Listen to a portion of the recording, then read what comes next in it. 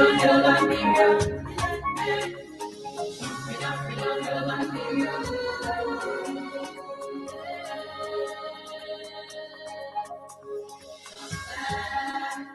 Liberia, it's my other time. Showing allegiance, showing loyalty to this nation, Liberia. The flag of Liberia, it's my other time. Showing allegiance, showing loyalty to this nation, Liberia. The red on the flesh is for bravery. The white on the flesh is for purity. The star is for republic. The blue sea is for black people. We know Liberia is our home. The Declaration of Independence was signed in 1847. 11 nations of people, we are known as First Republic. The Lone Star shall be evermore.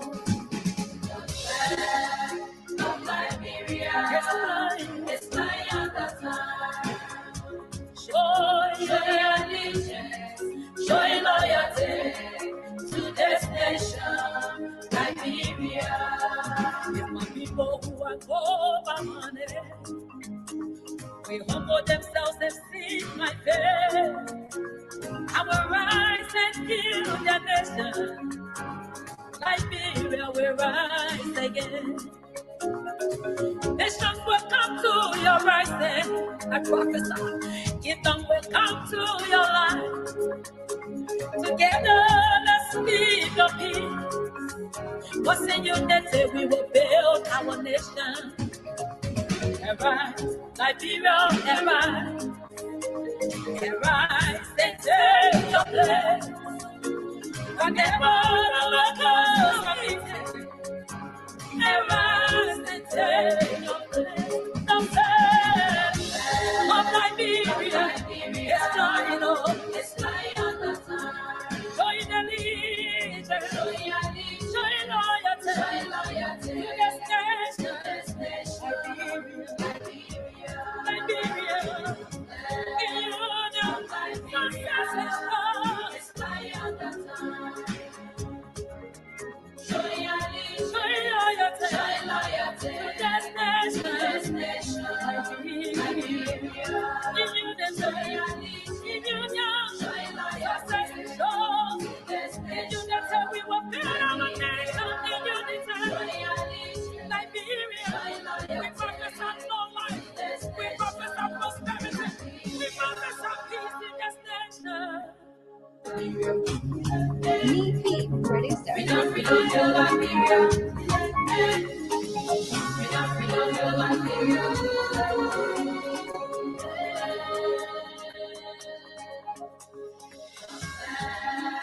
Of Liberia, it's my other time. Showing allegiance, showing loyalty to this nation, Liberia. The flag of Liberia, it's my other time. Showing allegiance, showing loyalty to this nation, Liberia. The red on the flesh is for bravery. The white on the flesh is for purity. The star is for republic. The blue sea is for black people. We know Liberia is our home. The Declaration of Independence was signed in 1847. 11 nations of people, we are known as First Republic. The Lone Star shall be evermore. The flag of Liberia, it's my other time. Showing allegiance, showing loyalty to this nation, Liberia.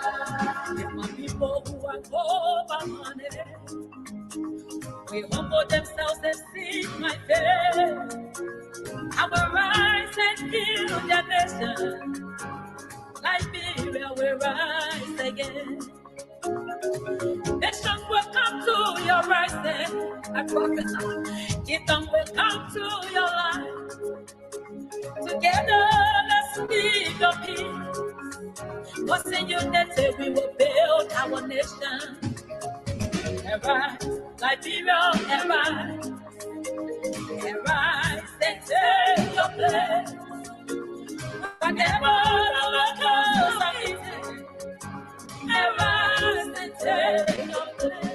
The faith of Liberia is flying on.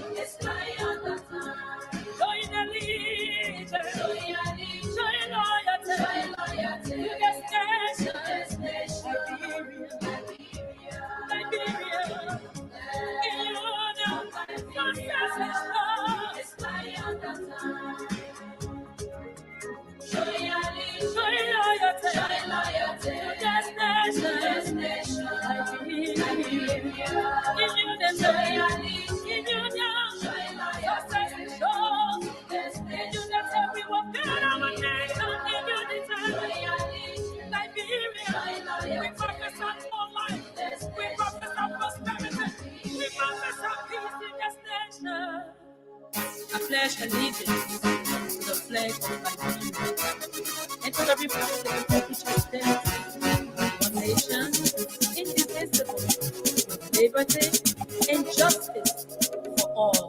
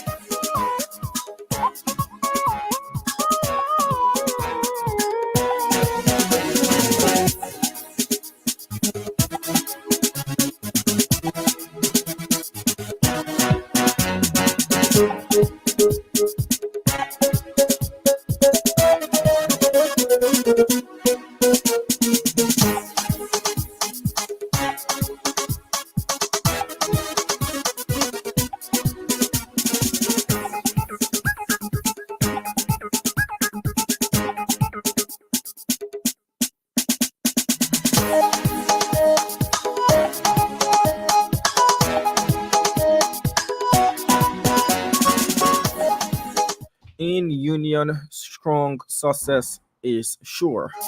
That is a line from our national item.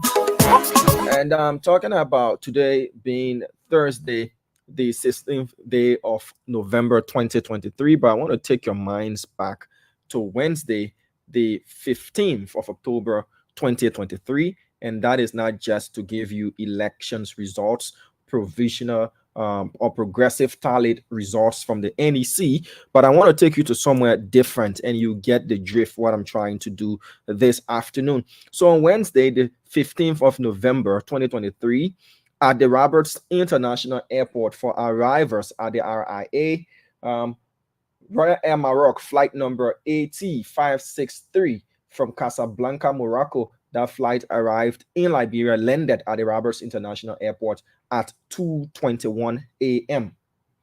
Aska Airlines flight number KP20 from Accra, Ghana, landed in the country at 5:22 p.m. at the Roberts International Airport.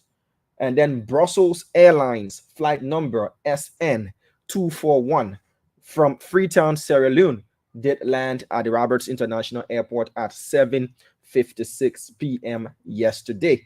For arrivals today at the Roberts International Airport, listed to arrive today at the Roberts International Airport, we have Air Cote d'Ivoire, flight number HF729 from Abidjan, Cote d'Ivoire. That flight is scheduled to arrive in the country at 2:20 p.m. So more than an hour, 4 minutes from now, that flight is scheduled to land in Liberia. Also, we have Kenya Airways, flight number KQ508 from Accra, Ghana, scheduled to arrive in the country at 5:40 p.m. And lastly, for arrivals today, we have Aska Air, flight number KP20 from Accra, Ghana. That flight is scheduled to arrive at the Roberts International Airport at 5:50 p.m. So that's for arrivals from yesterday, Wednesday, the 15th of November, to today, Thursday, the 16th of November. So let's go to departures quickly from the Roberts International Airport. Yesterday, again, on the 15th of November, we had Royal Air Maroc flight number AT563, destination Freetown, Sierra Leone. That flight departed from the Roberts International Airport at 3:32 a.m. You have Aska Air, flight number KP21, destination Accra, Ghana. That flight departed from the Roberts International Airport at 7:49 a.m. on yesterday. Brussels Airlines, flight number SN241, destination Brussels, Belgium. That flight departed from the Roberts International Airport at 9:28 p.m. on yesterday. Today, for departures, we have Aska Air, flight number KP21, destination Accra, Ghana. That flight departed from the Roberts International Airport at 7:43 a.m. Air Cote d'Ivoire, flight number HF29 from Conakry, Guinea, is expected to depart from the Roberts International Airport at 3 p.m. this afternoon. Kenya Airways, flight number KQ509, destination Accra, Ghana. That flight is scheduled to depart from the Roberts International Airport at 6:40 p.m. So the reason I decided to go over the flight schedule at the Roberts International Airport is I got numerous calls from people all around. Oh, they say they close the airport. Oh, they say plane are coming in, plane are going. Oh, they say this, what they say. During these times, you hear a lot of they say, I say, and you say. The airport is opened, functional, fully functional, aside the one or two, things that happen there. But it's fully functional. Flights are arriving and departing. So no airport close. Absolutely no curfew. Liberians are going about their daily activities. Offices are opened. Some schools have opened. It is parents who are opting, for reasons best known to them. Some parents are opting that their kids do not go to school until maybe Monday of next week. But schools, I've seen students going to school. So some schools have reopened. Go on the road now, keke plying in the streets, taxis, pem, motorbikes. Everybody's moving about their daily activities. Look, Liberians have graduated and now do understand, as compared to 2017, how the results work. The first round is percentage based. The second round is absolute majority, or simple majority, if you want to put it that way. And they have understood, if not, they are understanding at a greater level how it works. That today, depending on the results being tallied by the NEC and announced, might come from your candidate's stronghold and put them in a lead. Tomorrow, from the polling places that will be tallied, might come from the opposing candidate's stronghold. There might be a lead established for that person until we can consume 100%. We can exhaust 100% of the total number of polling places around the country, unless there is a very large gap that cannot be covered. Then you have one candidate in the lead until the NEC announces who is president-elect. So businesses are opened. If your relatives send you money to do something, if you need eating a person money, you able to pay for it. And you say, oh, all the stores then closed in the country, so I able to buy the thing. No. Businesses are opened. Businesses are opened. So if you finish eating your relative money, or you kind of tired, you know what, you won't go anywhere. Then they call you. Then you say, oh, all the stores closed. So in fact, people not moving about is a blatant LIE. It is a blatant LIE. In my Ellen Johnson Sirleaf voice, Her Excellency, it's an LIE. The country is calm. People are going about their daily activities. Entertainment centers are entertaining. Business centers are conducting businesses. Schools have reopened. Others are just keeping their kids at home for a minute or two, and that is their choice. But let nobody give you the wrong information by trying to spread panic or falsehood. Majority of Liberians have embraced peace. Majority of Liberians want to progress in a calm and peaceful country. So not true. In fact, there is no curfew. If you see the police moving around, it's a show of force. It's a preventive measure in law enforcement. They have to do regular patrols to move about left, right, and center. The presence of law enforcement, just to see law enforcement on the street alone, put fear in people who might be planning otherwise. But with all that being said, I've got a few words of caution for you. One, everything is under control. Yes, the country is peaceful, but there is an underbelly of things. There are people who are not politically matured as you are. Others do not exercise political restraint or personal restraint. They do not have it. Their tempers right to their fingertip. They already got their own issues ongoing with them. One, avoid unnecessary political arguments.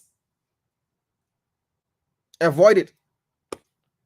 If you got a friend and y'all know each other like that, and you can argue on politics well, and y'all understand each other, you're kind of logical in your conclusion and your arguments, you can. But avoid unnecessary political arguments. Oh, we know that. The next thing, you might argue with somebody whom you don't know, and they might do something else. We've heard cases where people stab the other because of political argument and all of those things. My people, avoid unnecessary political arguments. If you have nothing to do on the streets, even though I said yes, things are okay, people are moving around, which is the truth, there are unscrupulous elements in our country. So if you got nothing to do on the street, stay away from the street. Sit down home. Watch your TV. Play your Ludo. Converse with your children. Data is life. Put your data on your phone. Browse and surf the internet.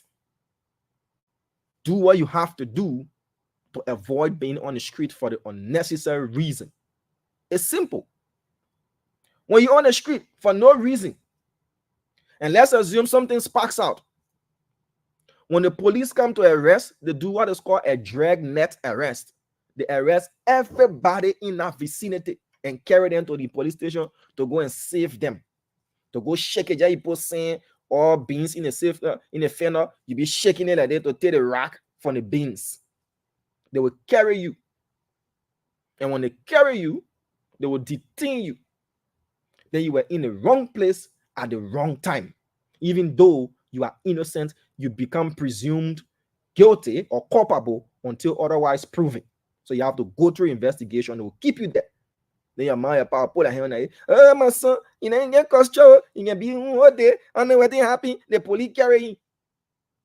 If you get nothing to do on the street whatsoever, stay home. The second reason is you might just not know what might happen, and you caught on the street. You get nothing to do there. You just, then when I get honest in the book and say, oh, I just want to go to the place to hear music, I let to hear music. So they'll lead a horse to go sit down to place, and that's what to be in the name of I want to hear music, I want to listen to music. You listen to music, put on your phone, you play. If you've got nothing to do on the street, if you've got nothing to do, stay away. Lastly, in as much as we are announcing preliminary results, the NEC is the only statutory body clothed with the authority to declare winners in these elections. So when Party A say we win, Party B say we win, my people, just stay at home and wait for the NEC to announce its official results. Avoid unnecessary premature celebrations. Because one group say they win, the other group say they win, they start celebrating, they meet at a point or they clash, it becomes chaotic, then a problem. So that German lay what advice I get for you. A day. We'll cut across the country, we'll speak to our correspondents, they will provide us with some results, and we'll wait on the NEC at 4:30 p.m. We'll cut across to the NEC and bring you the press briefing being hosted and chaired by the commissioner or the chairman of the NEC, Madam Deverta Brown-Lasana, and her board of commissioners. We'll go over the numbers as released yesterday, and we'll keep making it our duty to reassure you and make sure you reaffirm your commitment to maintaining this peace of ours. 20 years of peace and stability. That is the reason some of you enjoying today. Your little business that you never had before, you have it now. The little school you couldn't go to because today you go to school, 6 months later you don't go to school, 8 months later you don't go to school, you have your mattresses bundled up and wrapped up on your head, you're passing around, you can go to school now and graduate and get yourself a degree and empower yourself. It's because of the peace. You can call yourself a leader today because of the peace. So it is binding on all of us to protect this peace of ours. With that being said, we take a short musical break. My name is Diamond Slanger, and you're welcome to Liberia Decides. This is Runoff 2023. Remember, on Tuesday, the 14th of November, Liberians did go to the polls to elect a president and a vice president to give them the authority to rule over this country for the next 6 years. As to who is going to emerge and be declared the winner of that process is just day number 2 since Liberians did go to the polls. And the NEC, the commissioner, Madam Chairperson Deverta Brown-Lasana, did say they will do it in record time. They will do it in a shorter time rather than the 15 days that they have. But remember, the NEC has got 15 days, not more than. So they can do it within the 15 days. They can do it in 2 days. They can do it in 3 days. They can do it in 4 days. But they must announce a winner on or before 15 days. They must come up and tell the Liberian people who won the runoff election. And political parties should equally have all their facts and evidence, pieces of evidence correct. And in case they have an issue, there is the court system. By the end of the day, there should be a peaceful, if there will be a transition, transfer of power from one democratically elected leader to the other, or the mandate of President Weah will be renewed. End of the day, there will be a president-elect. So we'll go for a short break, and we'll be right back. And once we get back, we will be speaking to some of our counter correspondents for them to provide us results from across Liberia. We'll be back right after this.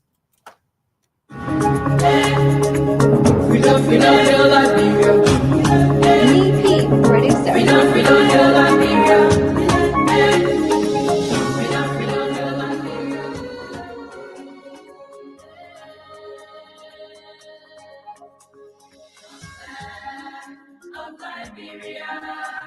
It's fly all the time.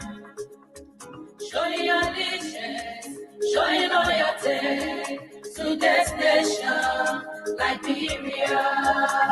The flag of Liberia is flying all the time.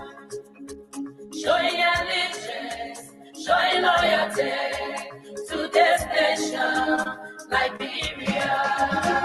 The red on the flag stands for bravery. The white on the flag stands for purity.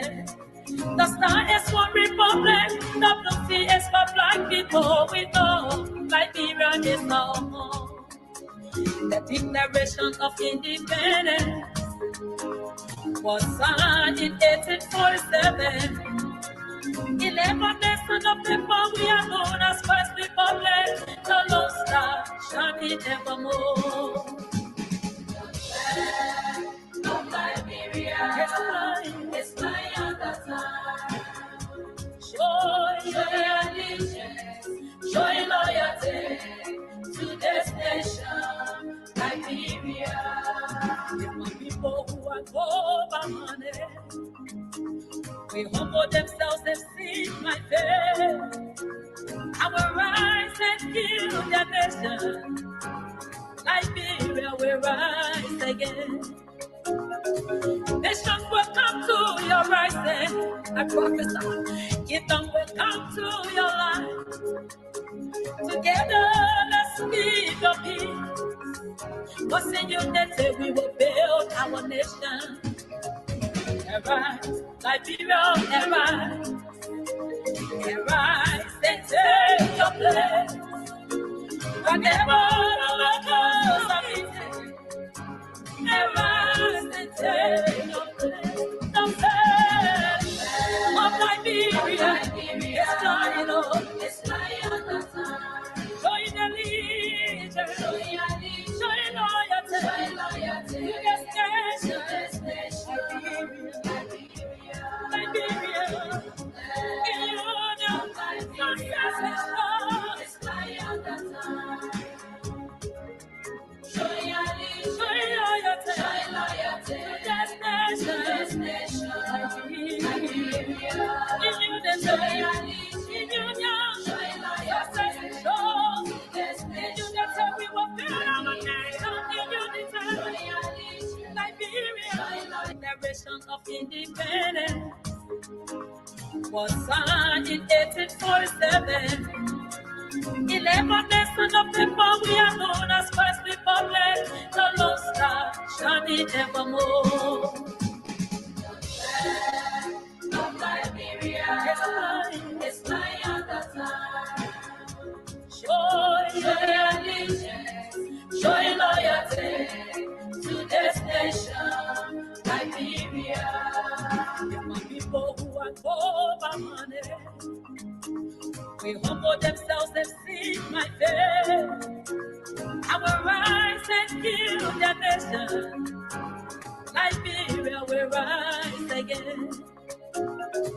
Nations will come to your rising. I prophesy. Kingdom will come to your life. Together, let's speak of peace. What's in unity, we will build our nation. Arise, Liberia, arise. Arise and take your place.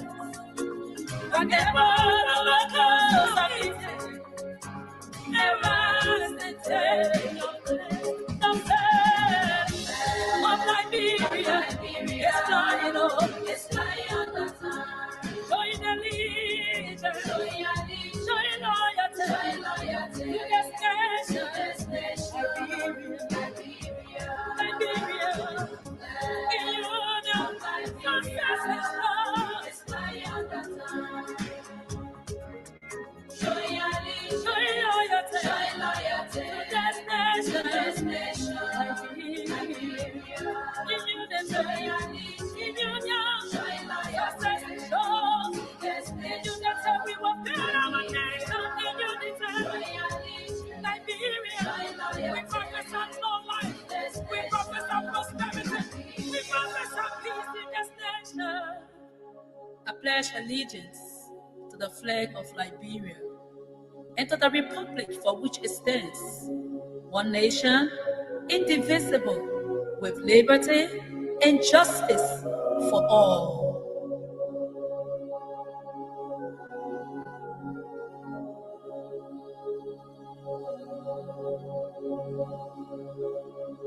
Okay, folks, welcome back from that musical interlude.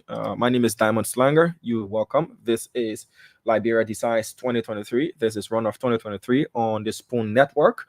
And as I said, we will be calling our counter correspondents to give us some results as we wait on the National Elections Commission to host its second day of briefings to pronounce progressive tallied reports from across the country. Before we cut across and speak to our counter correspondents, the EU observation mission will be having a press conference as well. We'll be bringing you that press conference live here on the Spoon Network. Once they're ready, Nelson Collet and his team are already en route to bring us live coverage of the press conference being held and hosted by the European Union observation mission to Liberia. Remember, ECOWAS earlier today had their press conference. The ECOWAS observation mission also had a press conference. We will be bringing you updates from that particular press conference. Once the European Union is ready and set to go with their press conference, we will be bringing you that press conference live as well. So let's go over figures as they were released by the National Elections Commission on yesterday. That sparked some sort of celebration from members, partisans of the opposition Unity Party.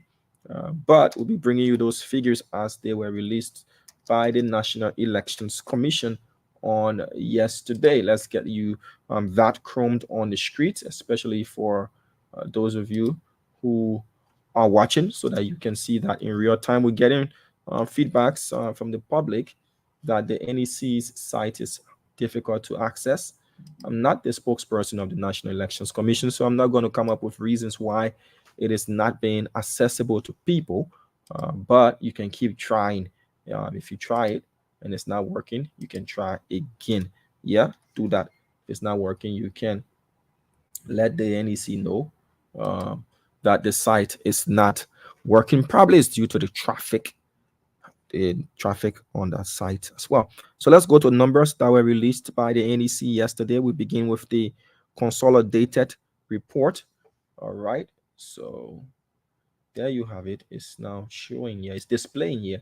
So for those of you having problems with the NEC site, all you need to do is to refresh your device and see if you can have the site opened for you to get information that you need. A suggestion came in from a friend on yesterday, and I'm sure Henry Flomo and the rest of the guys from the NEC are listening.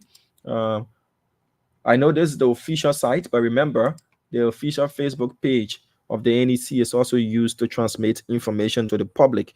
So if the site is going to give the issue of too much traffic and it crashes for a while, then all you need to do, this is a suggestion that came from a friend, and I'm forwarding that suggestion to the NEC, is to also screenshot what results you release that day and post them on your Facebook page. That is the National Elections Commission.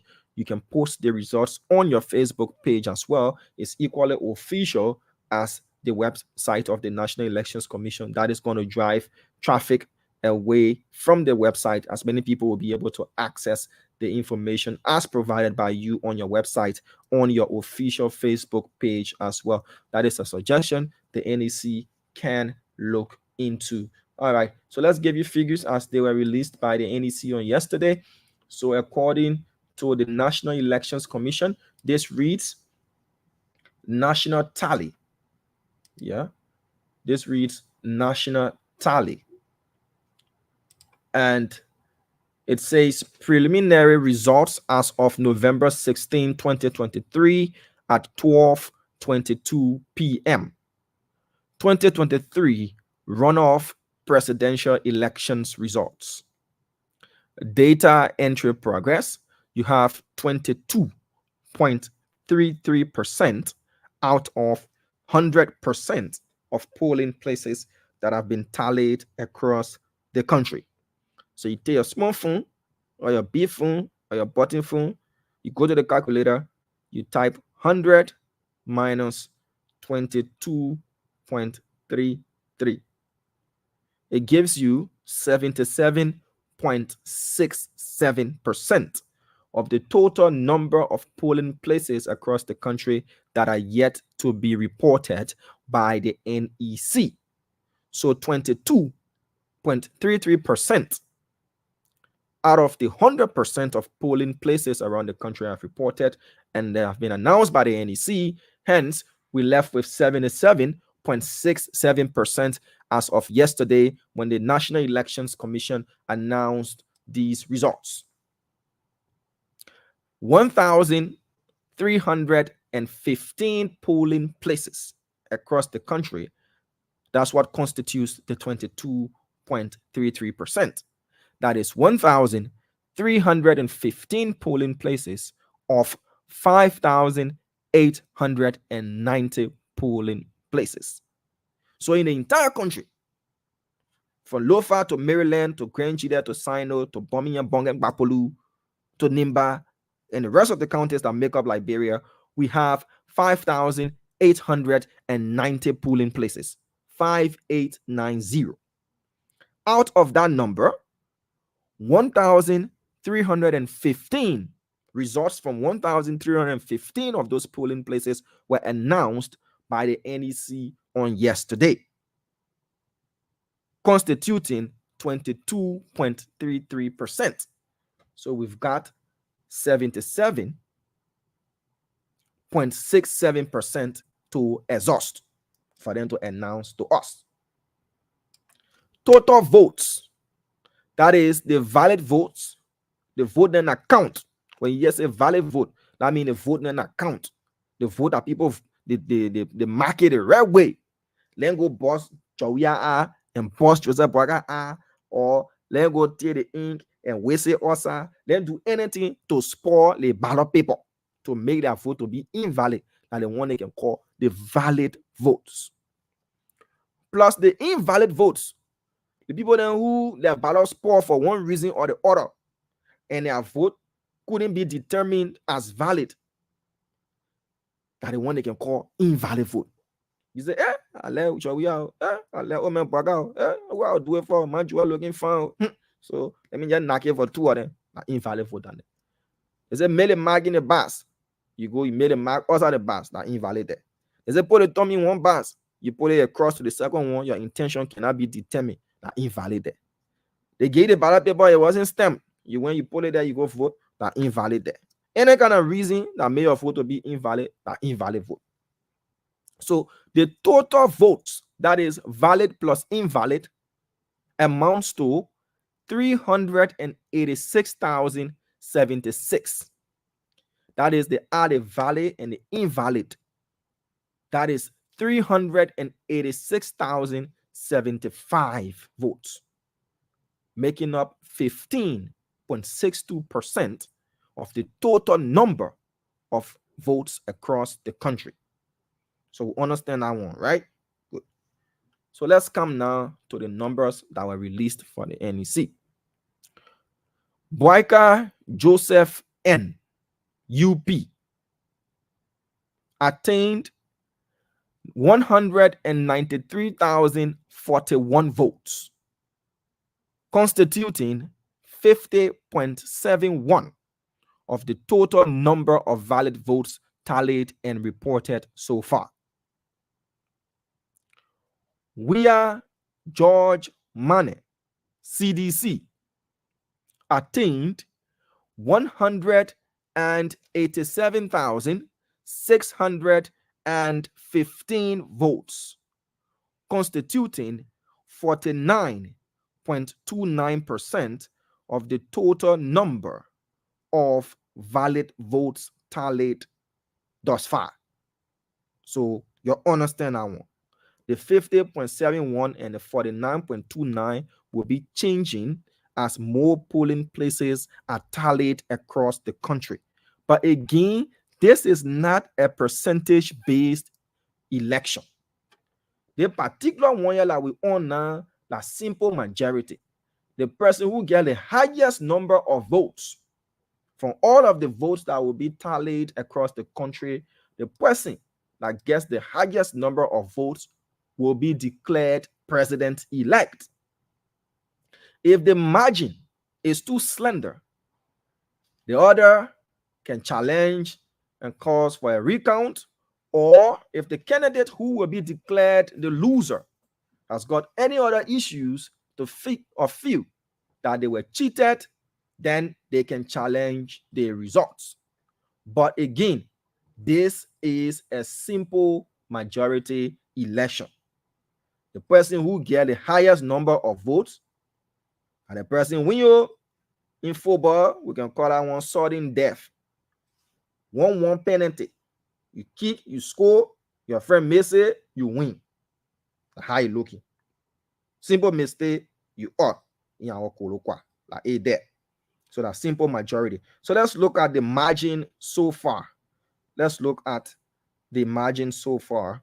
The margin between those two candidates as per the results that were released by the NEC yesterday. I have it jotted down somewhere. I'm going there. I don't want to say something off the top of my head. I know it's in 5,000, but I want to be precise. And numbers we're talking about yet. You can say something that is not correct. And people say, oh, you can't, you know, you never had the details. You can't, and you say something you are not supposed to say. All right. So the margin as of yesterday and today until the NEC can address the nation at 4:30 p.m., the margin is 5,426.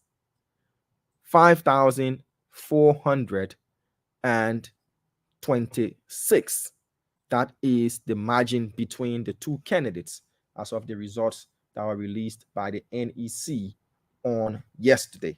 So, as I said, the NEC, the European Union is going to have a press conference today. Nelson Collet and his team are already en route to bring that press conference live for us. We will be following. That is going to be live on Spoon TV as well as live on Spoon FM. And you will be informed throughout the course of this process. So let's see if we can start speaking to our county correspondents to start getting results from the various counties. We've not been to River G. We want to see if we can contact Ben Brooks to give us some results coming out of River G. We will go to Grand Cru. We'll go to the rest of the counties, but let's see if we can get Ben Brooks on the line to give us some numbers coming out of River G. So wherever it is you're listening to us live on across the Spoon Network. We're also live on other stations that are relaying us across Liberia. We're live on Liberia's biggest online TV platform, that is Spoon TV. Let's see if we've got Ben Brooks on the line. Good afternoon, Ben. How are you? I'm fine. How is River G County? Hello? Okay, so we lost Ben. I'm sure he's going to call us back. But let's leave River G and see if we can go to Grand Cape Mount County, where we have Cesar Moba. He's there in that county for us. We will go to also Maryland, where Christian Appeton is. We'll go to Nimba, where Yekezis will be Franklin Dolokwi, Christopher Fan, and Jerome Say. They are positioned there for us. So let's see if we can get Cesar Moba on the line there from Grand Cape Mount County to provide to us some results coming out of that county. So as I said, we'll also be cutting across to speak to Nelson Collet and his team. They will be at the press conference being held by the European Union Observation Mission. Good afternoon to you, Cesar Moba. How are you? Good afternoon, Diamond. How is Grand Cape Mount County? Well, Cape Mount is okay and relatively is kind. It's good. All right. Tallying ongoing in that county. Remember, during the first round of elections that were delayed in the tallying process there in Grand Cape Mount County. Any eventful things happening there that could have stopped the process, or everything is moving on smoothly in Grand Cape Mount? Yes, if I get to where, yes, everything is going on smoothly and there's no delay. I've not, observed any delay process, yet. But everything is on course as we speak. Okay. And the tallying is ongoing at the local magisterial office, correct? Yes, sure. It's ongoing now, and we are all in the hall trying to see and follow the process regarding the result. All right. So you've got some numbers to share with us? Yes, I got some numbers that was completed, and then I will be willing to to give forth to you people. Okay. This assignment. All right. Let's go there, Mr. Moba. Let's pull out a brand new piece of paper for Grand Cape Mount County. We've not gotten anything jotted down for Cape Mount yet.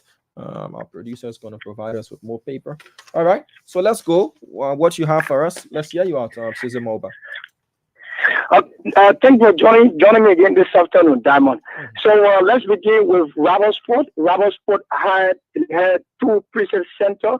So we begin with the first one that is being completed already. So in the whole Rabble Sport city. Yeah, the whole Rabble Sport only had two voting precincts. Yeah, 2 voting precinct here. Okay. All right. Let's begin with... the first one is Rabble Sport Islamic Model School. Rabble Sport Islamic Model School. I'll come in 1 minute, yeah? Yeah. Okay. And this is in District what? This is District 2. Okay. What's the District voting precinct code? The code number is 12064. 12064. 12064. And how many polling places are there in this particular voting precinct? The polling place is 4. 4 polling places. Okay, you've got results from 1 to 4, right? Yes, result. Let's go ahead. So polling place number 1, United Party. Yeah. 186. 186. CDC 175. 175. Okay. Invalid vote. No, let's forget the invalid and the valid, the total number of votes and everything. We just want total valid votes attained by each candidate. Then we'll move to the next polling place like that. Yeah? Okay then. Okay. Polling place 2. Polling place number 2. Yeah. United Party. UP. 231. 231. CDC 146. 146. We move to polling place number 3. Yeah. Yeah, polling place number 3. United Party. 121. 121. CDC 88. 88. Polling place 4. Yeah. United Party. 100. 100. CDC 119. 119. And that does it for the Rabble Sport Islamic Model School. Yes, sure. Okay. So we get to Rabble Sport High School Center. Rabble Sport High School Center. High School Center. Rabble Sport High School. What's the code? The code number is 12063. 12063. How many polling places in this voting precinct? 4 as well. 4 as well. Begin with 1 and then we'll move down to 4. Polling place number 1. Yeah. United Party. 147. 147. CDC 204. 204. Yeah. Polling place 2. Yeah. United Party 173. 173. CDC 187. 187. Polling place number 3. Polling place number 3. United Party 108. 108. CDC 117. 117. Polling place number 4. Number 4, United Party 56. 56. CDC 145. 145. Okay. And another reason that is up again is St. J. Public School. St. J. Public School. And that is in District what? Same District 2 as well. District 2. St. J. Public School. Code 12029. 12029. How many polling places? 5 polling places. And you've got from 1 to 5? Yes. Okay, Mr. Mobile. Let's hear you out. United Party 195. 195. CDC 139. 139. Polling place number 2. Yeah. United Party 187. 187. CDC 149. 149. Polling place number 3. Yeah. United Party 184. 184. CDC 135. CDC 135. Polling place number 4. Polling place number 4. United Party 170. 170. CDC 114. CDC 114. Polling place number 5. Polling place number 5. United Party 139. UP 139. CDC 130. CDC 130. That is for the Sinjay Public School in District. Yeah, that. 2. Yeah. Okay. So that does for District 2. Yet then we go to District 3. Okay. TNA Public School. TNA Public School. Yeah. In District Code 3. number is 12008. 12008. Okay. How many polling places? You say? How many polling places here? Six. School? Yeah, 6. Okay. We start with polling place 1 to 6. Polling place number 1. Mm-hmm. United Party 200. 200. CDC 80. 80. Polling place number 2. Yeah. United Party 185. 185. CDC 104. 104. Polling place number 3. Mm-hmm. United Party 177. 177. CDC nearly 8. 98. Polling place number 4. United Party 183. One what? 183. United Party 183. UP 183. Yeah. CDC 103. 103. Polling place number 5. Polling place number 5. United Party 116. 116. CDC 77. 77. Polling place number 6. Number 6. United Party 127. 127. CDC 71. 71. They will stay in district number 3, Bo Waterside. You said This voting precinct has got 6 polling places, right? Yes, 6.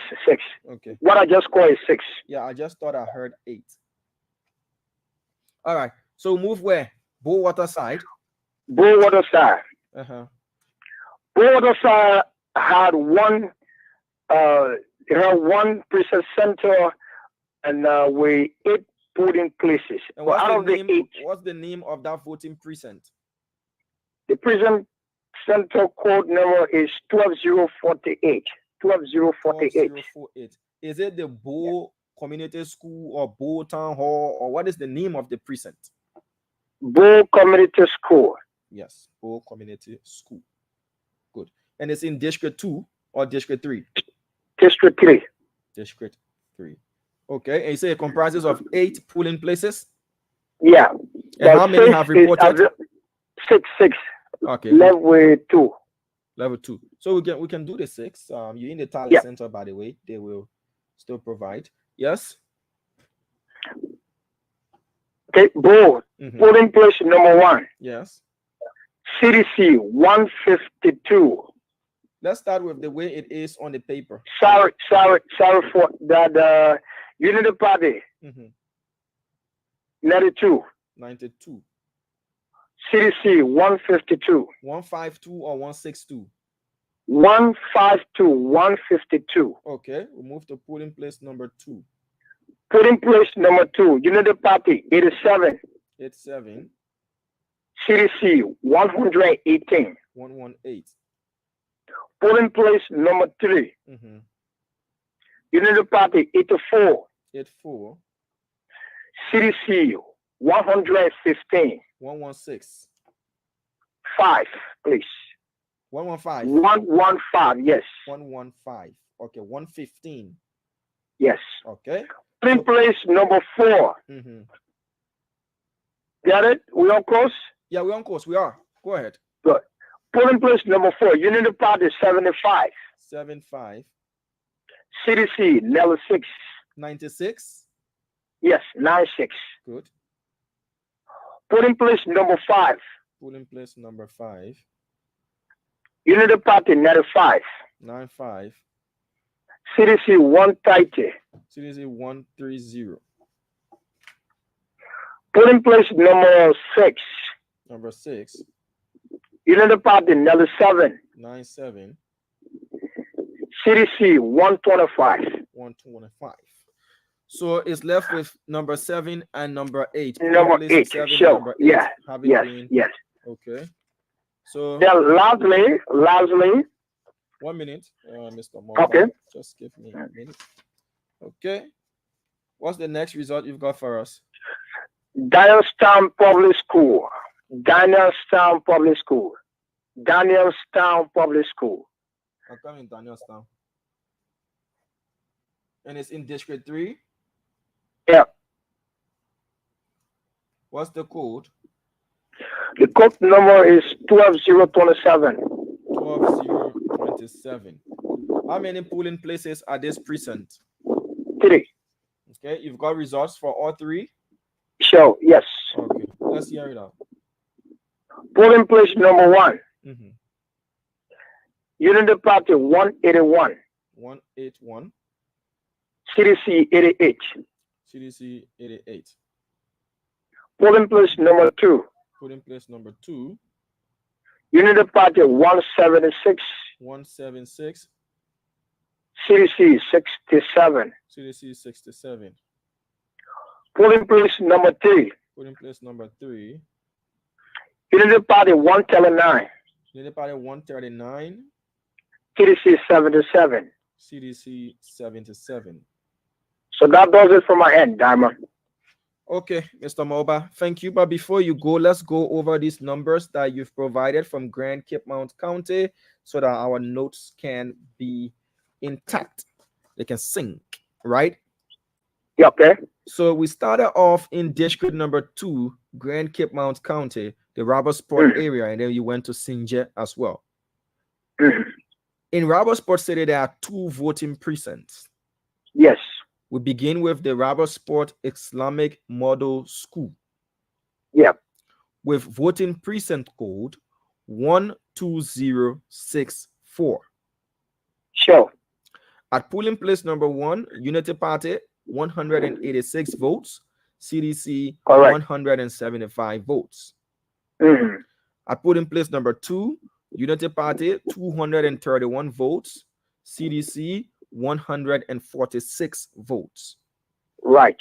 At polling place number 3, Unity Party 121 votes, CDC 88.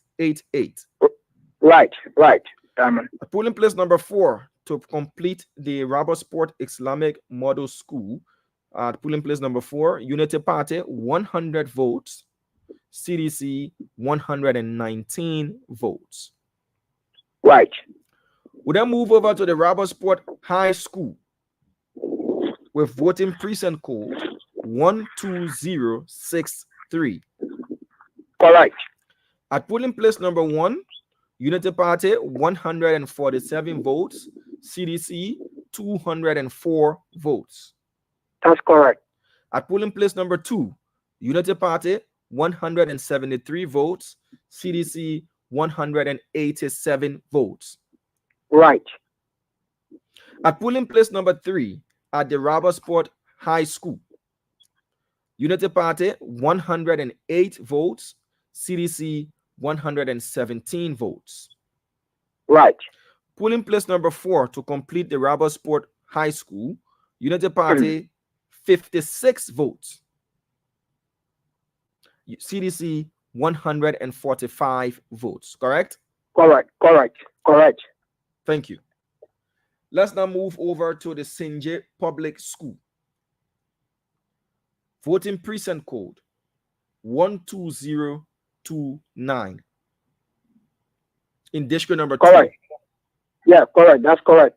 This voting precinct comprises 5 polling places, right? Sure. At polling place number 1, Unity Party 195 votes, CDC 139 votes. That's correct. Polling place number 2 at the St. J Public School in Grand Cape Mount County, Unity Party 187 votes, CDC 149 votes. Perfect. Polling place number 3, Unity Party 184 votes, CDC 135 votes. Sure. Polling place number 4 at the St. J Public School in Grand Cape Mount County with voting precinct code 12029. At polling place number 4, Unity Party 170 votes, 170, CDC 114.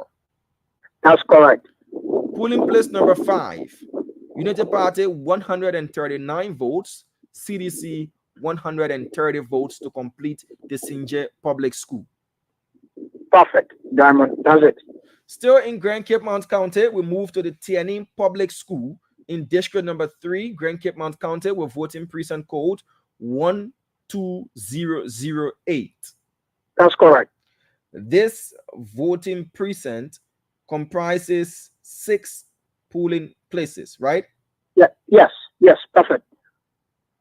At polling place number 1, St. J Public School, Unity Party 200, CDC 80. Sure. Polling place number 2, Unity Party 185 votes, CDC 104. That's correct. Polling place number 3, Unity Party 177 votes, CDC 98 votes. Sure. That's it. At polling place number 4, Unity Party 183 votes, CDC 103 votes. Sure. That's it. Polling place number 5 at the Tierney Public School in Grand Cape Mount County, Unity Party 116 votes, CDC 77. That's correct, Diamond. And at polling place number 6 at the Tierney Public School, Unity Party 127 votes, CDC 71 votes. Perfect. Okay. All right. So just as a reminder, all of our reporters and correspondents are put in a group and they do send in all of the tally sheets that they report. We as a network and supervisors here in Montserrat County, we do cross-check all of the figures being provided to make sure they corroborate. That is the reason we write all of them down on these so many sheets of paper that we have here. I'm not going to go into the business of disclosing the contents of our chat room, but I can tell you to rest assured that all of these results are being corroborated and cross-checked. By the way, none of our reporters or correspondents are compromised. But as an added effect, we do cross-checking. These results are numbers. They come from different places. Some will come from your stronghold and they will be in your favor. Others will come from another candidate's stronghold. It will be in their favor. Even in counties that are determined to be your stronghold, there are places that your opponent might do better or might even come close to you. And there are places you take a wide margin of lead and you run with it. So these are numbers. Let's accept these things. Okay. So we move to the Bo Community School. Yep. In district number 3, still Grand Cape Mount County. With voting precinct code 12048. Yes, that's correct, Diamond.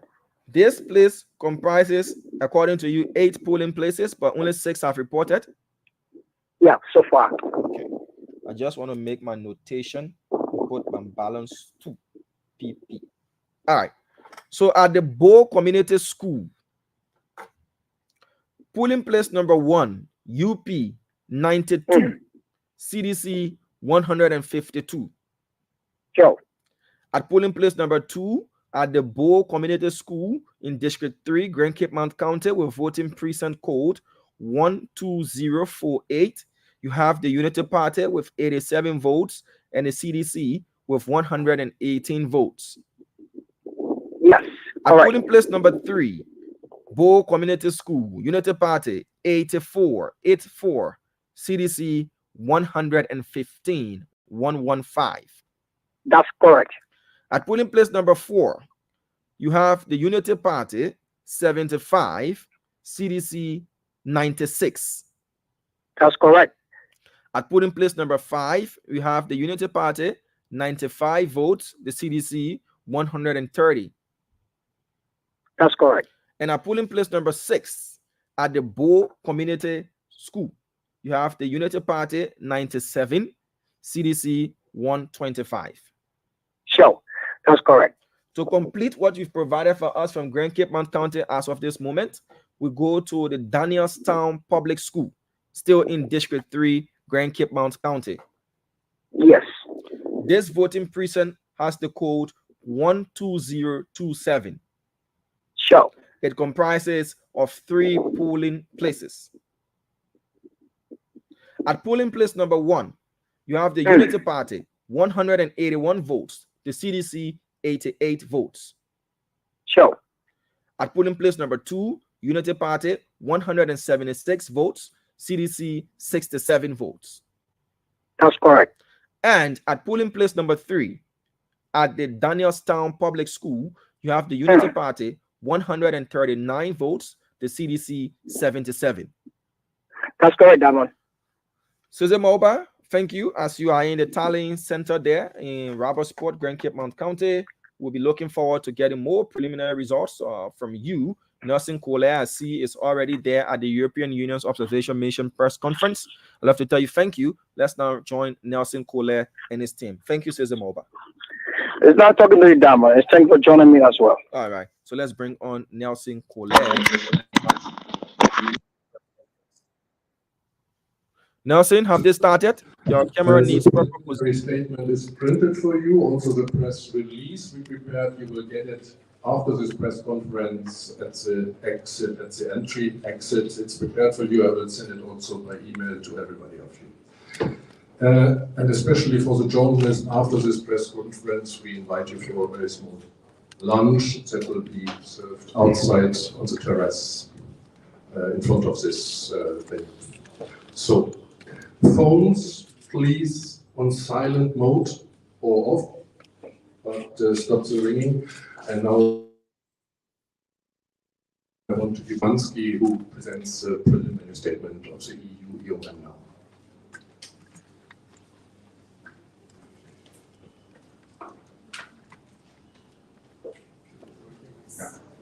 Thank you, René. Good afternoon, Excellencies, dear fellow observers and friends from the African Union, ECOWAS, ISA, Carter Center, AD, as well as from the ECC and Leon. Dear journalists, thank you for coming in such high numbers. Ladies and gentlemen, welcome everyone at this second press conference on the second preliminary statement.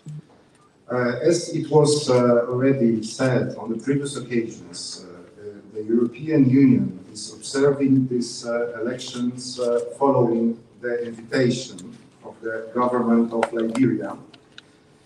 And at the end of August, the EU deployed an independent election observation mission to observe the 2023 general elections. It shows the EU's continuous commitment and support for reinforcing the democracy, rule of law, political dialogue, and peace in Liberia. Let me, in the first place, express my gratitude to the Liberian authorities for the invitation and congratulate all Liberians involved in the election process, in the first place, the voters themselves, who exercised their right to vote in a very high numbers, and by that way made the democracy of the vitality of your democracy. Let me also thank all the actors of this electoral process for receiving us, taking the time and sharing with us their impressions, concerns, and thoughts. We were able to meet both runoff contestants, representatives of political parties, civil society, religious and traditional leaders, and last but not least, the media representatives. Let me also congratulate all those who were involved in the election day operations, in the National Elections Commission and polling staff, working at all levels of election administrations, who, despite the challenges and obstacles, well managed the election day operations. A significant number of citizen and international observers continued the activities in between the runs and on run-off election day, contributing to the transparency of the process. In this respect, I wish to mention our excellent cooperation with our partner organizations from the African Union, ECOWAS, and ISA, as well as national observer groups such as Lyon and ECC and other observation groups. Let me also thank the EU delegation in Monrovia and the EU member states for their support to the mission. Let me underline that our election observation mission is present in Liberia, as mentioned since the end of August, in the capital and in all 15 counties of Liberia, meeting all stakeholders and reporting back. So our preliminary statement, which we are presenting today, is based on facts and evidences directly observed by our observers in the field. Importantly, a group of 7 members of the European Parliament joined the mission, and Minister Garcia Margallo will later share with you their impressions. As I told you on previous press conferences, the mission observes and makes an analysis of the whole electoral process, including the legal framework, electoral administration, voter and candidates registration, the campaign environment, including in media and social media, and the election day, but also tabulation of the results at the tally centers, as well as complaints and appeals process. So it's not uniquely the E-Day observation. As mentioned by your press officer today, it's the day when the EU Election Observation Mission will present the preliminary statement. This statement should be read in conjunction with the first preliminary statement published on 12th of October. The main message. On 14 November 2023, Liberians participated in a runoff to elect the president for the next 6 years. These were the first post-conflict general elections solely organized by the Liberian institutions. During the interval between the 2 runs, the campaign was largely peaceful and low-key. However, tensions grew towards the end of campaign, and isolated incidents of election violence were reported days before the election day. The National Elections Commission efficiently managed the preparations of the second round and improved its public communication. Freedom of press and of opinion continues to be respected, but state-owned media offered most of the news coverage to the incumbent. Closer to the runoff date, derogatory speech, inflammatory language, and misleading messages in social media intensified. While political freedoms of candidates and supporters were largely respected, the use of state resources by the ruling party and the lack of oversight of campaign finance regulations by the NEC continued to distort the level playing field. Now let me describe 5 main areas which we observed, starting with the election administration. So as mentioned, NEC efficiently managed the election preparations for the second round and improved its public communication, though the atmosphere of low stakeholders' confidence remained. In an effort to reduce procedural irregularities in the runoff, the NEC organized refresher training programs for lower-level personnel. Their civic and voter education campaign remained low-key, with more in-person community-based activities observed about a week before the election day. A significant number of citizen and international observers continued their activities in between the rounds and on runoff election day, contributing to the transparency of the process. A few days prior to election day, serious claims aiming to undermine the integrity and credibility of domestic and international observer groups were raised by both contesting sides. The EU Election Observation Mission regrets that such accusations took place targeting the observer groups. On the campaign, a few words.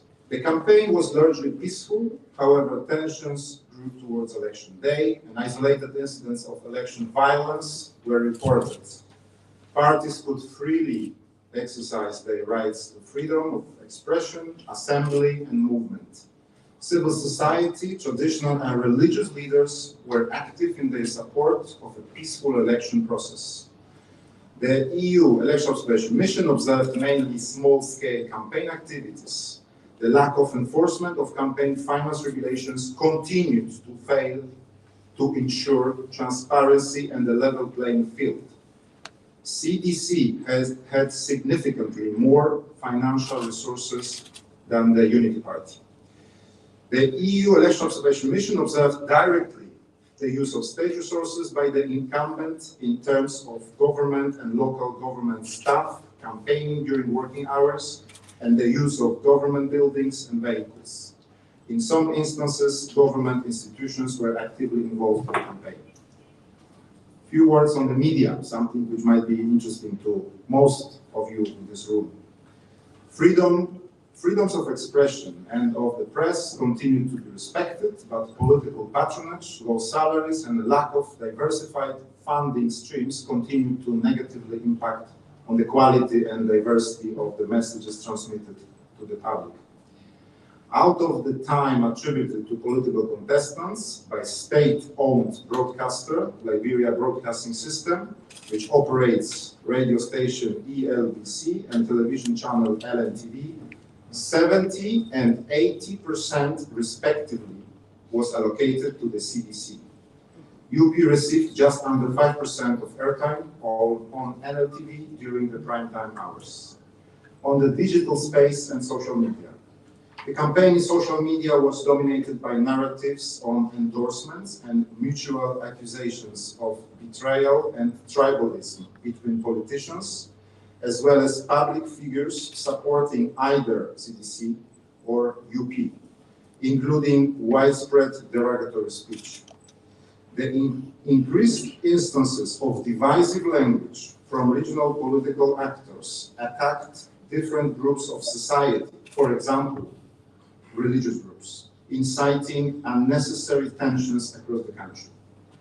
Facebook was the most used platform for online political discussions and campaigning for the runoff, marred by instances of dehumanization, rhetorics, and fabricated content, which targeted electoral contestants and media figures. On this aspect, positively, Liberian leading fact-checking initiatives verified messages on electoral fraud and electoral-related violence, also using their networks in the regions which facilitated voters' trust in the electoral process and their more informed choice. On the complaints and appeals, while only one appeal was filed for the presidential race, some 60 post-election complaints were filed at NEC magistrates across the country, alleging malpractices and irregularities related to the senatorial and House of Representatives elections. Many complaints were dismissed for lack of evidence, while several others for lack of legal standing. Several hearings at NEC level are still ongoing. On the election day, over 85 election observers reported from 326 polling places in rural and urban areas in all 15 counties of Liberia. We were in 5.5% of all polling places, which is which represents quite a high number of high number of places we visited, a solid sample. The EU election observation mission's observers assessed the election day as generally calm, although a few incidents involving physical violence occurred across the country. They also assessed the conduct of the voting process in observed polling stations as very good. The polling proceeded smoothly and orderly and was assessed positively as well organized in the overwhelming majority of polling places observed. Voting procedures were generally followed, with only few procedural irregularities noted, primarily caused by confusion over the inking procedure. In general, the procedural irregularities were reduced in the runoff, also thanks to a refresher training program for the polling personnel organized by the NEC. The voting process was instances of party agents keeping track of voters' data, raising concerns over undue influence or intimidation of voters. The counting was mostly conducted efficiently, accurately, and in a transparent manner, but important reconciliation steps were often omitted in an effort to speed up the process. Currently, our observers are following the process at the county tally centers across the country. Up until now, this process is assessed mainly positively as transparent, efficient, and orderly managed.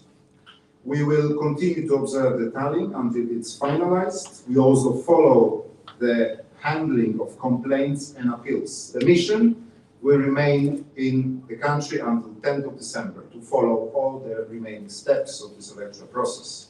After the completion of the process, the EU Election Observation Mission will present to the authorities and to the public opinion the final report with recommendations on how to improve future elections in Liberia. Thank you very much for your attention. And now I want to pass the floor to Mr. José Manuel García Margallo, former Minister of Foreign Affairs of Spain, to speak on behalf of the European Parliament delegation. Señor Ministro.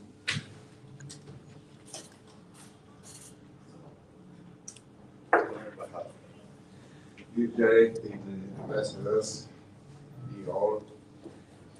It is my pleasure to address you today on behalf of our parliamentary delegation. Before entering into the merits of our observation, please allow me to comment on the progress Liberia has made during the past 20 years. The country is no longer worked on with a UN peacekeeping mission, but forward-looking with a seat on the Security Council of the United Nations. And Liberia is nowadays an example on how to achieve peace and democratic consolidation, and well-needed example of this moment. Our presence here, both in October for the first round and now, is a proof of both our support to this progress, our commitment to the Liberian people and their democracy. Moreover, we feel honored and impressed during the first fully Liberian-owned elections. During the past days we have been here, we have met with the two candidates, President Weah and Ambassador Wakai, the National Election Commission and Vice President Joel Howard Taylor. I wish to thank them for having found the time to receive us. Ahead of the first round, we also met many other Liberians, media representatives, religious leaders, civil society groups, who share their views with us in a very frank and open manner. The Deputy Chief Observer already gave a detailed overview of the mission preliminary findings. The European Parliament delegation endorses them fully. I wish to thank you, Deputy Chief Observer, and this whole team for the excellent work they have done. During the press conference in October, Mr. Leopoldo Gil, my predecessor, spoke in detail about the electoral campaign matters, including on the participation of women in the political process that we consider very important. I will therefore refrain from repeating them all. Instead, I will focus on three main topics, also covering the period between the two election days.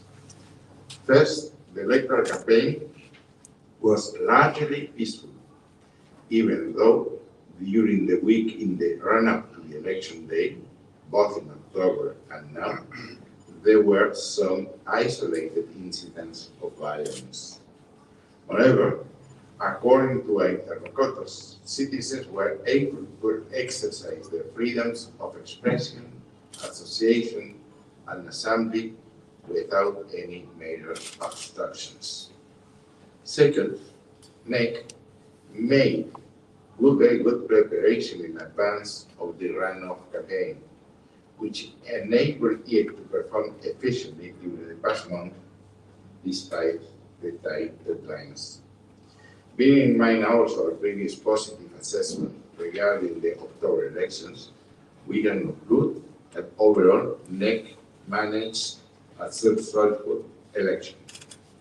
Third and last, as we also underlined during the previous press conference, there were allegations of misuse of state resources and public office, such as the use of public buildings and vehicles for campaign purposes.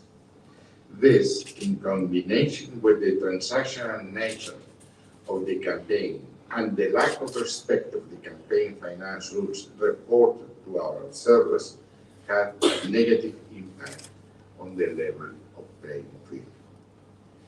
Turning to election day, one European Parliament team observed in Upper and Lower Montserrat, another in Bomi County, and a third one in Matrivi County and Bon County.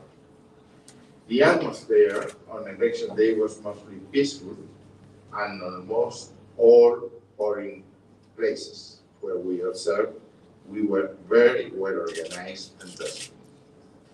Credit and congratulations should be given to the staff of the polling station. Despite some normal disagreement with the party agents, they ensured that overall voting ran as smoothly as possible. Above all, I would like to express our admiration for the people of Liberia, who turned out for a second time to take part in shaping the future of their country. We note, however, that the turnout rate is lower than the one of the October elections. I would now like to refer to the days ahead of us. First of all, as our head of delegation also did in October, I urge all political leaders to wait calmly for the announcement of the final results and to accept the election outcome and do their utmost in order to ensure that everyone, including their supporters, will refrain from violent actions. Any dispute regarding the electoral process should be addressed peacefully, according to the established legal procedures. It is also crucial that the judiciary performs its constitutional duties in an independent and impartial manner. Liberia political leaders, finally, and the public should keep in mind a very important reflection. In the long term, if this electoral cycle concludes peacefully, there will be increased interest in the country from the international community as well from business, which will lead to investments, job creation, and prosperity for the people of Liberia. These are what both candidates and parties have stated to be the primary objectives. Finally, I would like to reiterate that the European Union and SPARA will continue supporting Liberia and its people. As my colleague Leopoldo Gil stressed in October, the Parliament in particular is committed to enhancing its cooperation with the next government and the next parliament. We believe that this operation should include accompanying the process of implementation of the European Union mission recommendation as stated by my colleague Jerry and my boss at this moment. Thank you to the team. Thank you to the press. Thank you to the ambassadors to be here. Thank you to the deputy officer and all the team, even the people who accompany me from the parliament who are all. Thank you. Thank you very much, Mr. Garcia. I'll also, Jarek, thank you very much. Now I want to give the floor to the journalists. We have a little bit of time for some questions. The preliminary statement is printed for you. Probably good to read it. It will take some time. If you have questions later, simply send me an email and we try to answer your questions that pop up later. And the press release is also ready for you, but not for you. Please ask questions if you have. Yes, please. I think my colleague Jackson, Jackson. There's one question there on the left, and then there are 2, 3 questions here on the right, and then most probably that's it. Yes, please tell us your name and the media you're working for and your question, please. My name is Mark Ngonfia, and I report for the New Republic.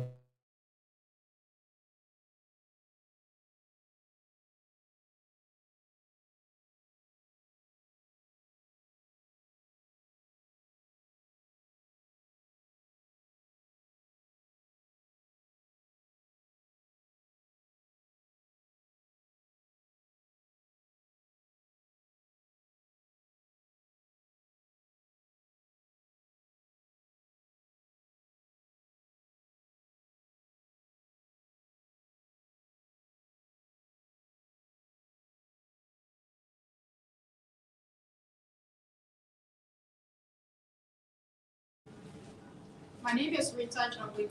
I work for the University of Liberia Looks Radio, and I also correspond for the Voice of America. My name is Rita Jangwetu. Did the mission observe any challenges or barriers in respect to the participation of certain group of people in the Liberian? My name is Rita Jangwetu. Did the mission in the electoral process?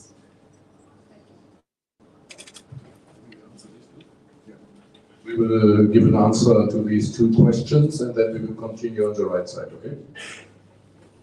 Thank you. Thank you for these 2 questions. First, Mark, on the recommendations. Well, our methodology, each and every EU election observation missions is formulating at the end of this process the final report, which includes the recommendations. This is a standard methodology, standard procedure. We believe that this is a means to contribute in a constructive way in improving the electoral process, any future electoral process in any country we are observing. Now, it's obviously up to the sovereign authorities of each country to decide whether these recommendations should or are implemented or not. Don't forget that these recommendations are presented publicly, so the press will be aware and the public opinion will be aware of the nature and of these recommendations and can, if necessary, exert a kind of pressure also, or it can become part of the political discourse. Let me tell you that out of the 23 recommendations which were proposed by the previous mission in Liberia in 2017, only very few were implemented fully. There was a debate in the outgoing parliament on the implementation of some more.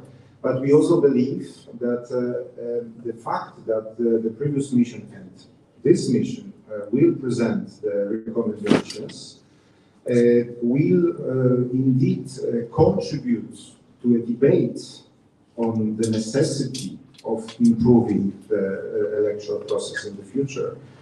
And this per se, it's also a very important element and very important contribution.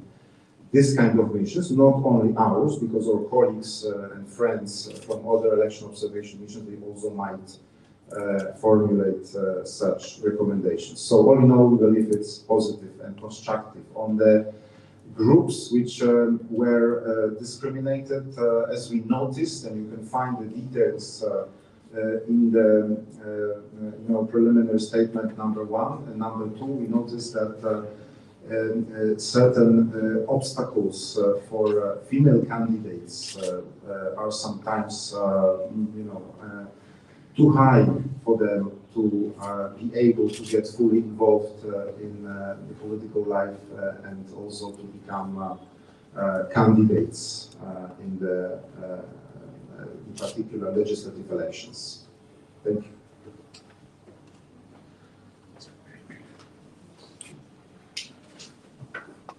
Thank you. Thank you. So my name is Prince, and I report for Prime FM in Monrovia and Focus on Liberia from the US. I have 2 concerns. The first one is, these results been announced or the press conference has been held by the observing missions are all provisional results or preliminary results. But we observe now some political parties are celebrating, are even publishing results on the social media in their favor of really the opposition. How does the EU observation mission see that? My second concern is during the runoff election as compared to the first round of the election, we observed very low turnout of voters across the country. Have you established what was responsible for that as an observation mission? Thank you very much.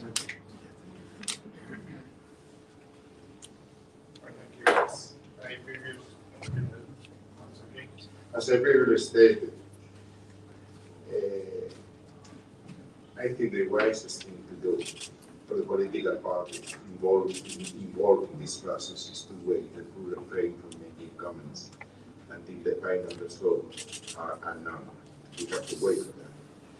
Secondly, as I said, if there is any claim, that's for the judiciary to judge.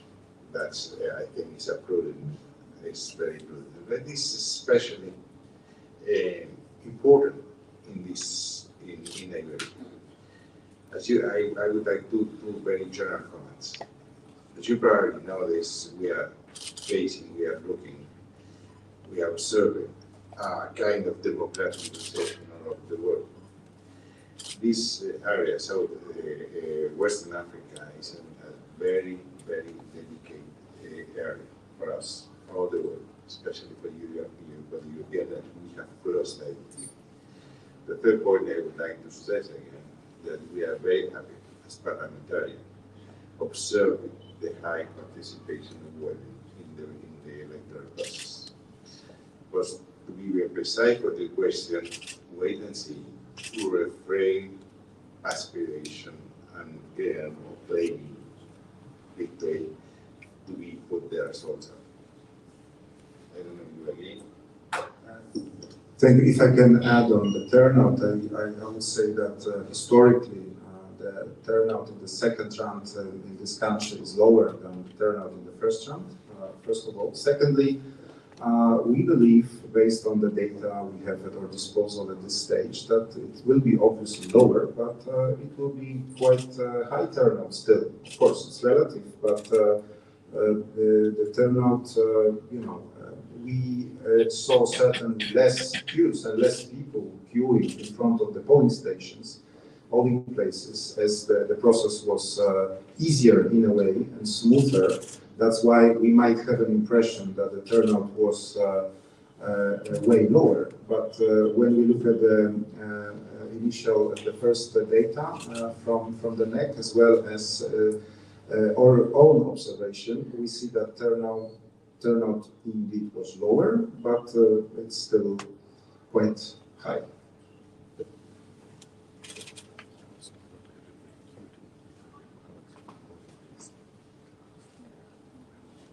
Thank you very much. My name is Lamoto, I report from Ghana, I think, and Oracle newspaper. So I have two questions. The first one is, does the EU have its own data tracking system set up to track records for the runoff election and maybe compare with the ones being announced by the NEC to foster transparency? Secondly, did you receive any formal complaint on electoral violence from any of the political parties that took place that took part in the elections? As far as the second question is concerned, whether we have heard, could you please repeat on the complaint, please? I'm asking as to whether you received any formal complaint from any of the political parties regarding electoral violence. Okay, thank you. If you received, no, we on this question, thank you. We haven't, and I'm not sure that we are in the right institution to receive this kind of complaints. We are probably not the right place. There is, as mentioned by Mr. Garcia Margallo, a formal way of filing complaints. Now, on the tracking system, I mean, we don't have any, formal tracking system. I mean, again, it's about our mandate and the methodology. We are not, implementing this kind of mechanisms. But indeed, we have over 85 observers in the field who are following the process, who were at the election day, observing the closing and counting, and they took pictures of the protocols and they sent them to us. So we are aware of what happened, and we are analyzing the results as well, but it's not our mandate, and certainly this sample which is at our disposal is not solid enough to make any kind of conclusions.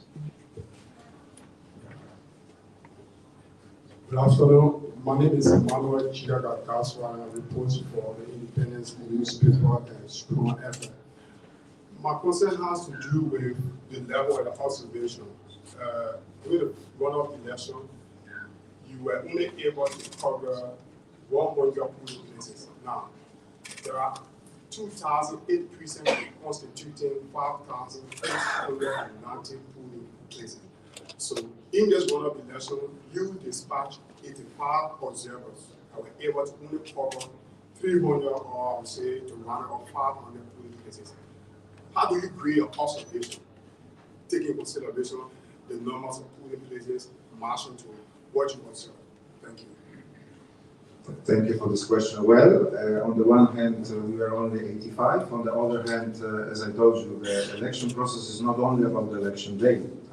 We were there on a long-term basis, and we are able to observe the whole process. Now, also, very importantly, we have been, as I mentioned in my remarks, in a constant contact with other election observation groups, with those who are present here, with African Union, ECOWAS, but ISA, USAID, but perhaps more importantly, with the two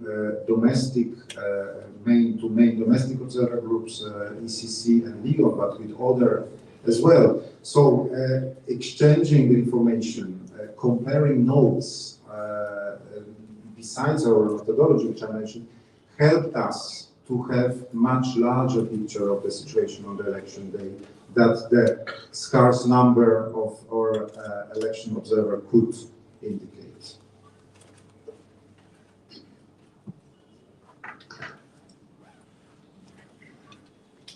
My name is Tina S. Mente. I report.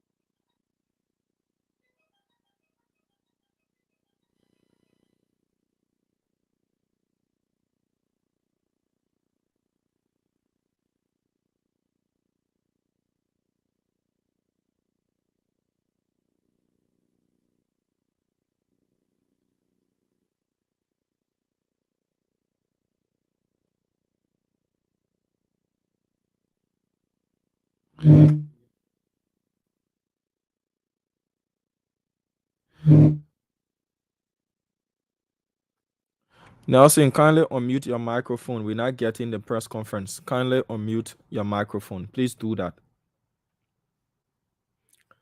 Nelson or Ernest, any member of the team, kindly unmute the microphone. You have your microphone muted and we are not getting the sound from the press conference. Please unmute yourself.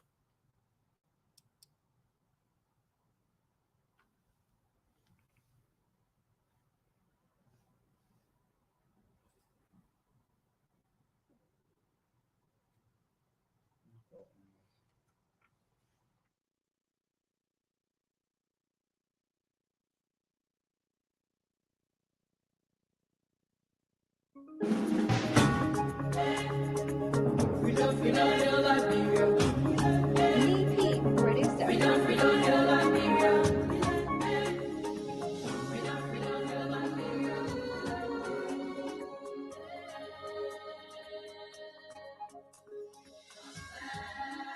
Of Liberia, it's flying on the sun. Showing your allegiance, showing loyalty to this nation, Liberia. The flag of Liberia is flying on the sun. Showing your allegiance, showing loyalty to this nation in this 2023 election. Could you please repeat your question? Which instrument did we use to? Yeah, you gave a finding in the presidential runoff elections in Liberia here. So my question is, which instrument did you use, or which methodology did you use, in coming up with these findings, so as to allow people, have more credibility in what you are saying? Well, so as I said, the EU election observation missions are long-term missions. As I mentioned, we arrived here in Monrovia at the end of August. And we didn't leave, as far as this team is concerned, a team of 10 election experts, we didn't leave the country since then.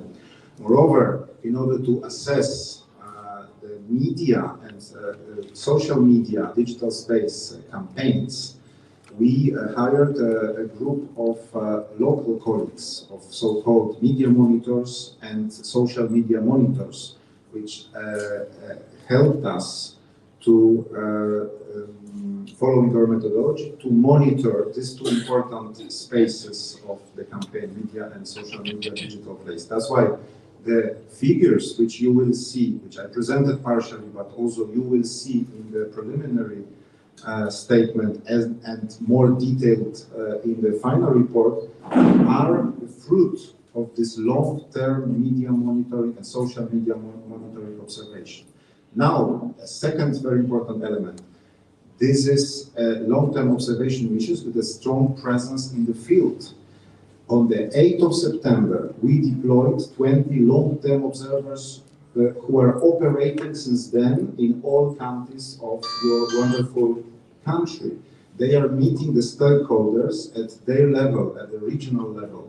They are observing the situation, the election organization at the county level, and they are reporting to us based on their observations. So this preliminary statement and these conclusions which we are making today are also based on their direct evidences and observation which they did. And last but not least, on the election day, we deployed a supplementary number of observers. We call them short-term observers, and all of them, while visiting the polling stations on the election day, they were filling the forms, observation forms, answering to very detailed and well-elaborated questions concerning the electoral process.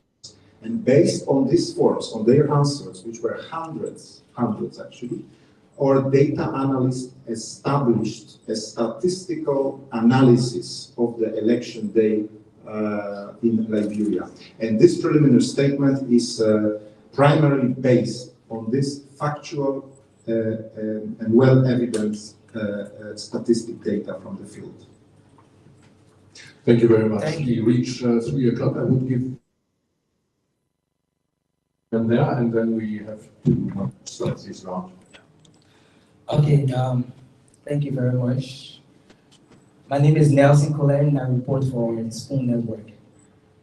So, the observation mission started this journey even before October 10. You had your preliminary findings that you came up with right after the October 10 elections. And today, you outlined several incidents that happened prior to the runoff elections. When I listened to the member of the EU Parliament, he concluded by asking political parties to accept the results. We are at the stage right now where whether or not everything is going to be peaceful, it will be determined from what comes from maybe the National Elections Commission or what have you. So my question is, based on the fact that you've been observing this process from the start up until now, what's your own grading or rating of this entire process? Was it free, fair, and credible? Should the Liberian people trust this process, given that you are a key observation mission and what you say is going to have a huge impact on what the actions of the people will be after? Was this process free, fair, and credible as per your observation?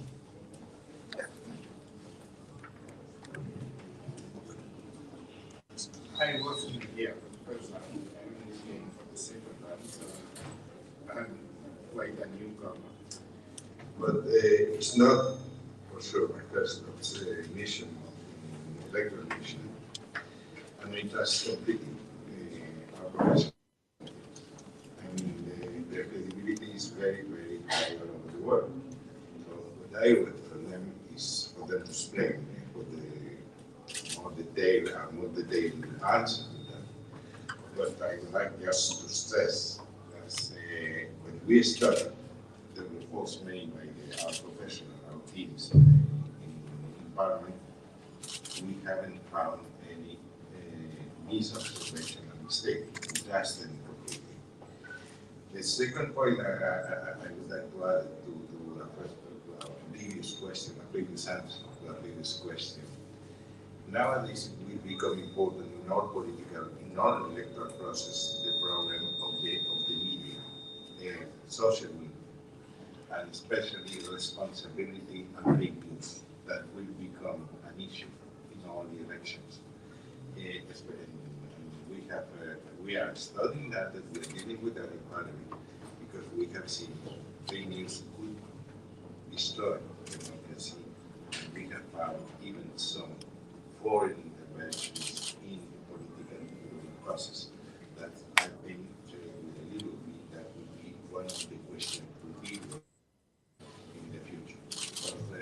Because the credibility of our teams is very, very high. In other words, I never heard criticism about that, neither in the countries where we are deployed, neither in the Parliament or Commission, who actually reach a conclusion with the findings they give to us.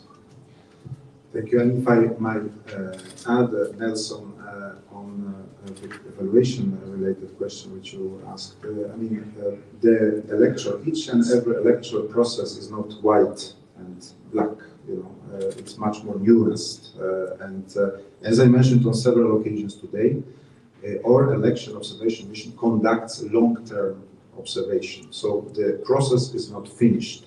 We are continuing. We are now present in all tally centers in many counties, all of them actually. We are following this important element of the electoral process, and we will be able later on to assess the whole process as it was in our final report. But as far as other important areas, elements, aspects of this process, including the election day, are concerned, I think that we made a very clear conclusion. on the process, and we assessed many elements of these elections in a very positive way.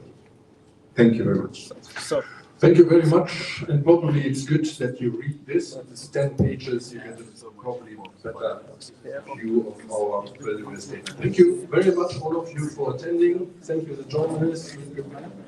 We meet for you outside and at the entrance. You get thanks a lot. It's very easy. Yes. Take the Prime Minister. They say it was transparent. They say it was efficient. It's very popular. It was orderly. We didn't answer it clearly, but it's very. But it's all we can say for the moment. But also, just for you to know, in the methodology, we no longer use transparent and credible. That's what we use.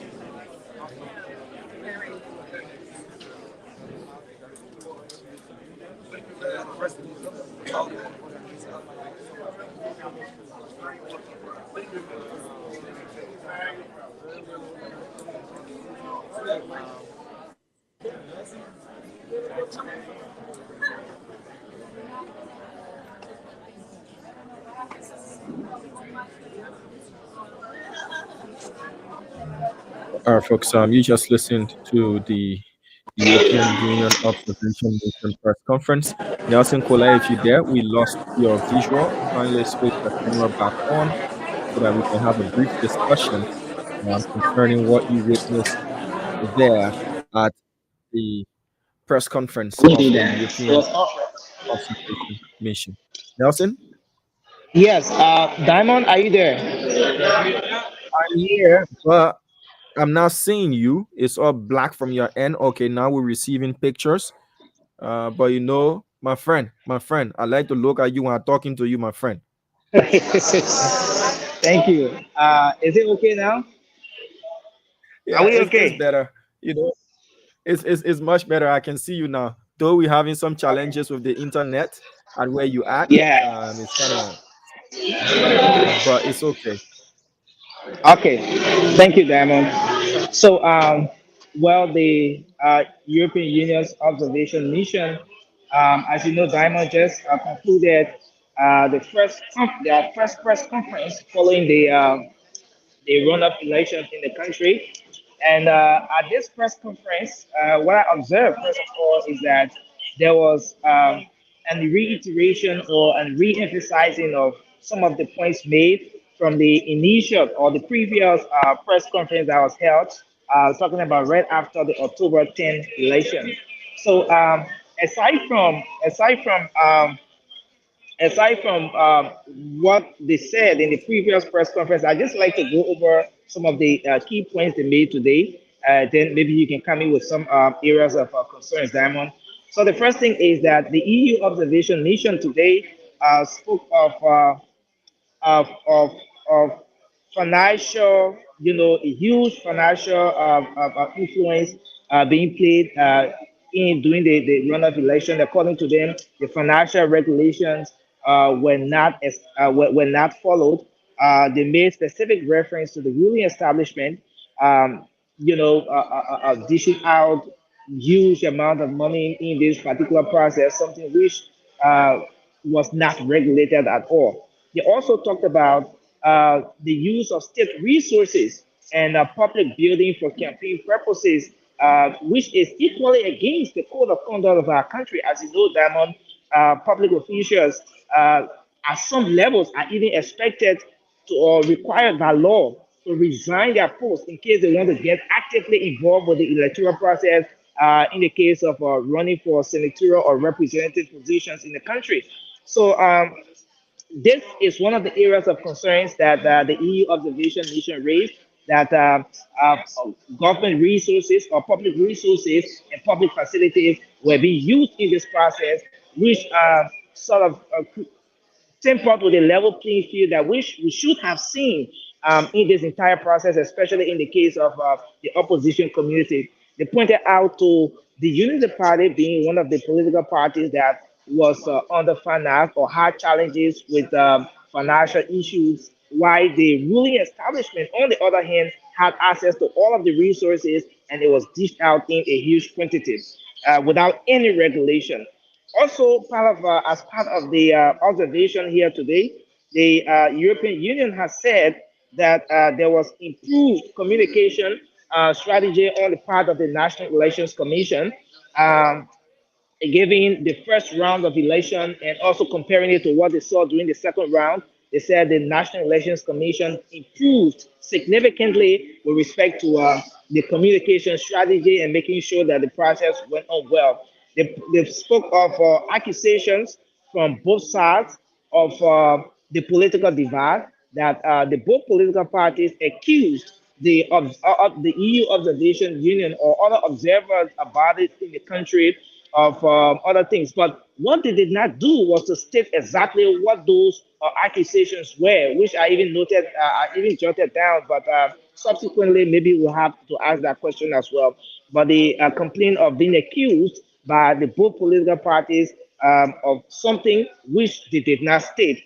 And also, as part of their observation today, they also spoke of the state broadcaster, the media, talking about the state broadcaster, they said 70 to 80% of airtime during the prime time was allotted to the ruling establishment by the state broadcaster, something which they pointed out as a red flag on grounds that the state broadcaster should be able to provide free or let's say fair treatment to all political parties, since in fact by law that institution has been set up to ensure that there is effective communication in the country and all other political parties, irrespective of the political side that one finds himself on, that they should have access to the state broadcaster. They should be able to communicate their manifestos, their plans, their policy, their political messages to people across the country.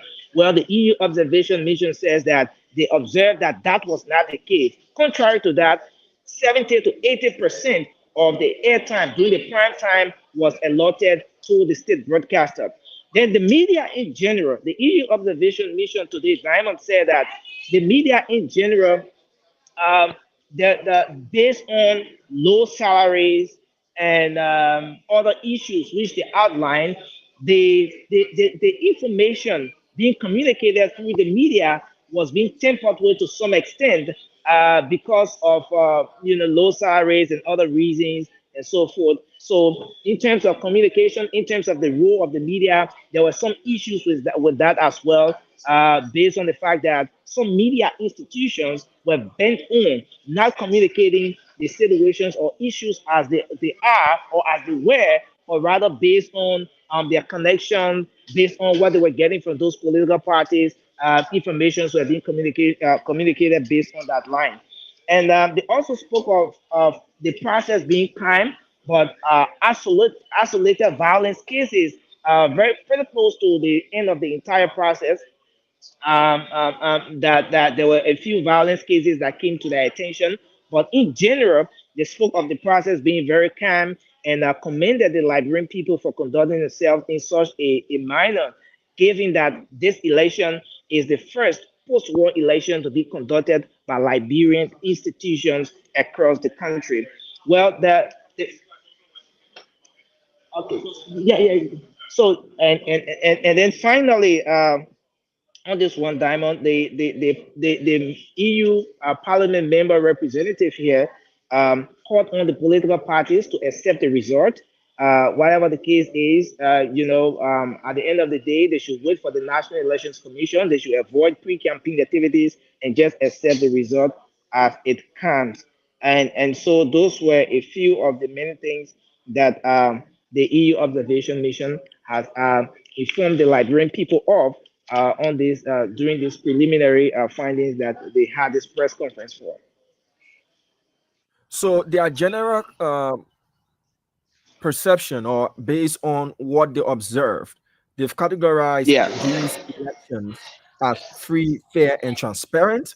What was their overall statement concerning the status of these elections in our country free, fair, and transparent based on the fact that they said there were only isolated cases of violence. Though they talked about the state broadcaster being biased in providing airtime, they talked about they made 23 recommendations to the NEC and to the government of Liberia. What classification did they give to the November 14 polls conducted in our country? Free, fair, transparent, or otherwise?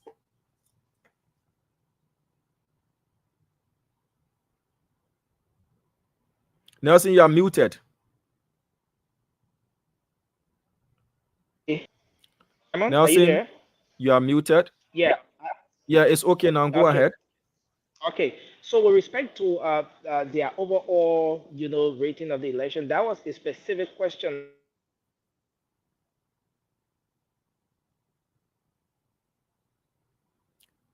So, folks, but Nelson is faced with some um, internet connection. Nelson, we lost you there. So once you yeah. reconnect with Am I us, I want you to go from the am chat. I Yeah, it's okay now. Go ahead. Simon? Yes, Nelson, go ahead. Okay, so I was just saying that with respect to that particular question, the observation mission stated that because I was concerned basically when they spoke of the need for political parties to accept the results and avoid celebrating local Nelson Colette, we got you back. Seem like you faced with some network connectivity issues. Um, Go ahead, sir. Yeah, so I was basically concerned about that particular aspect, Diamond. And so when I asked the question, the mission representatives here stated that um, right now this is the preliminary stage of the process. But honestly, the response from that question was, did not meet, the expectation, what I expected to hear from the mission.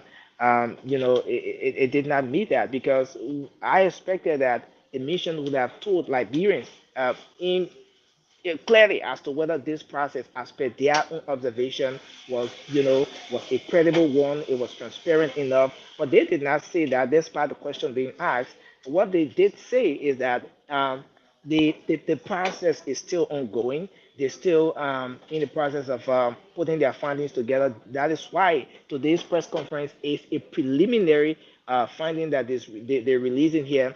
They said the final observation and everything will be up, and at that stage they will be able to say what exactly it is. So with respect to their overall rating of the process, whether it was transparent, free, fair, credible, and all of that, they could not state here clearly as to whether that was the case. Let's look at one observation finding, the Hmm. issue of Facebook.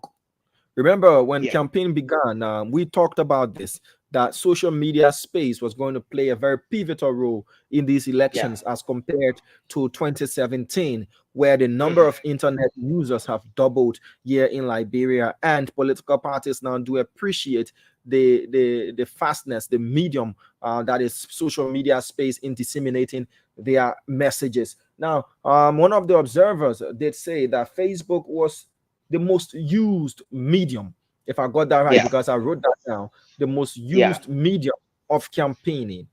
What does that speak to this new medium being effectively used as well?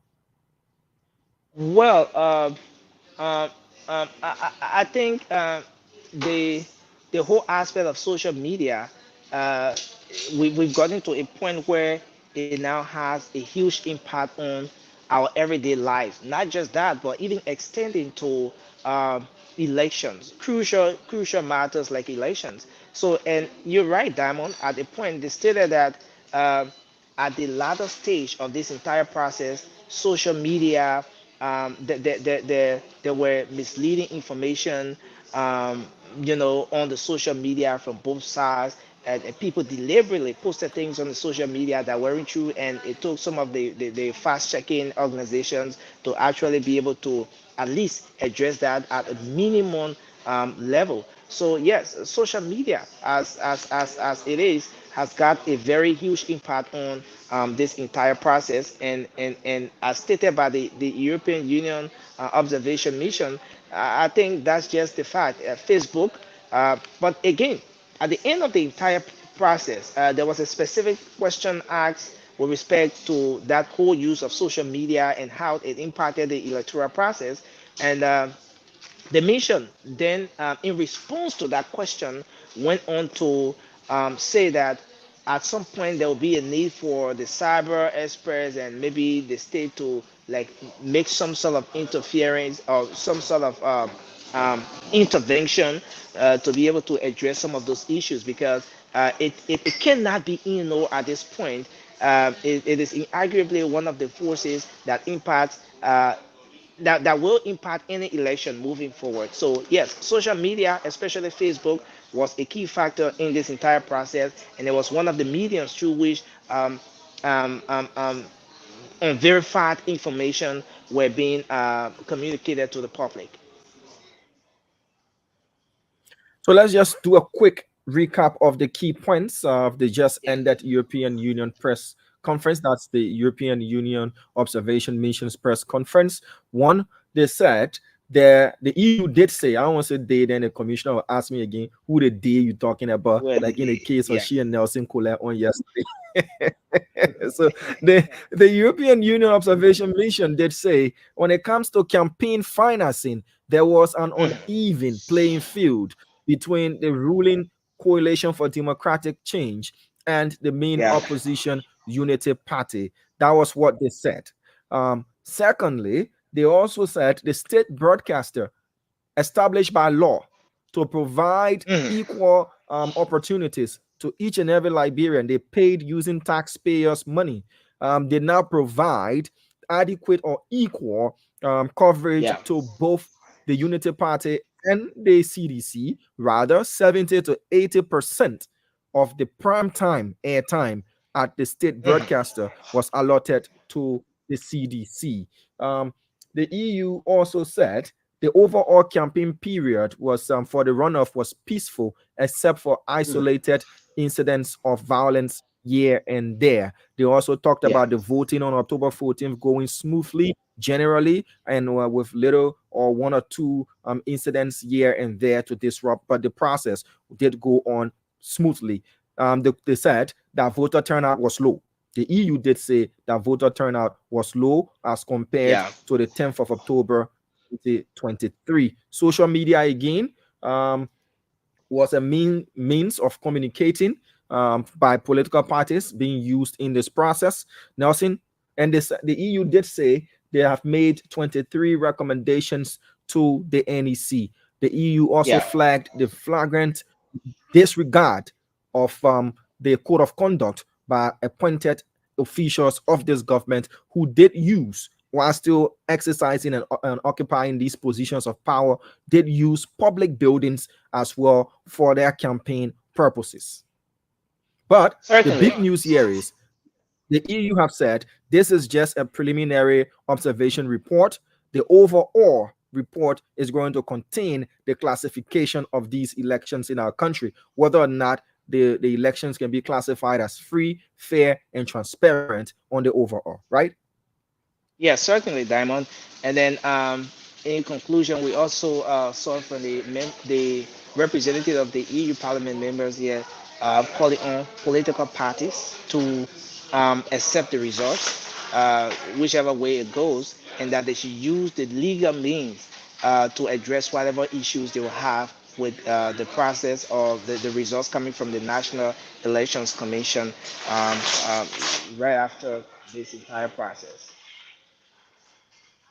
Okay, so thanks to you and your team, Nelson Colette, we have to leave you guys now. You have to make your way to the headquarters of the National Elections Commission. Yesterday, they did start Yes. on time, and I'm hoping they continue on today. So I don't want to keep you any longer. You look astute, by the way. Yeah. Uh, Back in school, when you see Thank you. somebody put the last button, they're a very serious student.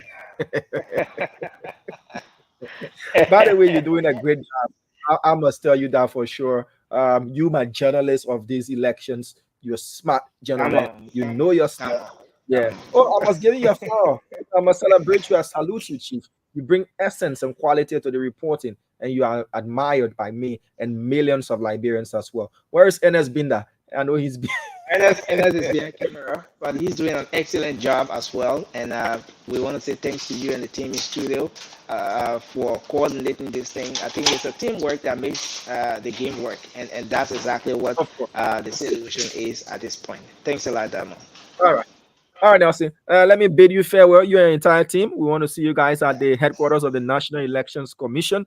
Nelson Colette is the journalist of the election period. Mark that down. If they were giving an award for that, I'll vote for him 3 times. All right, Nelson. Go do your bit so that we can continue to educate our people, provide the needed information for them as well. So you heard the European Union Observation Mission addressing Liberians through the media, and they did make some points according to the EU observation mission.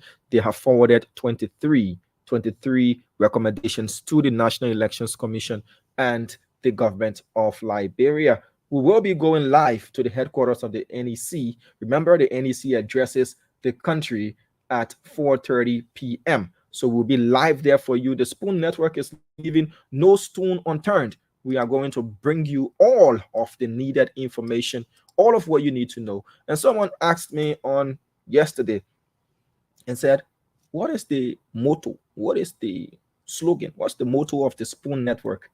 Our motto is dishing out Liberia's best. So that is our slogan. That is the motto. That is what we go by. That is what we do. We dish out Liberia's best. You see the Spoon? I remember starting the Spoon Network, just a brief history class, and then we can move on to other matters. When we began in 2019, early 2020, on a Noon Network, nobody knew who we were.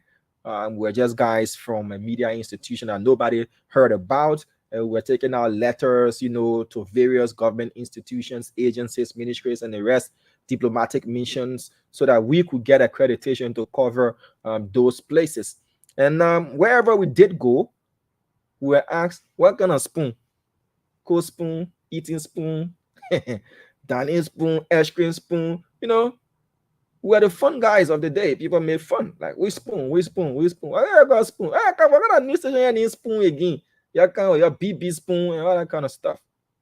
But when you are committed to what you do, you don't get deterred by condescending comments.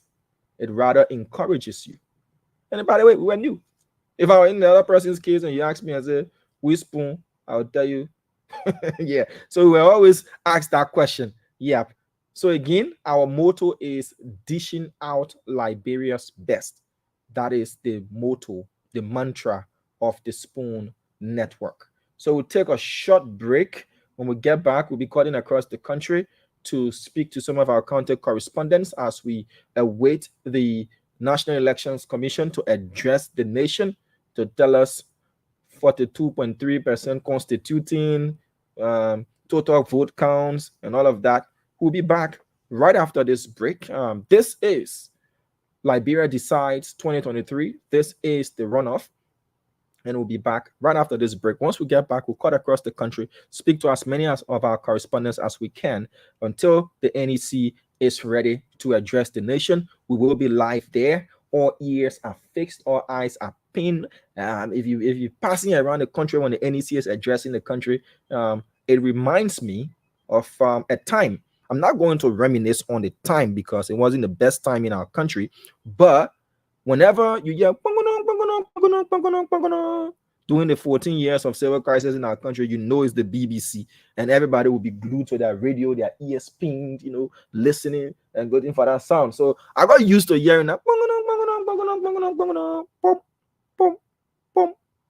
Then the BBC is about to give news. Yeah, and again, this is how it is in our country. As to the NEC until the NEC can declare a president-elect, 4:30 p.m., all ears across the country, all eyes across the country and across the world, Liberians all across the globe will be pinned and listening to what's coming out of the National Elections Commission. We'll be back right after this break. Don't go away. Freedom, hail Liberia. EP producer. Freedom, hail Liberia.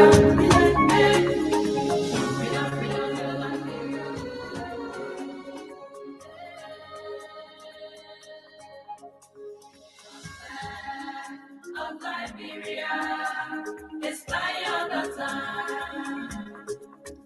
Showing allegiance, showing loyalty to this nation, Liberia. The flag of Liberia is fire the time. Showing allegiance, showing loyalty to this nation, Liberia. The red on the flag stands for bravery.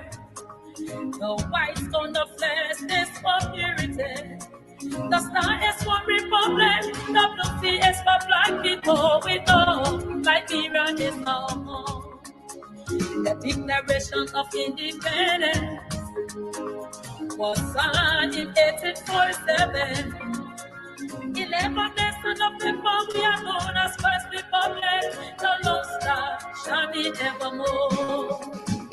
The flag of Liberia is flying at the time. Showing allegiance, showing loyalty to this nation, Liberia. If my people who are over money, we humble themselves and seek my face. I will rise and heal their nation.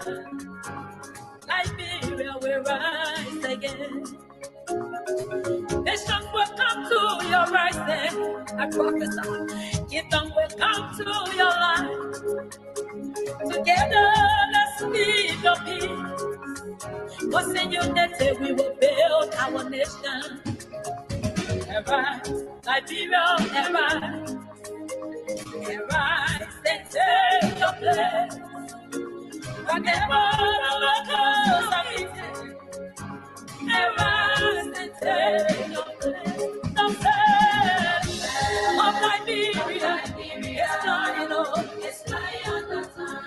Showing allegiance, showing loyalty to this nation. Freedom, hail Liberia. EP producer. Freedom, hail Liberia. Freedom, hail Liberia.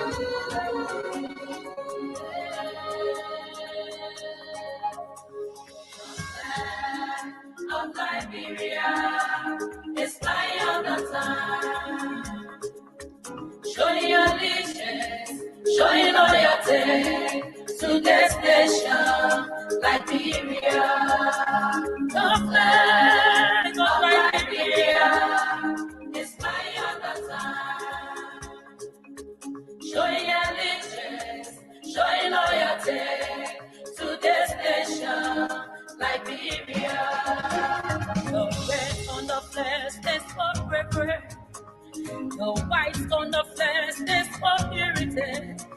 The star is for republic. The blue sea is for black people. We know Liberia is home. The Declaration of Independence was signed in 1847. 11 nations of people, we are known as First Republic. The Lone Star shining evermore. The flag of Liberia is flying at the time. Showing allegiance, showing loyalty to this nation, Liberia.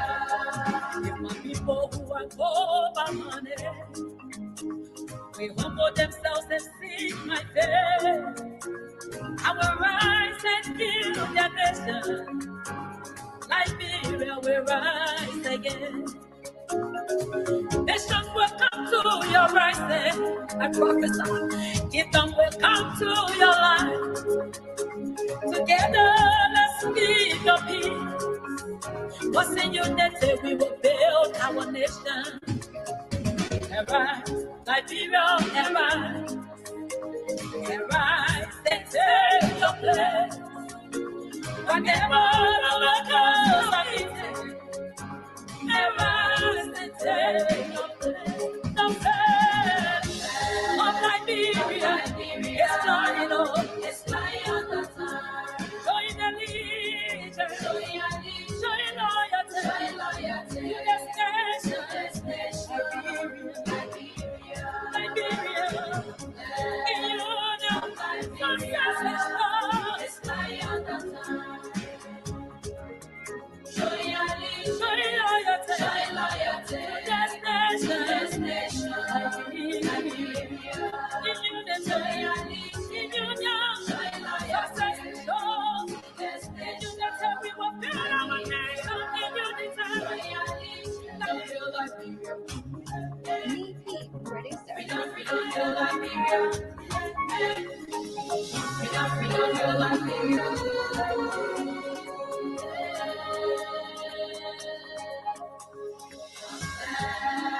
Of Liberia, it's flying on the time. Showing allegiance, showing loyalty to this nation, Liberia. The flag of Liberia is flying on the time. Showing allegiance, showing loyalty to this nation, Liberia. The red on the flag stands for bravery. The white on the flag stands for purity.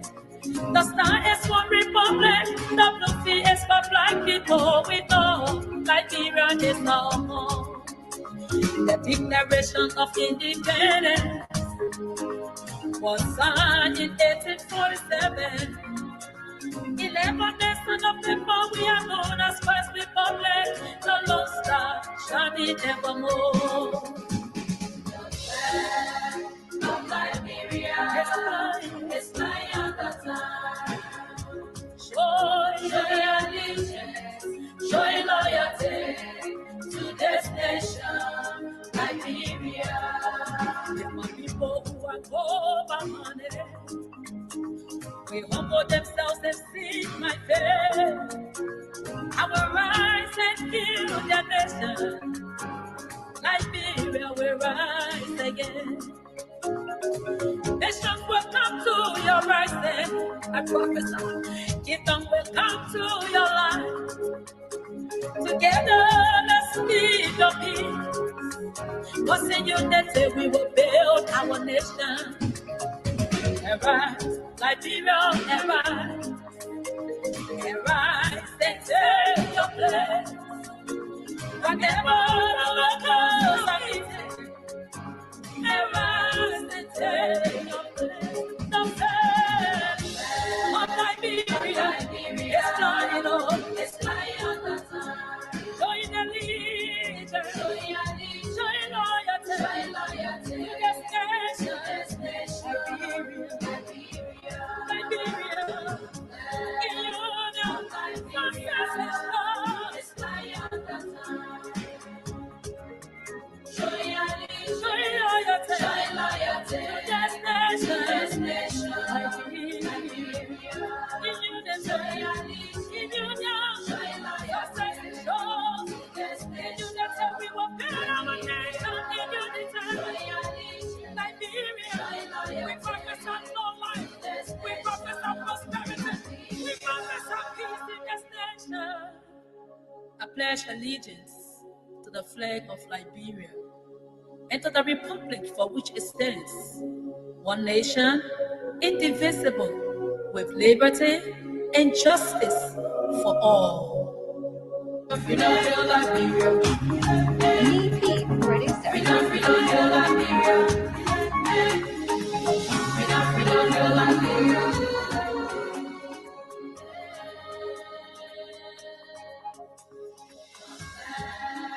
Of Liberia, it's flying on the time.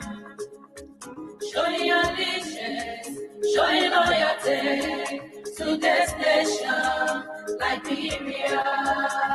The flag of Liberia is flying on the time. Showing allegiance,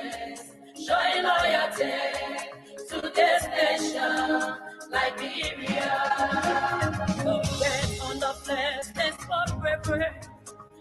The white stone of flesh is for purity.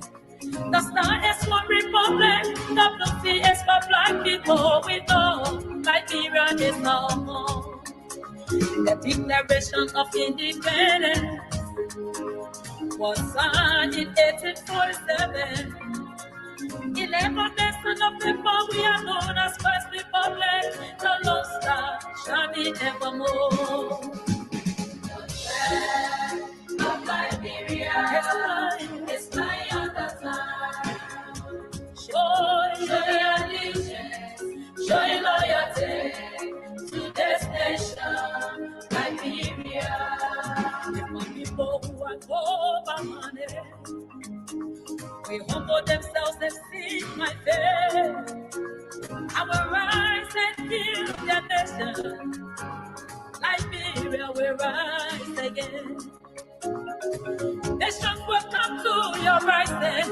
I prophesy. Kingdom will come to your life. Together, let's live your peace. Cause in unity we will build our nation.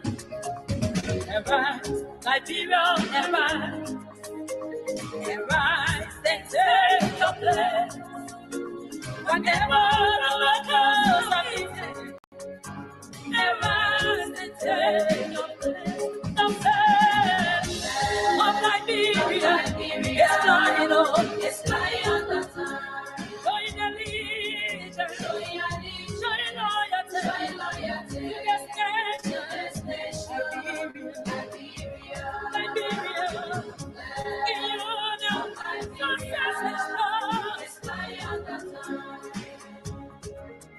Showing loyalty, to this nation,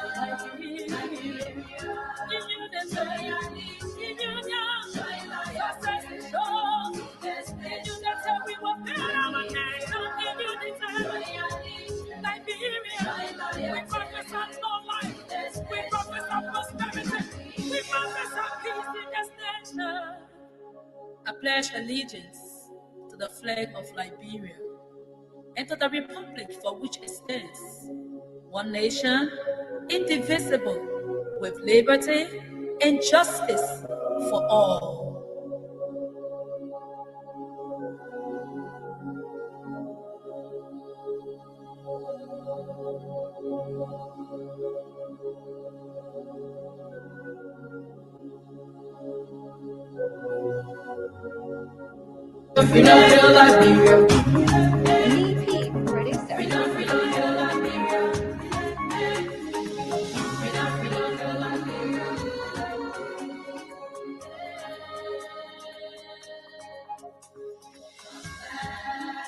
Of Liberia is flying on the sun. Showing allegiance, showing loyalty to this nation, Liberia. The flag of Liberia is flying on the sun. Showing allegiance, showing loyalty to this nation, Liberia. The red on the flag stands for bravery. The white on the flag stands for purity. The star is for republic. The blue sea is for black people. We know Liberia is no more. The Declaration of Independence was signed in 1847. 11 nations of people, we are known as First Republic. The Lone Star shining evermore. Of Liberia is flying on the sun. Showing allegiance, showing loyalty to this nation, Liberia. If my people who are over money, we humble themselves and seek my face. I will rise and heal their nation. Liberia will rise again. Nations will come to your rising. I prophesy. Kingdom will come to your life. Together, let's live your peace. Was in unity we will build our nation. Ever, Liberia, ever, they take your place. Whatever the goes of it, ever, they take your place. The faith of Liberia is dying on. It's lying on the time. Showing allegiance, showing loyalty to this nation. Liberia, in union, success is love. It's lying on the time. Showing loyalty to this nation. Liberia, in union, success is love. In unity we will build our nation. In unity, Liberia, we focus on no life. We focus on prosperity. We focus on peace in this nation. I pledge allegiance to the flag of Liberia and to the republic for which it stands, one nation, indivisible, with liberty and justice for all.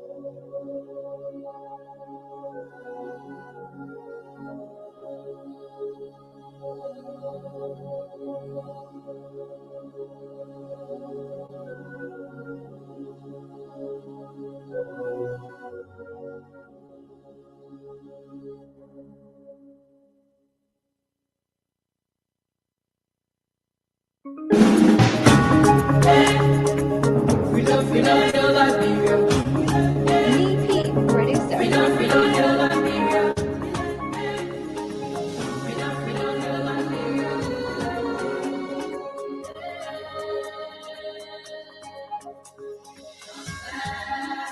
Of Liberia, it's fly all the time.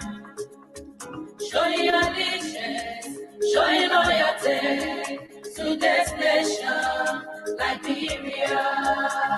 The flag of Liberia is fly all the time. Showing allegiance, showing loyalty to this nation, Liberia. The red on the flag stands for bravery. The white on the flag stands for purity. The star is for republic. The blue sea is for black people. We know Liberia is our home. The Declaration of Independence was signed in 1847. 11 nations of people, we are known as First Republic. The Lone Star shining evermore. Of Liberia, it's flying all the time. Showing allegiance, showing loyalty to this nation, Liberia. If my people who are poor by money, we humble themselves and seek my faith. I will rise and build their nation. Liberia will rise again. Nations will come to your rising. I prophesy. Kingdom will come to your light. Together, let's live your peace. Cause in unity we will build our nation. Arise, Liberia, arise. Arise and take your place. Whatever the goes of it, arise and take your place. The faith of Liberia is flying on. It's flying on the time. Showing allegiance, showing loyalty to this nation, Liberia, in union, success is love. It's flying on the time.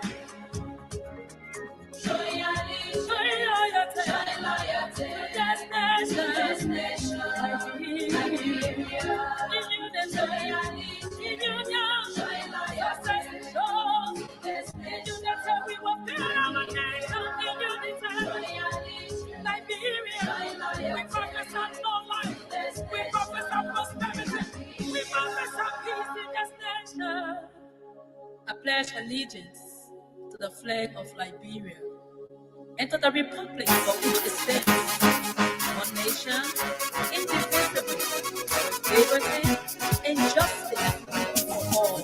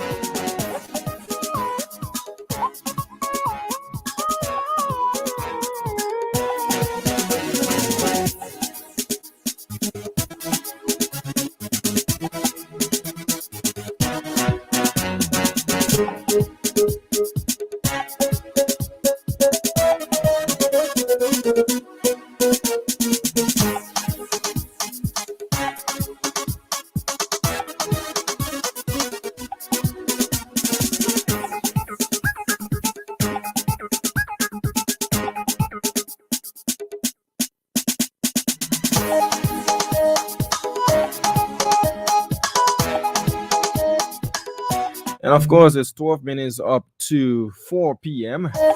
And remember that 4:30, the National Elections Commission is going to address the nation, and they are going to release progressive tally reports from the November 14th polls here in our country, runoff election in Liberia, where Liberians did go to the polls to elect a president and a vice president between the opposition Unity Party on its ticket, Joseph Yuman Boakai, and Jeremiah Pankun, senator of Nimba County.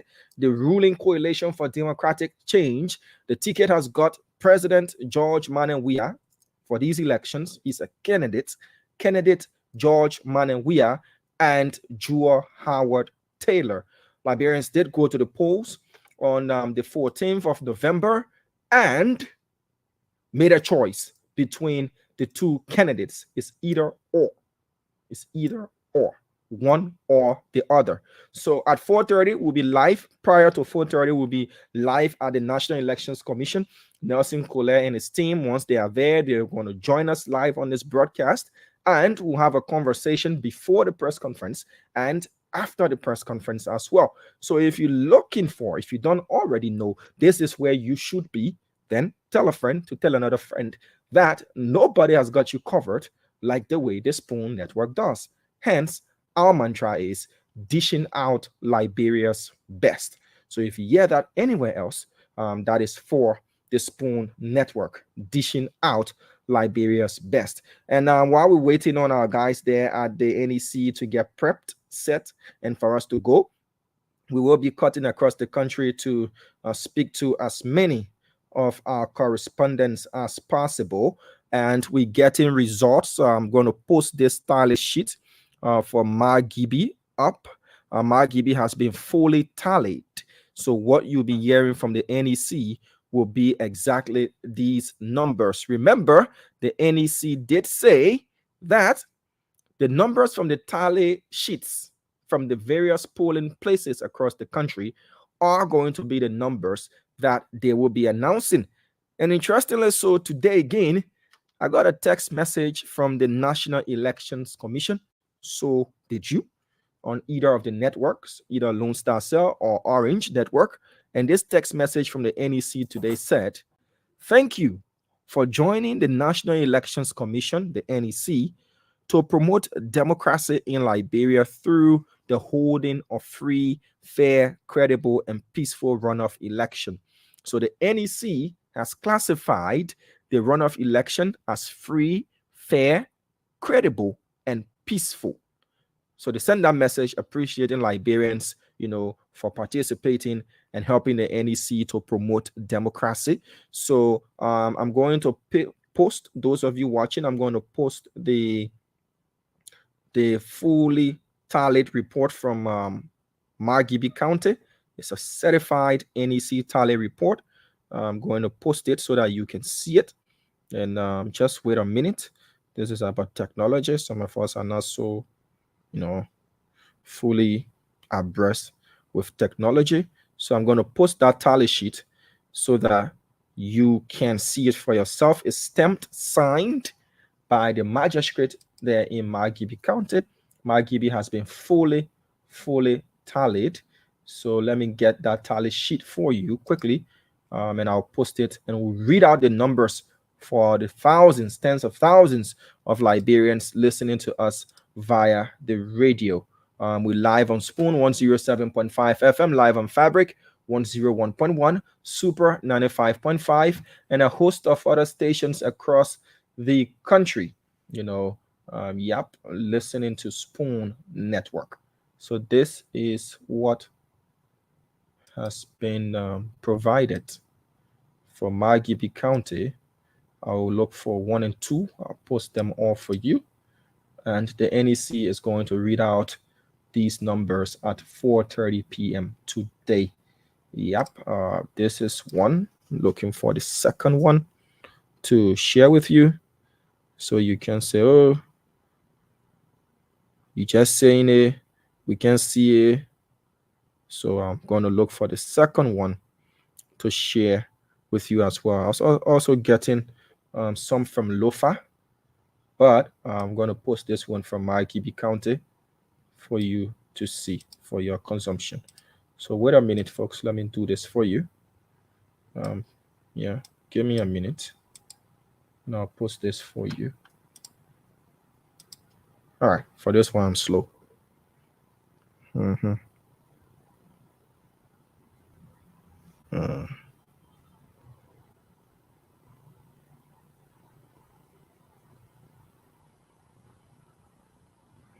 Okay, so this is it. This is from Margibi County. If you look at the tally sheet that is on the screen, you'll see that there are 2 tallying centers in Margibi County. You see that is there, and you find out that Joseph Human Boykai of the Unity Party got 64,160 votes, and George Manewia CDC 54,676 votes. So those are the numbers from the NEC. You see, it's Republic of Liberia National Elections Commission declaration of preliminary tally results, president, vice president, as of Thursday, the 16th, November 16, 2023 at 4:41 a.m. So election falls under jurisdiction of multiple magisterial offices. Consolidated tally report to be provided by the National Tally Center. So one in pen and the other typed. There are two numbers. One in pen and the other typed. So for tally for team 1, you see 64,160, and for team 2, you see 27,588. For team 1, for George Manewia, you see 54,676, and for team 2, you see 27,835. So if you look at these numbers, the final number, it is the final number that is written with the pen, my people. It's the final number that is written with the pen. That's 64,160 that you see for Joseph Human Boyka is the final number that he got from Margibi County.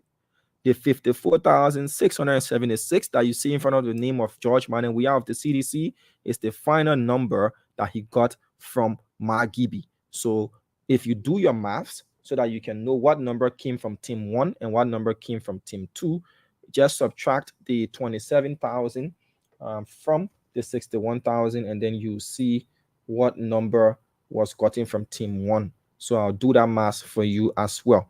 So let's do this again. We take our time for our people to slowly understand this. So there are 2 tally centers, upper and lower. You find out that one team is tallying for upper, the other is tallying for lower. Now, For team 1, Joseph Human Barker got 27,588 votes, constituting 49.8% of the total number of valid votes tallied by team 1. For team 2, for team 1 again, George Manenwia got 27,835 votes, constituting 50.2%. Then you have the total number of votes as 64,160 for Joseph Human Boaka in the entire Margibi County, and then 54,676 for George Manenwia in the entire Margibi County. So then we will read it out. We'll do the math for you. This is certified NEC results coming from Margibi County. If the NEC reads anything different from this, then don't trust the spoon network. Yeah. So 20, you got 64,160 minus 27,588. That gives you 36,572. So team 2, Joseph Barker got 36,572 tallied by team 2. If you add the two numbers, the 36,572 to the 27,588, it gives you 64,160. Now, we'll go to team 2 for George Manenwia. You say 54676. 54676 minus 27,835 gives you 26,841. So for team 1, George Manenwia had 27,835, and for team 2, George Manenwia garnered 26,841, the total of 54,676. So those are the tallied results from Margibi County, and you can compare that to whatever numbers were released by the Unity Party, stating what they had in Margibi County. I'm looking for Margibi through these slides. Okay, this is Rogi. This is Monserrato. This is Grambassa. I'm looking to see which of the counties they tallied totally. This is Lofa. This is Bomi. This is Grand Cru. This is Bong. This is Grand Cheetah. This is Grand Cape Mount. This is the total that they had at the time. I'm looking for Margibi. Give me a minute. This is Margibi. Okay, so at the time the United Party said they had tallied 51% at that time. So this is what we've gotten from NEC, and you will listen to the National Elections Commission at 4:30 p.m. release those numbers. I'm also getting numbers from LOFA. I'm going through the numbers, the progressive tally reports from Lofa County. We'll share that with you as well. And these are certified NEC records. They're not manipulated or manufactured records. And again, the NEC is going to announce these numbers today. What we can tell you is Margibi County has been fully tallied, and we read out those figures to you. We're waiting on Nelson Colette and his team to join us so that we can start having a conversation before the NEC press conference kicks off at 4:30 p.m. as well. So somebody asked why you didn't show team 2, because we haven't gotten that as well. But again, I said, if the NEC comes out and reads something different from what is here, don't trust the Spoon Network again. Yeah, that's what I said. If the NEC comes out to read anything different from what we just read, then don't trust the Spoon Network. I'm not saying don't trust the NEC. I said don't trust the Spoon Network. Yeah. So go for a short musical break. The reason we're taking these breaks is to make sure we connect with our technical guys between the OB team and the studio-based team. So we're taking a short break to do that connection. When we get back, we will then have Nelson Colette and his team here from the NEC headquarters to have this conversation with us. My name is Diamond Slanger. I'll be right back, and keep listening to and watching the Spoon Network. We'll be back.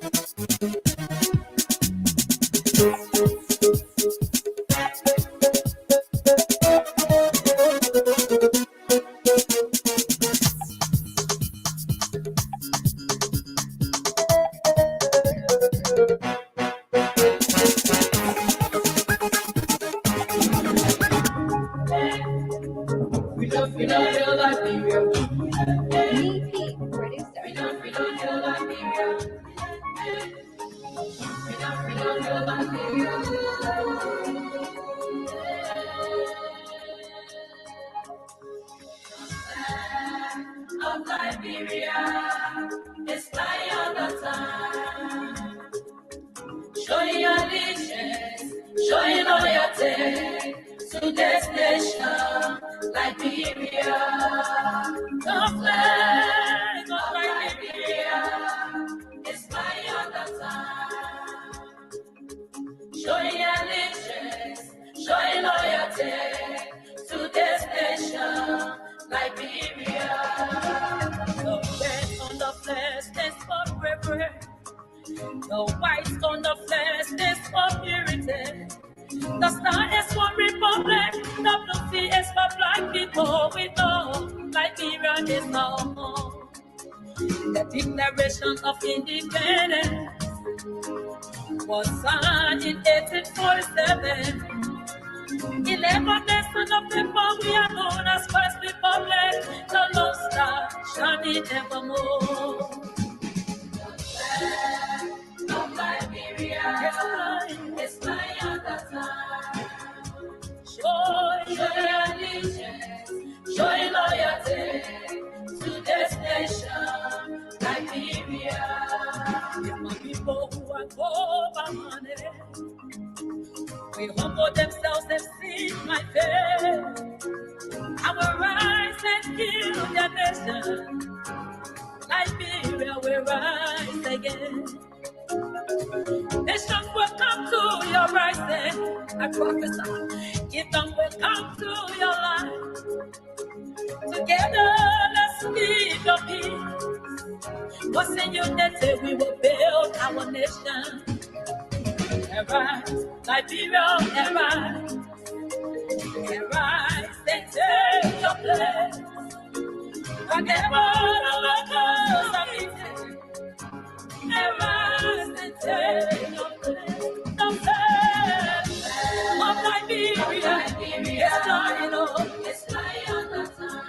Showing allegiance, showing loyalty to this nation, Liberia. In union, success is love. It's lying on the time. Showing loyalty to this nation.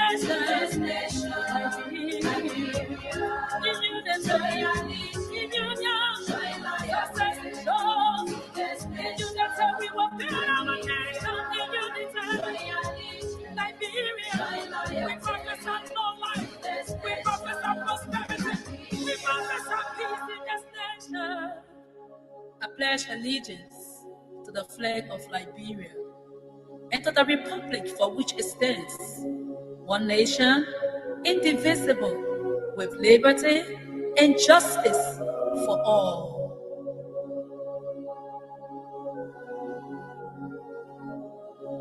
Liberia.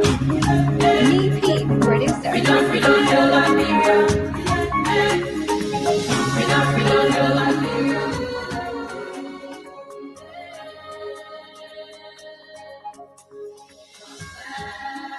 Of Liberia is flying all the time, showing allegiance, showing loyalty to this nation, Liberia. The flag of Liberia is flying all the time, showing allegiance, showing loyalty to this nation, Liberia. The red on the flag stands for bravery. The white on the flag stands for purity. The star is for republic. The blue sea is for black people. We know Liberia is our home. The Declaration of Independence was signed in 1847. 11 days of November, we are known as First Republic. The Lone Star shining evermore. Of Liberia, it's flying all the time. Showing allegiance, showing loyalty to this nation, Liberia. If my people who are over money, we humble themselves and seek my face, I will rise and heal their nation. Liberia will rise again. Nations will come to your rising. I prophesy. Kingdom will come to your life. Together, let's keep your peace. Cause in unity, we will build our nation. Arise, Liberia, arise. Arise. Okay, folks, indeed, arise, Liberia shall arise. We will be speaking to our Lofa, one of our Lofa County correspondents. The word coming in is that the NEC is done with the tallying there in Lofa County. There are 2 teams for Upper Lofa and 2 teams for Lower Lofa. Prince T. Moba is one of our correspondents there in Lofa County. Will be posting these tally sheets as well. I'm looking at them, but I will have to share them with you as we await the NEC to make official pronouncements. So as Prince is on the line and he's giving us these numbers, we'll also be looking at the tally sheets that we have and we'll be sharing them with you as well. Good afternoon to you, Prince. How are you? Good afternoon, Damo. Good afternoon to the Liberian people. Good afternoon to the international community. Good afternoon, everyone. Okay. How is Lofa County? Well, relatively Lofa is good today. And yeah, I think all years I directed at radio stations and also online, social media, TV stations, just to ensure that they get the provisional results or progressive provisional result consolidated from the National Elections Commission. Okay, so all right. So let's go to what has happened in Lofa. The 2 magisterial offices there, are they done with totally tally in Lofa County, all of the polling places there in Lofa? Indeed. And I have with me in my possession the tally sheet, the final tally sheet for Team 1 and Team 2, Lower Lofa, Team 1 and Team 2, Upper Lofa. Okay, so I do have in my possession the 4 tally sheets, one from Team 1 Upper Lofa, one from Team 2 Upper Lofa, one from Team 1 Lower Lofa, one from Team 2 Upper Lofa. These results that you're about to read out, are they certified NEC tally results? And where did you get them from? They are indeed. They were tallied by the National Elections Commission, with a reading officer and a data entry officer and the rest of the guys, along with international observers who were present during the process. And they are also stamped, signed by the various magistrates, like the team one of two that I have right now is signed by the name of the magistrate is Robert Shelley Jr., signed on the 16th day of November 2023. And the name and signature of party and candidate representatives. On this, I got Peter B. Harris, CDC, with his signature. And then I think this one should be Rufus V. Colley, CDC, as well. Samuel M. Camo, UP. And then you got John T. Manjo. There's no party. I see Hannah Moro, ECC. Emmanuel M. Soa Media.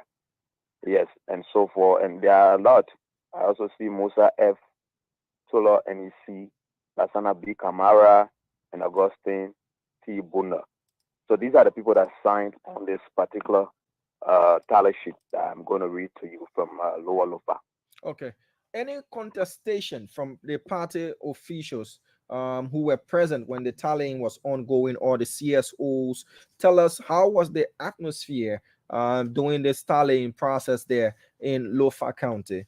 Remember, we 1 minute, Prince. What we're giving you, there are two separate magisterial offices in Lofa County, the Upper Lofa and Lower Lofa. For Upper Lofa, there were two teams that did the tallying, and for Lower Lofa, two teams that did the tallying, but they were all done in the same hall. So in Upper Lofa at the magisterial offices, you had two teams doing the tallying there. In Lower Lofa at the magisterial offices, you had two teams doing the tallying, right, Prince?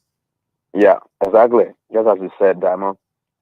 Okay. So I asked a question concerning whether there were any contestations, if you had anybody having qualms while the tallying was going, and even after the final results were made available, did they accept that, yes, these represent what we have from our own tally sheets?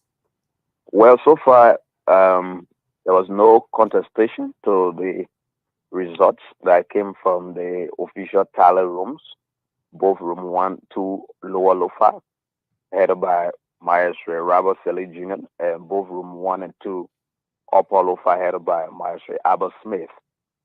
And so the process was done with consultations of political parties and observers, Leon observers, ECC observers, European Union, the U.S. Embassy, African Union, ECOWAS, and that of USAID-supported ESA.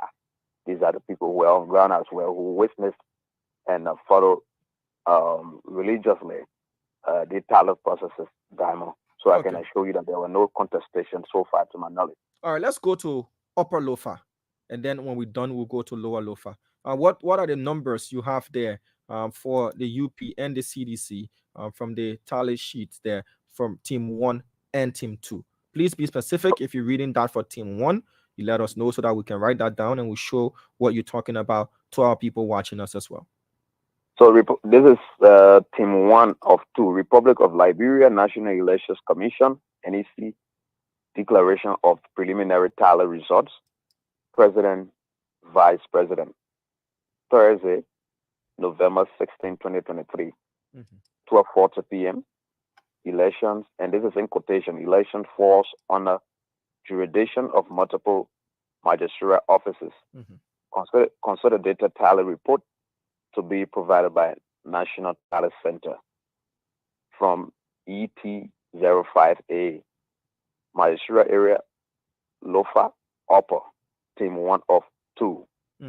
Candidates, votes obtained, percent of valid votes. Boakai Joseph N, UP, 22,015, which is 71.5%. We are George Mane, CDC, 8,788, constituting 28.5%. So total valid votes, 30,803, constituting 100%. Total invalid vote, 527. Total votes, 31,330. And this was signed by Maestro Albert F. Smith on the 16th day of November 2023. And other people who also signed: Jacques Fokba Konya of UP, Edward Bazi of CDC, Gedo Kalaple of ECC, Diana, one Diana Talawayan of Leon, and then the Grace Jesus, UNDP. These are the people that signed and read their names on this. So this is for Upper Lofa Team 1. Yes. Okay.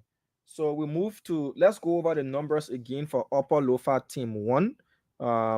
We have Joseph, that's Boaka Joseph N of the UP, 22,015 votes. That's 22015, constituting 71.5% of the total number of votes tallied by that particular team 1, right? Correct. And then we'll move to George Mane of the CDC, 8,788, constituting 28.5% of the total number of valid votes tallied by Team 1 for Upper Lofa, right? Correct. Total valid votes, 30,803, constituting 100% of the total valid votes. Total invalid votes, 527, and total votes that is valid plus invalid at 31,330. Correct. That is for Team 1. Then name of magistrate, Robert Smith. Is it L or S? No, not Robert. Albert. Albert. ALBERT. Okay, the A look like an R. So it's Albert. Is it L or S Smith? F. Albert. Okay, so we lost Prince Mobile there. We'll try to reconnect with Prince. That is probably due to network connectivity issues. Remember, the NEC is going to address the nation at 4:30. That's in 12 minutes from now. We are getting ready. We're giving you declaration of preliminary tally results from Lofa County President and Vice President. All right. So, Prince, good to have you back. Albert S. Smith is the magistrate there of Upper Lofa County, right? Yeah. Okay. And attested by Jeke Fokba Konya, UP. Edward Bazi, CDC. Yeah. Is it Jadin or Jedwan Palalpi?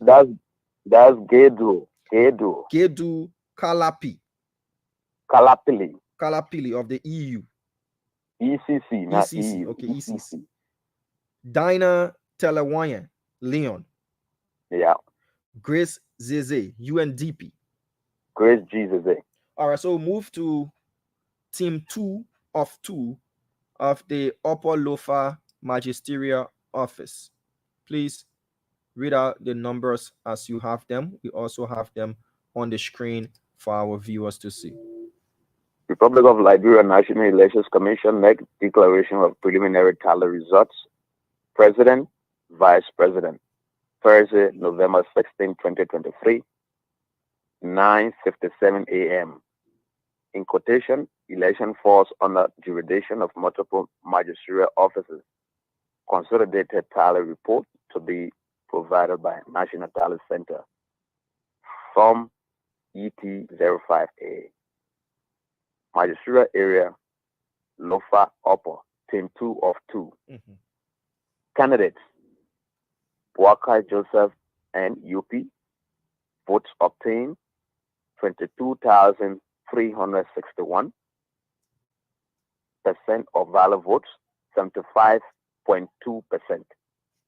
We are George Mane CDC. Votes obtained, 7,360. Percent of valid votes, 24.8%. Total valid votes, 29,721, constituting 100%. Total invalid votes, 483.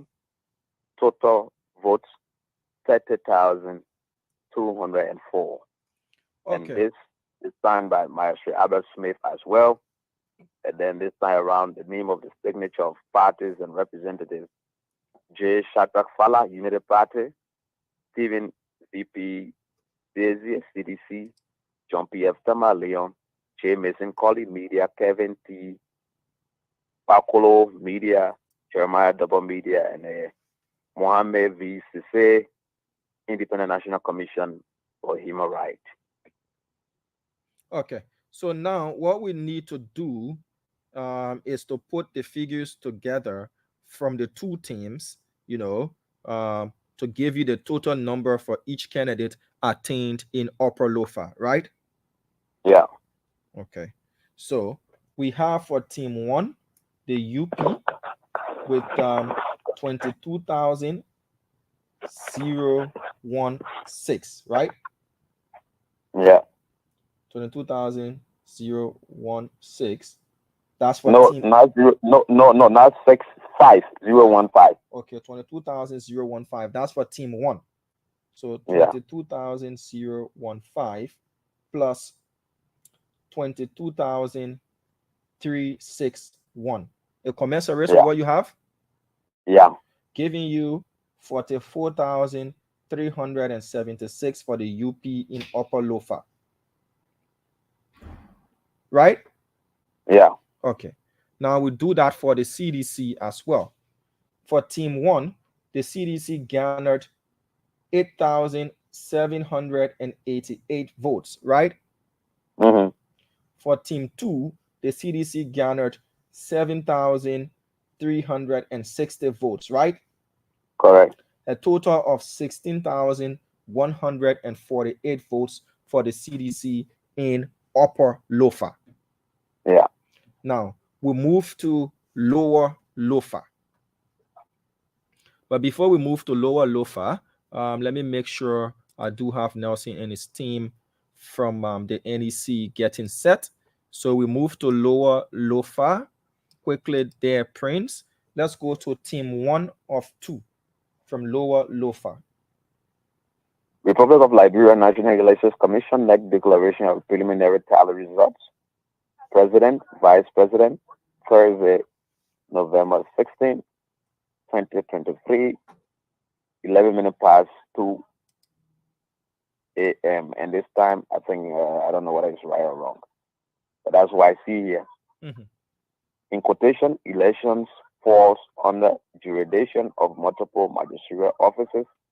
Consolidated tally reports to be provided by National Tally Center. Form ET05A. Magisterial area, Lofa, Lower, team 1 of 2. Team 1 of 2. Yeah, candidates. Buakai Joseph N. UP, 15,750. Read that number again. Candidates. Buakai Joseph N. UP, 15,750. That's the vote obtained. 15760. No, 15750. 15750. Okay. Yeah. Percent of valid votes, 53.3%. Okay. We are George Manor CDC, 13,799. 13,799. Percent of valid votes, 46.7%. Mm-hmm.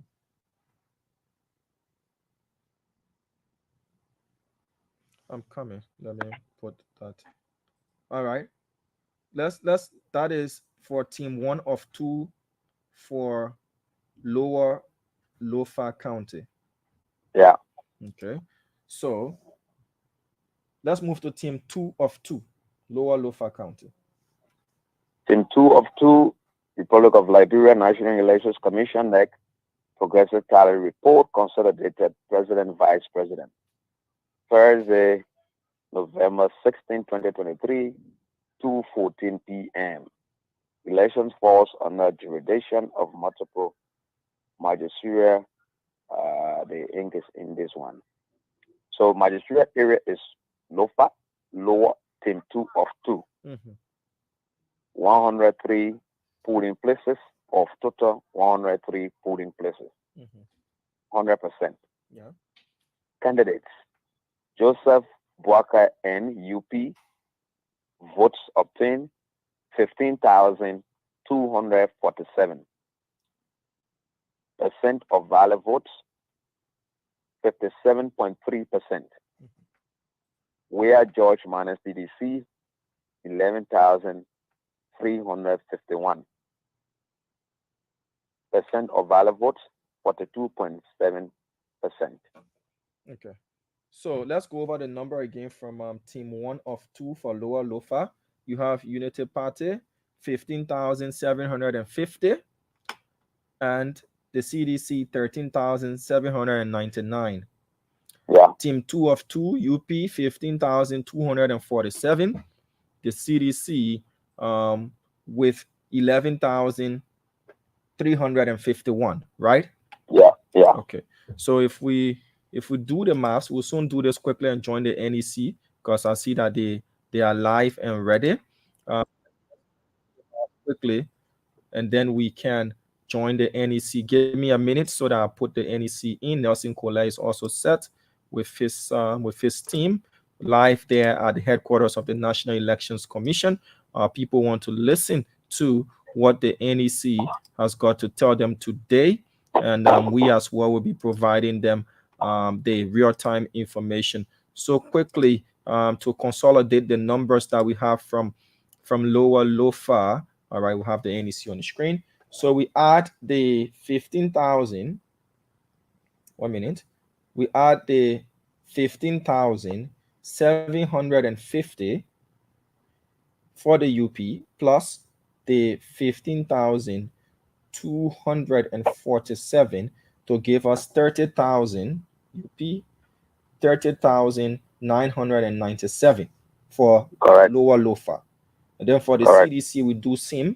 We added 13,799 plus 11,351 gives you 25,150 for Lower Lofa for the CDC. So Correct. what we need to do now is to add the two results from upper and lower to give you the total number of votes for Lofa County, right? For each candidate. So we take 44,376 for Upper Lofa for the UP and add it to 30,977. But we're joining the NEC quickly, Prince. So we just wanted to do that. The chairperson is about to address the nation. Thank you, Diamond. People Thank you. can do their maths as well. Let's cross over to the NEC quickly. So, folks, members of the Fourth Estate, we'd like to welcome you to this daily press briefing following the provide us with official November 14, 2023 there. runoff presidential election My name is in Diamond Liberia. Slanger. I turn Madam over Chairperson to of the the National team Elections covering Commission the National is Election David Etta Brown Lansanan. Madam Chairperson.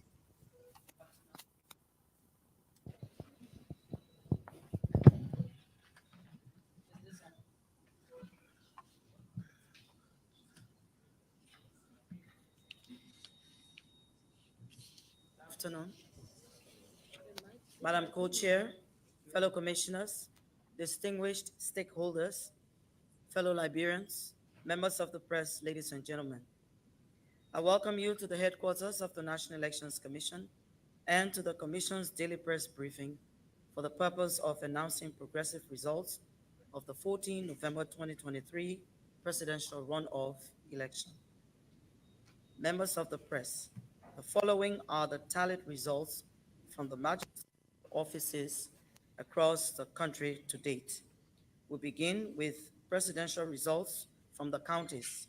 I now invite Commissioner Basilio Kwangma to read results from the county.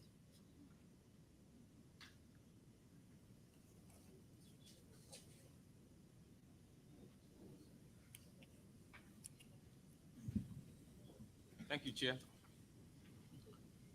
Progressive Tally Report Consolidated President and Vice President, County Grand Jury.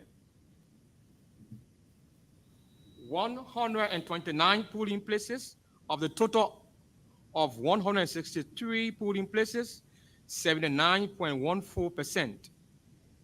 Candidates. Waka Joseph N. UP, vote obtained 3,538. 10.60%. We are George Manning CDC.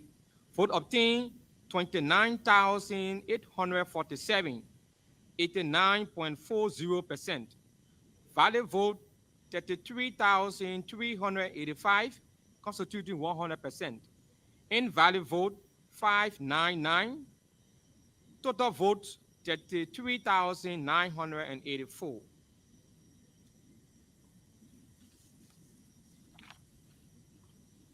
River G County.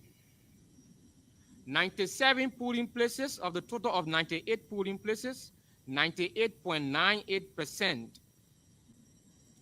Worker Joseph N. UP, vote obtained 4,675, 20.10%. We are George Manan CDC, vote obtained 18,587, 79.90%. Valid votes 23,262, constituting 100%. Invalid vote 520. Valid votes 23,782.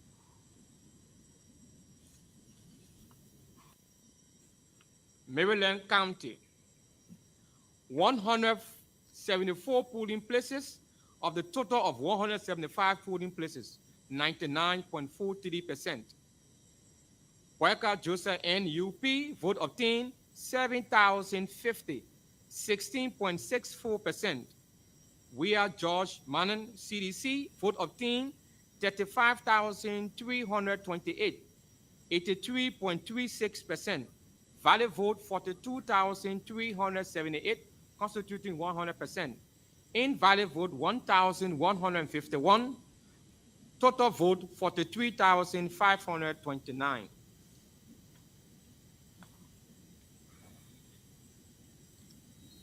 Crew County.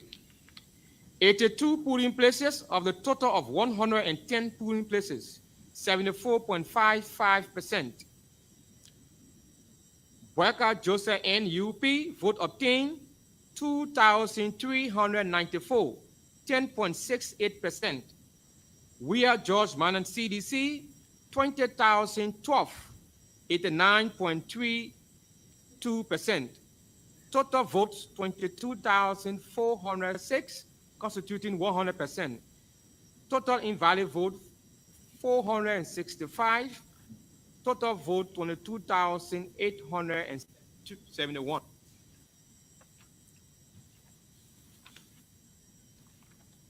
I end. Ariel, Madam Chair, is over to you. Thank you very much, Commissioner Mangmai. I now invite Commissioner Josephine Gay, who will continue to read presidential results from the counties. Progressive 30 reports consolidated. President, Vice President. County, Grand Bassa. 216 polling places of the total 405 polling places, constituting 53.33%. Candidates. Wakai Joseph N. UP. Votes obtained 23,548. Percent of valid votes 49.48. We are George Manning, CDC. Votes obtained 24,045. Percent of valid votes 50.52.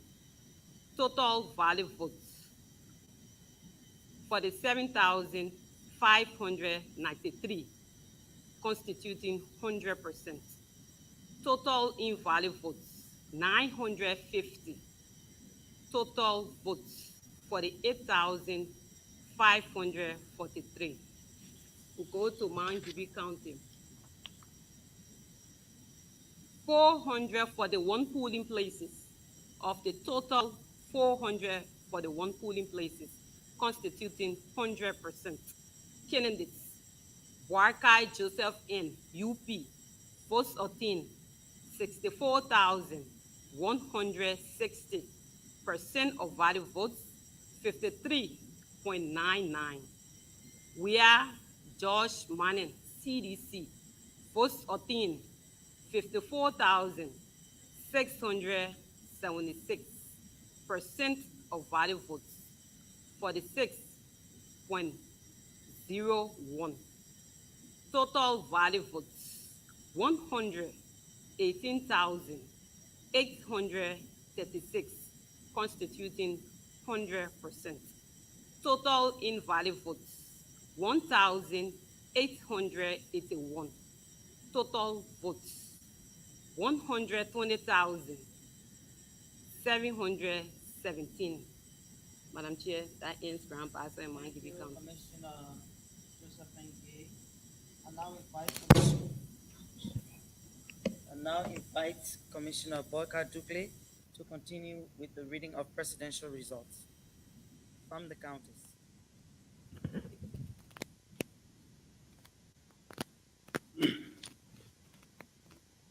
Progressive Talent Report.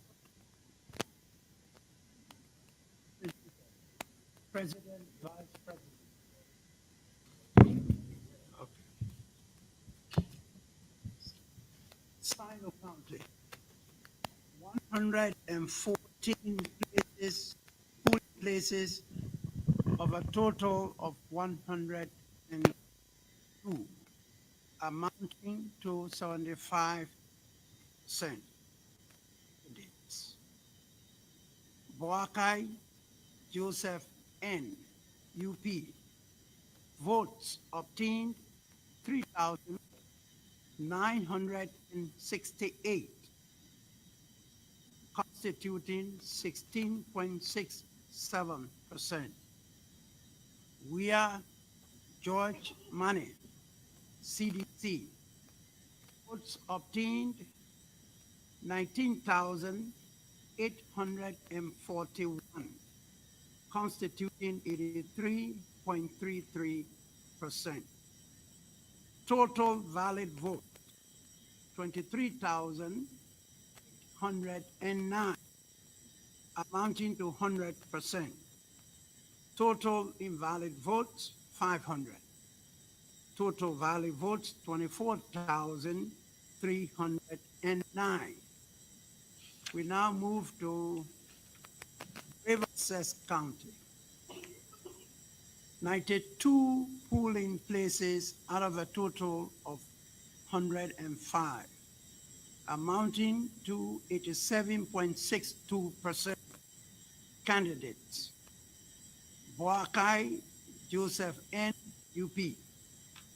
Votes obtained 4,836, constituting 26.23%. We are George Money, CDC. Votes obtained 18,602, amounting to 3%. Total valid votes 18,418, to 100%. Total invalid votes 522. Total valid votes 18,960. Thank you, Madam Chair. Thank you, Commissioner Boyka Dukley. And I invite Co-Chair Councillor P. Tipla Reeves to continue the reading of presidential results from the counties. Thank you, Madam Chair.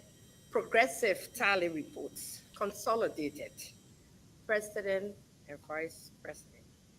County Bomi, 171 polling places of the total of 171 polling places, constituting 100%. Candidates: Boyka Joseph N.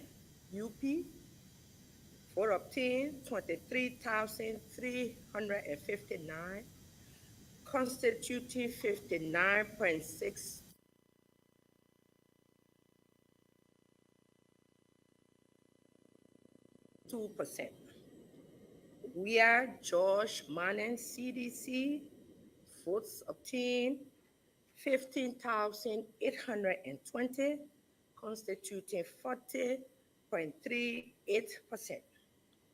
Total valid votes 39,179, constituting 100%. Total invalid votes, 531.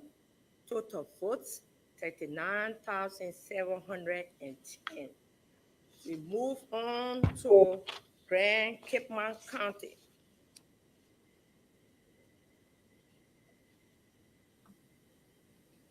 189 polling places of a total of 213 polling places, constituting 88.73%.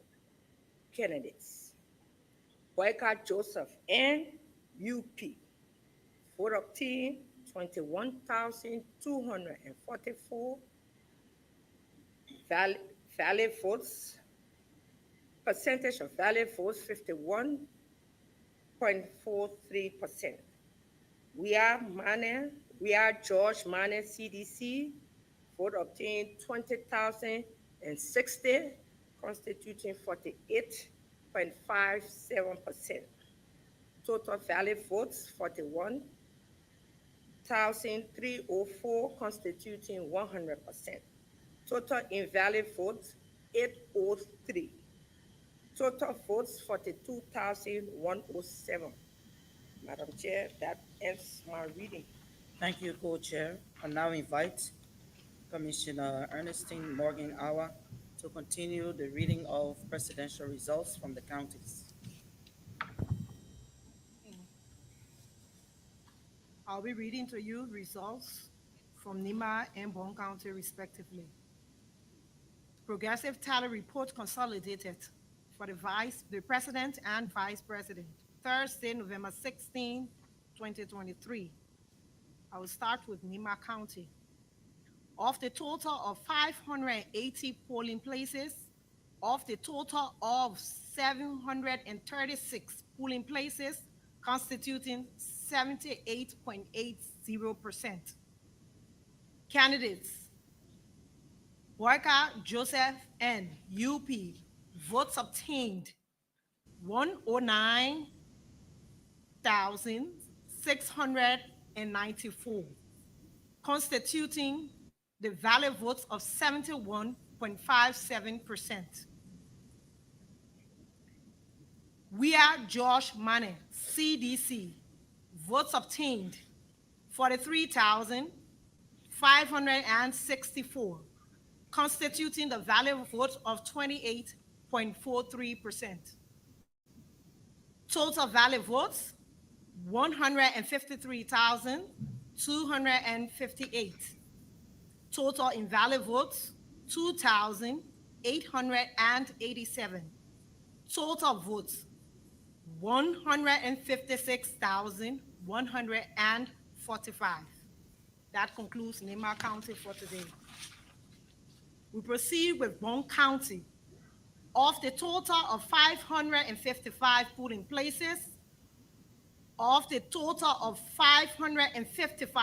places, constituting 100%. Candidates: Boyka Joseph N. UP. Votes obtained 64,194, constituting the valid votes of 47.08%. We are George Mane, CDC. Votes obtained 72,159, constituting the valid votes of 52.92%. Total valid votes 136,353. Total invalid votes 2,742. Total valid votes 139,095. Madam Chair, I duly submit. Thank you, Commissioner Awa. I now invite Commissioner Flor Oxley Sayer to continue the reading of presidential results from the counties. Presidential results, Progressive, Lofa County. For the 424 polling places, of the total of 424 polling places, 100%. Boyka Joseph N. UP. Votes obtained 75,373, constituting 64.60%. We are George Mane, CDC. Votes obtained 41,298, constituting 35.40%. Total valid votes, 116,671, constituting 100%. Total invalid votes, 2,067. Total votes, 118,738. Masurado County, 1,801 polling places of the total of 2,008 polling places, constituting 89.69%. Worker Joseph N. UP, votes obtained 299,008, constituting 51.37%. We are George Manning CDC, votes obtained 283,174, constituting 48.63%. Total valid votes 582,272, constituting 100%. Total invalid votes 6,285. Total votes 588,557. Those are the. Thank you very much, Commissioner Sayer, co-chair, and commissioners. You would notice that we have not read Bapulu, and that's because the results just came in as we were walking in. So we'll read Bapulu tomorrow. I now present National Presidential Progressive Tally Report Consolidated. 5,107 polling places of a total of 5,890 polling places, constituting 86.71%. Boyka Joseph N., UP, votes obtained 712,741, constituting 50.58%. We are George Mane, CDC, votes obtained 696,520, constituting 49.42%. Total valid votes 1,409,261, constituting 100%. Total invalid votes 22,127. Total votes 1,431,388. Those were the presidential results from the presidential runoff. We'll now take your questions.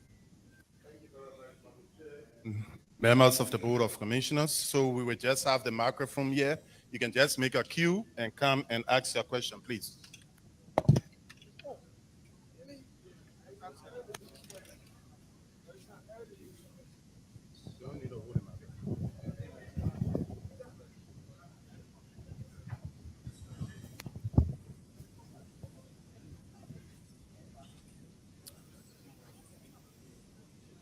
Well,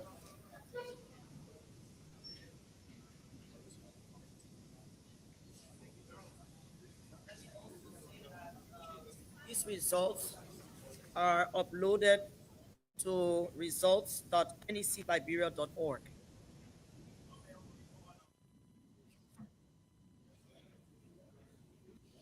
If there are no questions, then we call it a day, right? No.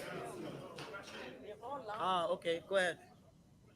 Well, thank you, Madam Commissioner. My name is Aishin Diva, and I report for KMTV. Where I'm concerned,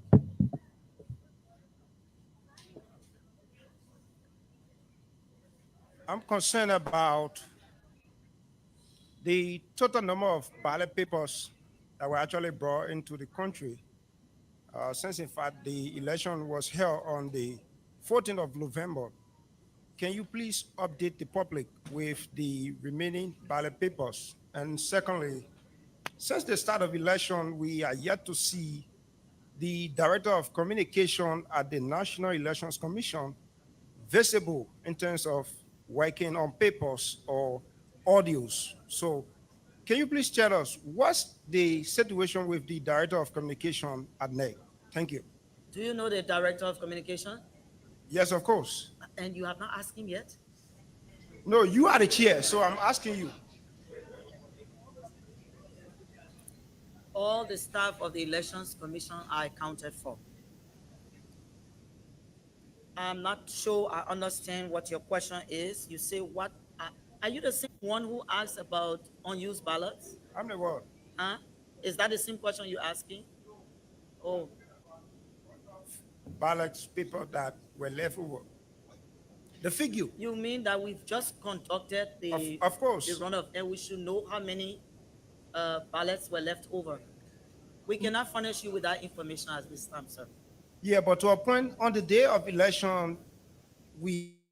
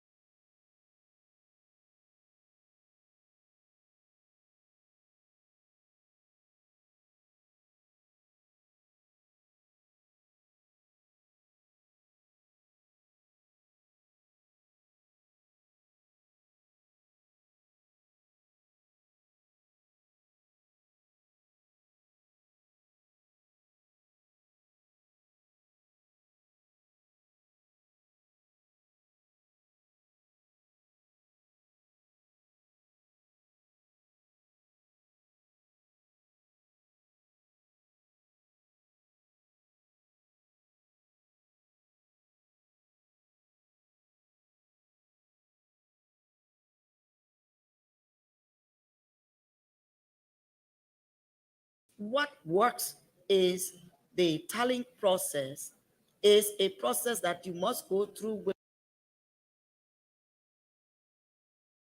with the population of voters that you have with you. And when they are completed and they are made available to us, we will announce it. Next question, please. You wanted to say something? Good evening, Madam Chair. And hold on, Commissioner Kwangma wants to say something. Mr. Moba, the thing is, even in the election day, we say election starts at 8 o'clock, right? Everybody start 8 o'clock. And we get to know after 6 o'clock election is closed, everybody don't finish in time. So it tells you that other people can work faster, other people can work slow. And if I just dial my number, dial someone number, you dial that same person number, sometimes my number will go faster than your number. So internet connectivity also play in this process. We don't have control over the internet. If you have an active internet and you are finished with your work, you can transmit the data to us. But you know, sometimes we hear people say, "Oh, but I standing right beside the GSM pole, and my message not going." Whereas somebody can be almost 100 miles away, and as soon as they punch it in, it gone. The magistrates in charge of the tallying process, none of them will send you the results at the same time. And even let's assume that they were doing it at the same time. The method of it passing through the cloud and getting into the different gadgets that are there before it comes to you, it also takes time. What we should concentrate on is the tally process must go on as smoothly, as quickly as possible, so we get these results and we announce them. Next question. We take another 3 and we call it a day. good evening, Madam Chair and members of the Board of Commissioners. Let me say thanks to you guys for the level of work done so far.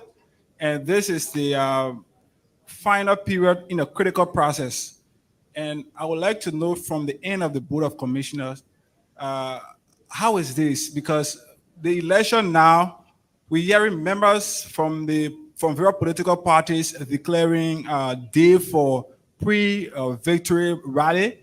And now we're talking about results still being tallied, and some results are still coming in.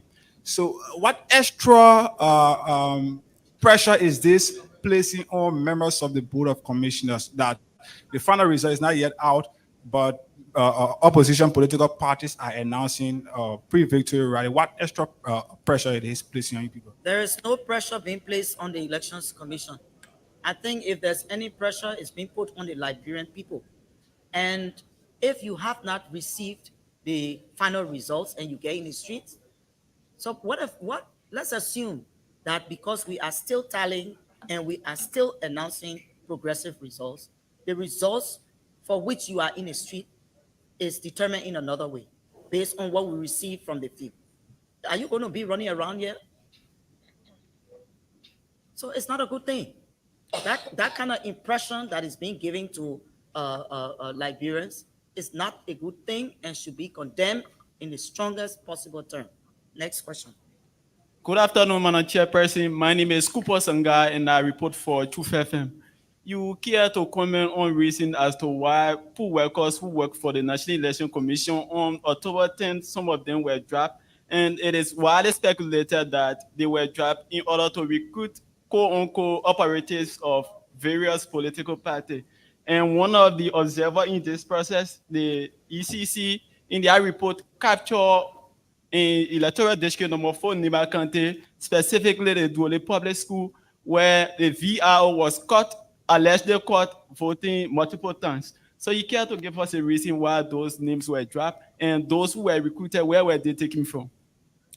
Let me you on your last information about a VRO being caught. I just hearing it from you. But if it's anything to go by, I'm sure it's going to reach the Elections Commission. With respect to dropping pool workers, I'm not sure that pool workers were dropped, but if for any reason they performed in the 10th October and they didn't show up in the 14th November, then perhaps maybe something went wrong. I don't know. and what could have possibly been wrong. Maybe they didn't show up or they didn't perform well. Now, that part of your question where you say to recruit operatives, do you have proof for this thing that you're talking? That's what I said allegedly. No. And if you got proof for the thing you're talking, because it's serious, oh, this thing that you just said is very serious. And if we are to quote you, we'll be quoting you to the LMP. That's This what I is said very allegedly, Madam serious. Chairperson. Now, just now before you talking about alleged. No. Previously, when yellow.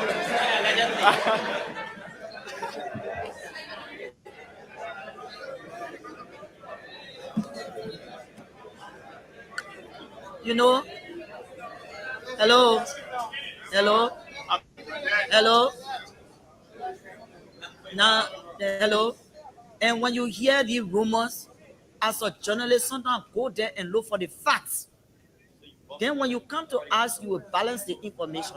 I was there, and you know, the allegations appear to be true, or maybe they were not true because I saw this. We have to be careful with some of these things that we're telling the Liberian people, especially when we do not have facts because we have not researched them, and we raise these things and make other situations to go out of hand or to look bad. At no time, hello, please listen. At no time did the National Elections Commission recruit operatives. And those operatives that you're talking about, you're the one who know them because you have not really identified who the operatives are. So let's be careful here, please. Last question. Okay. The commission want to say thank you once again to the commissioners. Yeah, once again, I'm Samuel Kuma, manager of Big FM 103.9. Let me say congratulations once again to the commission for the work thus far. There is a concern that I had. Previously, from the onset of this process in terms of the elections, we were told that there will be a biometric process. Later, the commission did inform the public that there is not a biometric in form of using that which were projected. My concern is the budget, whether funding were made available for the biometric process. If funding were made available, where is this money spent and how is it spent? Thank you very much. Let me say to you, hello. Let me say to you, when we conceived the idea to transition from optical mark recognition, commonly known as OMR, to biometric technology, the initial plan was to do biometric cards and to have a verifier for biometric cards on elections day. When we did not get the funding for the latter that I've just said, we were constrained to only conduct biometric voter registration, which produced the cards that you have. Repeatedly, we have announced, and I will say again, that we said there will be no machines used on elections day because we did not have the verifiers. We could not procure them because we did not have the money. We announced that on election day, verification will be done manually by the regular FRR, where you have the booklet of all those who are supposed to be in polling places. When you get there, we check for you in our booklet, and then we send you to do your voting. So this is what obtained. And this is not new information. It's information that has been out there for almost 2 years now. Thank you.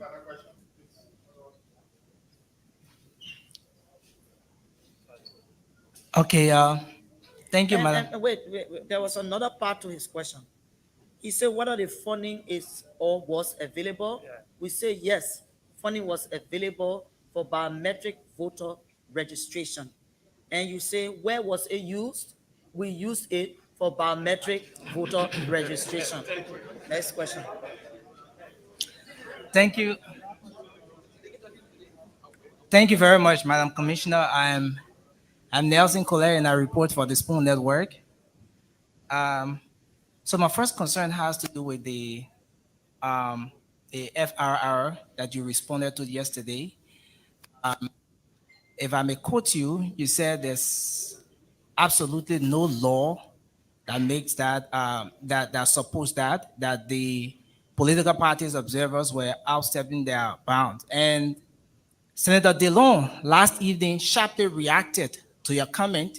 He said that such a comment coming from you indicates that maybe you haven't read the law sufficiently. And he stated why he says so. Madam Commissioner, do you still stand by your statement that the instructions at some point to have the FRR from the political parties observers not used? Do you still stand by that statement that it was legal? And then the second concern has to do with the runoff. Let me answer that. You said the FRR, and you also said that we responded to it yesterday. So we are not going to repeat it today. Next question. Okay. So the next question has to do with the runoff. The runoff. Before getting here, there were questions asked in this very room about the runoff. What was the budget? And at some point, you said you would get to us, and the runoff has concluded. And even on the day of the voting, there were some temporary staff who were agitated. They were concerned about them not being paid.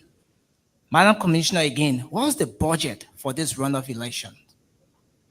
The budget for the elections, 10th October, and the runoff is 53 million. And we receive all of that money. Thank you very much. We see you tomorrow. Thank you very much, Madam Chairperson and members of the Board of Commissioners. Somebody mistakenly left this power band. If it's your power band, you can please come for it. Thank you.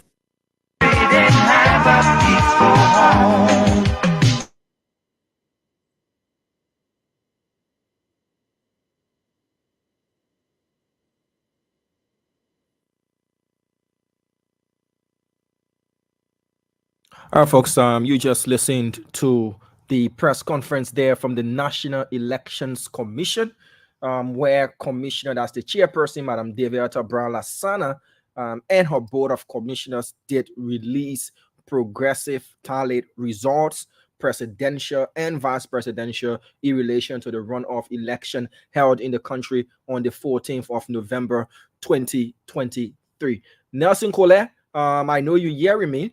Kindly, my friend, when I'm talking to you, I like to see you. My friend, please come in front of the camera. My friend, my orientation is when I'm talking to you, I want to see you. That is how I was taught. Nelson, please come in front of the camera and let's have this conversation.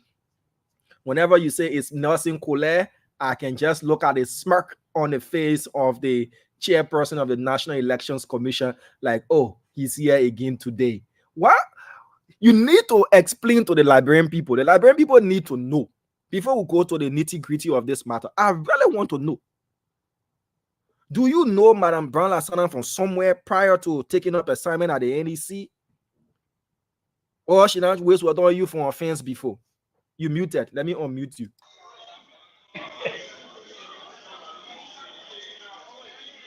Colette. Yeah, are you there, Dami? What's the You issue? getting me? Yeah, I'm getting you loud and clear. What's the Okay, issue? so interestingly, there has been no situation of such. Okay, so for that, before we continue, I'm thinking as well we can take a quick statement from one of the international observers speaking to the Sure. media, then we come back.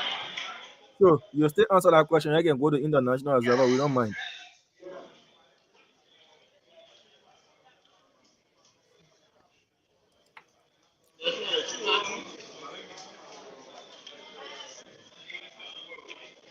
We are not getting that observer. You have to switch your audio device. It's currently connected to your headset. You have to switch it so that we hear that person, please.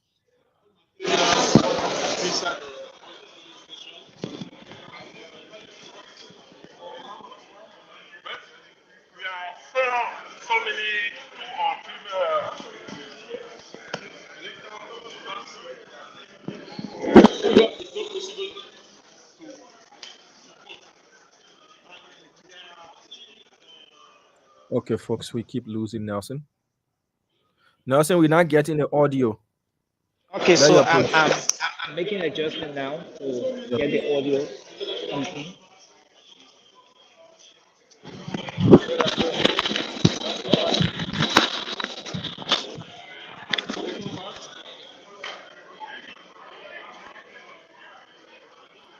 All right, it's still not working. It is still not working. So just kindly switch your device. Stay quiet and wait the National Electoral Commission to program the result. It's not, yeah, what? Because the peace is very important for Liberian people. But election was a peaceful election. It's not fine after the result. People will fight. That is not good. To keep quiet and wait the result. After result, they can keep quiet and the system of democracy of Liberia is good. We don't see anything who is this is wrong too much. Then we can congratulate the media. We can congratulate the NEC because they are doing their work correctly. And that's our report. We have to give your number. We have to send it to you to reach it because we are making our report. Thank you very much. So what's the name, sir? Yeah, question with small English. After our report for negative value, during our submission for the October 10, November 14, what are some of the irregularities do you observe in Liberia? Okay. Then, the first one, people are coming out too much to vote. What we are seeing, but it's not the same just like the second one. And the difference, the campaign in the first round was it's not the same. But we are seeing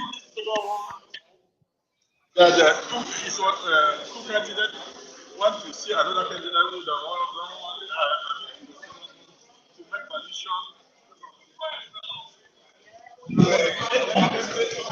Okay, Diamond, are you there? Yes, Mr. Couler, I'm here. So apologies, we are having some issues adequately getting some audio from that international observer. So we had to disconnect and try to continue from where we stopped with respect to the analysis here. Yeah. All right. So I know Liberians want to hear the numbers of the NPC reiterated by you and your team because I know you were taking down notes and all of that. But what is the history between you and Madam Director Brown Lascana?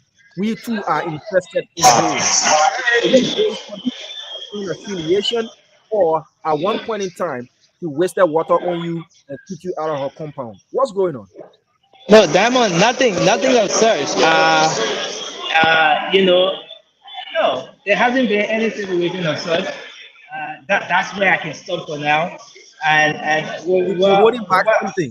The fact you can say no, that no, way you can start for now, meaning there are other things you can say, but it's okay. We accept it. Let's go to election numbers. One day we'll find out the truth of the matter. One day we'll find yeah, out. you have to start your investigation now. You have to start your investigation, but I'm quite sure that your investigation will not cover anything contrary to what I've said. And yes, I think it's just based on the job you do, and sometimes that's how it is, Diamond. Sometimes you not get what you want out of the newspapers. Sometimes the responses will not be okay. Sometimes even the questions will upset, the interviewers or the newsmakers and stuff like that. That is something which we are cognizant of as well.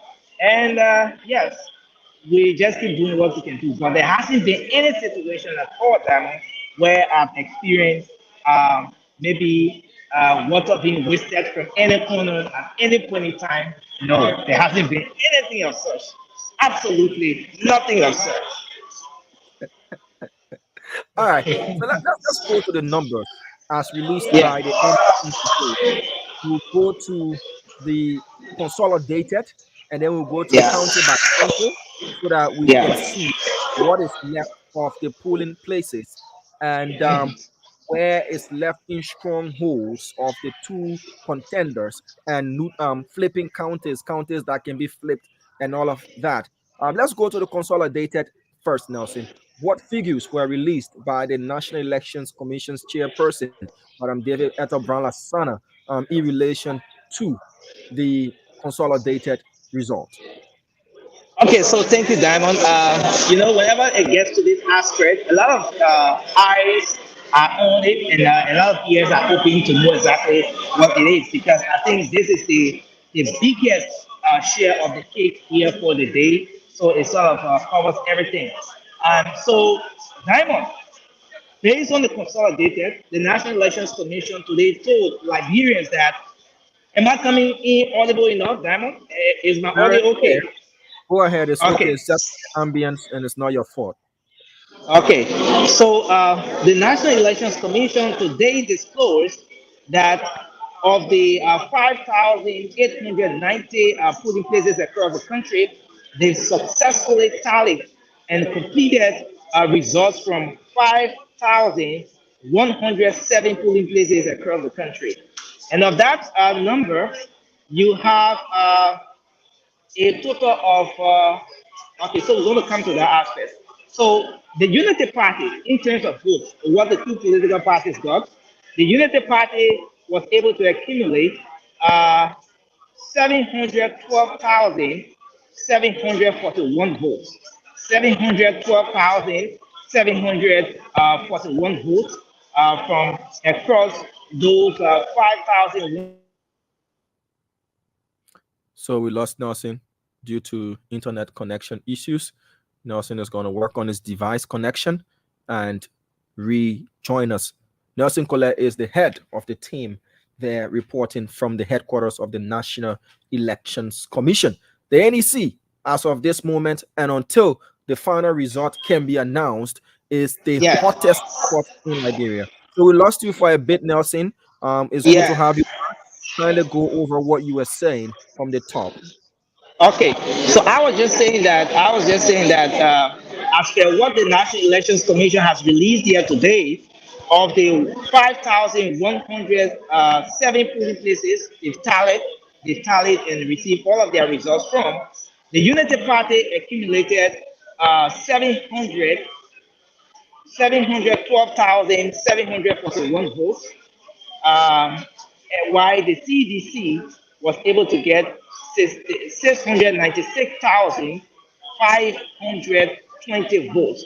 So the numbers from the CDC or the numbers here for the CDC represents 49.42% of the votes. That's what the CDC has been able to get from the consolidated as released here by the National Elections Commission today, while the Unity Party got a little over 50% of the votes here today, of all of the numbers that the National Elections Commission has tallied across the country. So the Unity Party stands at 712,741 votes, while the CDC stands at 696,520 votes, um, constituting 49.42% of the total votes here. So looking at the numbers, Diamond, we are left with a little over 700 polling places yet to be tallied across the country. So the National Elections Commission, from all indication here, will maybe in a couple of days be concluding the results from across the country because they've gone over 60%. I'm going to get the percentage here exact, but they've gone over 60% of the results so far from what we received. Now you come to invalid votes. So the total valid votes, let's start with the total valid votes. You have 1,409,261 total valid votes as released by the National Elections Commission. And of the total valid votes, you I just announced the figure here for the CDC and that of the Unity Party. And for invalid votes, you have a total of 22,127 invalid votes so far from the National Elections Commission. So this is where we stand right now with respect to the results of the consolidated result coming from the National Elections Commission. But in case you want me to visit some of the counties, then we can do exactly that. But today, one thing I gathered, one thing that was made clear here today is that the National Elections Commission did not read any result from the, the National Elections Commission did not release any result from Bapulu County today, and the reason, according to the next chairperson, for that was because they are still working on the results. She said immediately as they were working in, they got the Just results. on that, I'm calling our Bapolu County correspondent. He's the total tallied result from Bapolu County. I'm calling our Bapolu County correspondent. Keep on your commentary. I'll be in the background to get him, and then we'll put those numbers out. Though they will not be from the NEC as official from the Yeah. mouth of the commissioner, but it is certified NEC record as well. So just go Yeah. ahead. You can go through the counties, and then I'll get back with you. I'll be back to connect with you. Go ahead, Nelson. Well, thanks a lot again, Diamond. So, as I was just pointing out, the National Elections Commission did not release any result today from Bapulu County. Well, the concern was raised, and what the next chairperson said is that they are still working on that those results. Immediately as they were trying to make their way into the hall, they got the results from Bapulu County, and they needed to run that result through the system, do all of their verifications and all of that before releasing it to the public, something which they were unable to do before getting here. So, like yesterday, we did not get results from Grand Creek County. So, similarly today, we did not get results from Bapolu County. And it's a good thing that, Diamond, you're trying to connect with our correspondent from Bapolu County to get exactly the numbers, what the numbers are that we did not get from the National Elections Commission today to come out of Bapolu County. But let's move quickly to some of the results coming from the counties now, Diamond. So I just brought the consolidated, which is 712,741 for the Unity Party. That's 712,700 for the one for the Unity Party, and the CDC 696,520 votes for the CDC, constituting 49.42%, putting the Unity Party in the lead here. That's according to the consolidated numbers of votes we have from the National Elections Commission, official. Now, but let's go into the counties. What are the counties that these numbers are coming from? So you take River G County, for example, Diamond.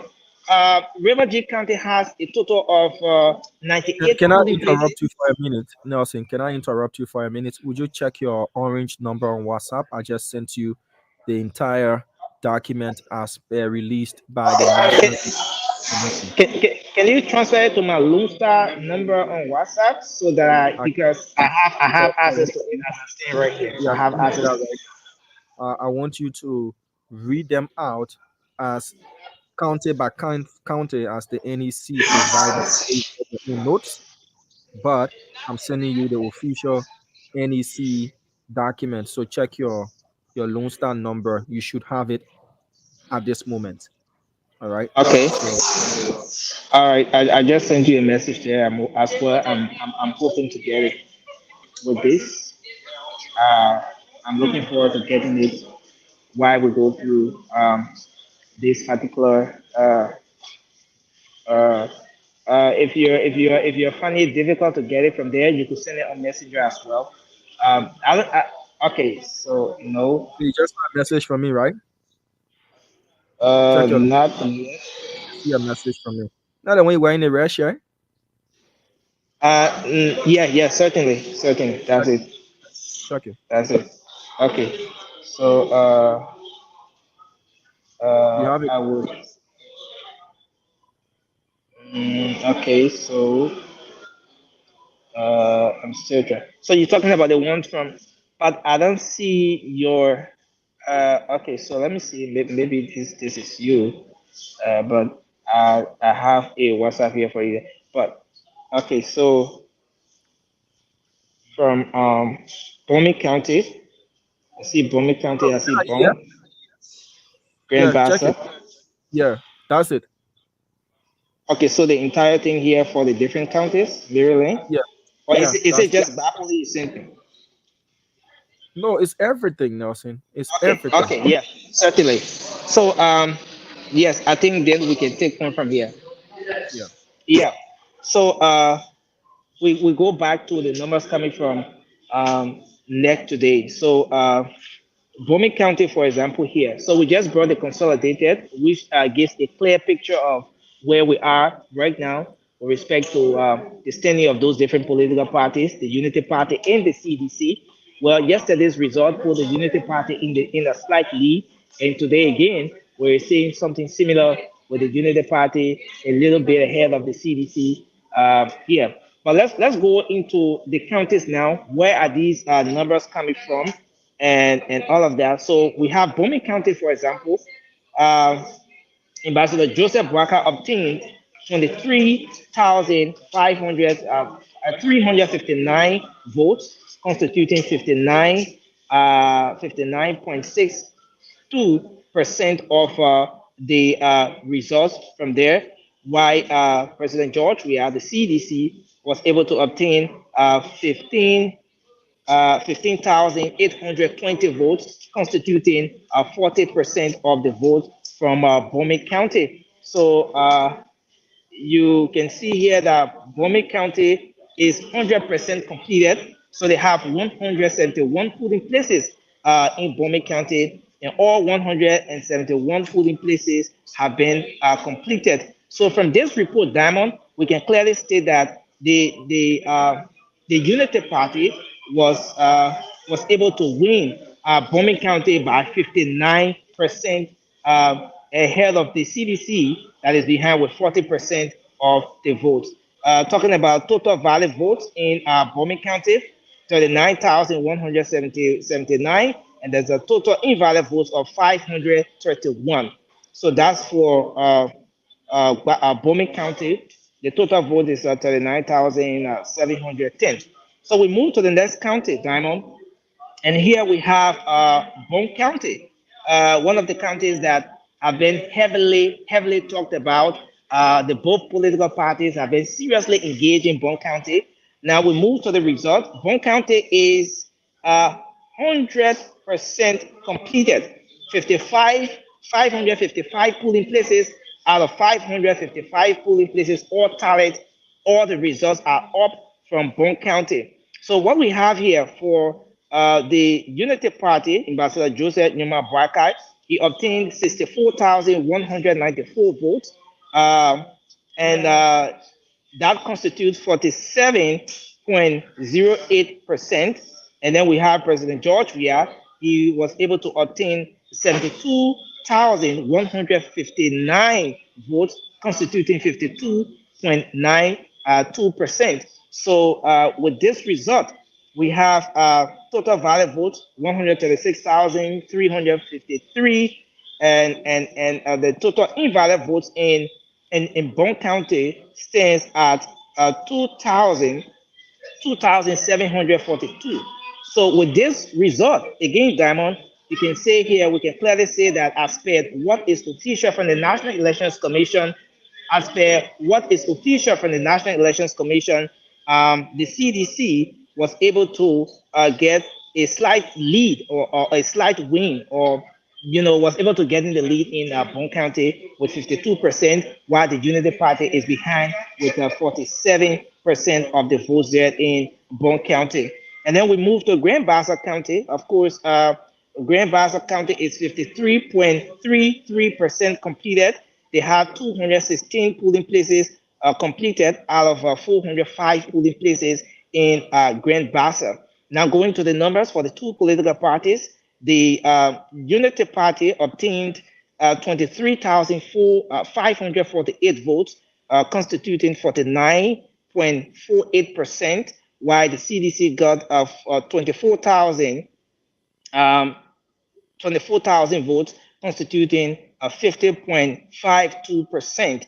Talking about the number of invalid votes for Grand Bassa County, it stands at 950, and yeah, total valid vote is 48,000 and so. So as per the numbers we have here, the CDC is again in a slight lead in Grand Bassa County with 50.5% of the vote, while Unity Party stands at 49.48%. But again, Diamond, one key thing to state here is that the numbers coming from Grand Bassa County is not completed yet. We have just 216 polling places.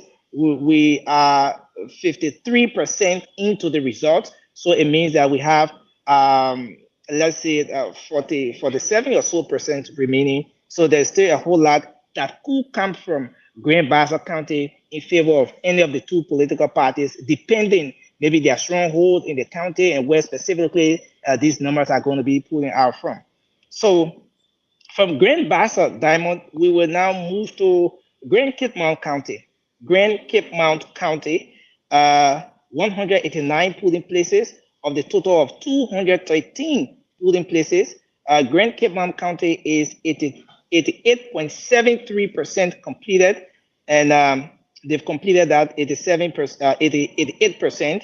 Going to the numbers for the two political parties, well, the Unity Party obtained 21.244%. That's 21,244%, constituting 51.43%. Again, let me go on this. The Unity Party obtained 21,244 244 votes, constituting 51.43%, while the Unity Party, the CDC, sorry, got 20,060 votes, constituting 48.57%. Well, judging from this number, again, Diamond, with 88% already complete in Grand Cape Mount County, you can clearly see here that the Unity Party is in the lead for Grand Cape Mount County. Well, the margins are things that we will maybe do the calculations of later and be able to say exactly what it is. And so let's talk about invalid votes in Grand Cape Mount County. There's a total of 803 invalid votes in Grand Cape Mount County for now. So Grand Julia County, Diamond, one of the So southeastern Justin, counties. you do 7 or 8, and I'll help you do the other 8. It's a whole lot for you Yeah. to call 15 counties. Let's say 14 because Bapolu is not captured. So you do Yeah. 7, and I do 7 to be able to help you out as well. Yeah. So I'm at what? 3, 4? Okay, so this should be the fourth. So Grand Julia County is where we are now with 129 polling places completed out of one. If you do Grand Julia, that will be the 5th. Okay, so this is the fifth. All right. Yeah. So Grand Julia County, 129 polling places. Well, out of 163 polling places, they've gone 79%, 79.14% of the votes from Grand Julia County. Well, moving to the numbers for the two political parties, the Unity Party obtained 3,538 votes in Grand Julia County, and that constitutes 10% of this number, 10%. And the CDC obtained 29,847 votes, constituting 89.44% of the vote. And so you can see here that the CDC is in the lead in Grand Julia County. So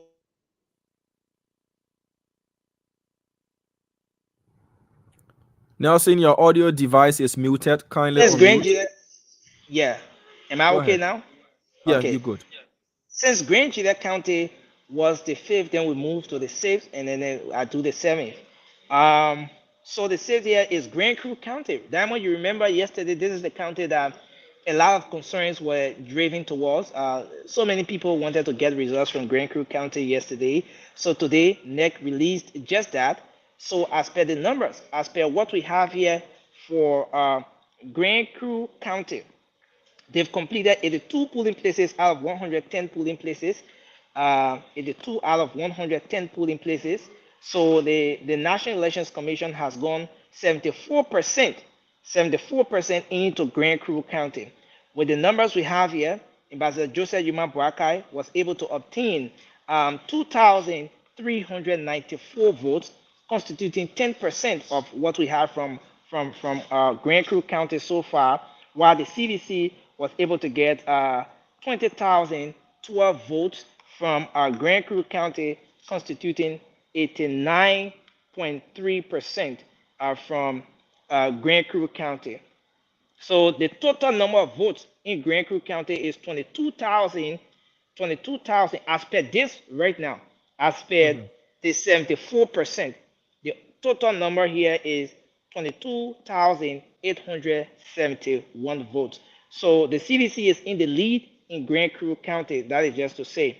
Then I move to the 7th county here. Then before coming back to you, Diamond. So it's Lofa County. Yeah, Lofa Lofa. County. Yeah. Lofa has 424 polling places. The National Elections Commission has completed Lofa County 100%. 424 polling places out of 424 polling places for Lofa County. Now the numbers here coming for Lofa is that the Unity Party obtained 75,373 votes from Lofa County, constituting 64,060, 64,006, 64%. 64,060%. Yeah, let's say 64,000. 64%, Nelson. 64%. Sorry, yeah, 64%. That's right, Diamond. 64% for Lofa County, and the CDC obtained 41,298 votes, constituting 35.4%. So while the Unity Party stands at 64.6%, the CDC is at 35.4% for Lofa County. Going to the number of invalid votes for Lofa County, Diamond, Lofa County got 2,067 invalid votes, and the total number of votes for Lofa County stands at 118,738. So that's the 7th, and then maybe Diamond, you can take on from here with the rest of the 7 other counties. I think Thank you, including Nelson. Bapuru County. So we need to gloat about the results coming from Lofa because we have called Lofa before the NEC. We received the official tally results, consolidated tally results from Upper and Lower Lofa, and the Spoon Network was able to have given to our people ahead of time the official numbers coming from NEC official tally results, just that we don't announce officially because the NEC is the one responsible for that. We did that for Lofa and we did that for Margibi as well. And the numbers came exactly as we did for Margibi. Someone said, who was in the comment section, said, oh, why is it written with pen? And I had to explain that it was because there were 2 different tallying centers in Margibi County, and the second tally center was reported and written upon. And again, that was spot on. Let me go to that before we go to what was released by the NEC. So this is what we got from Margibi long before the NEC was able to have released the results. But anyway, let's go straight to what we have.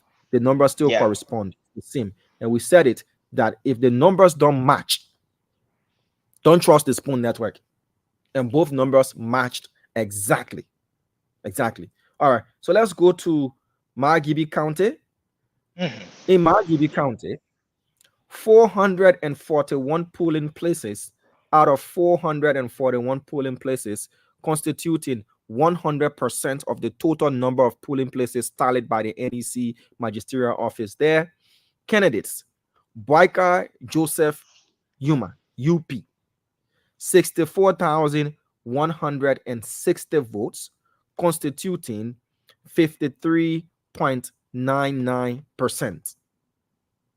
We are George Mane, CDC, 54,676 votes, constituting 46.01%. Total valid votes, 118,836, constituting 100% of valid votes. Total invalid votes, 1,881. Total votes, 120,717. The UP won Lofa and Magibi. Yeah. So you Yeah. add that to what's the other county? Bomi. You add that to Bomi. So for the UP so far is Bomi, Lofa, Magibi, and it's based on counties that have been totally tallied. Yeah. We move on to Maryland County.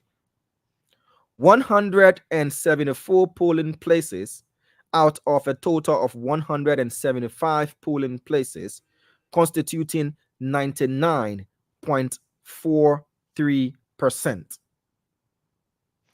Candidates: Boyka Joseph N, UP, 7,050 votes, constituting 16.64% of the total number of valid votes from Maryland County. We are George Mane, CDC, attained 35,328 votes, constituting 88.36% of the total number of valid votes tallied. Total valid votes, 42,378, constituting 100%. Total invalid votes, 1,151. Total votes, 43,529. With just one polling place remaining in Maryland County, though unofficially, we can say the CDC will win Maryland County. But we're not jotting it down yet because it's not completed.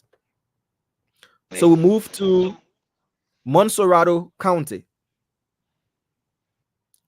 1,801 polling places of a total of 2,008 polling places completed or tallied so far, constituting 89.69% of the total number of polling places in Monserrado County.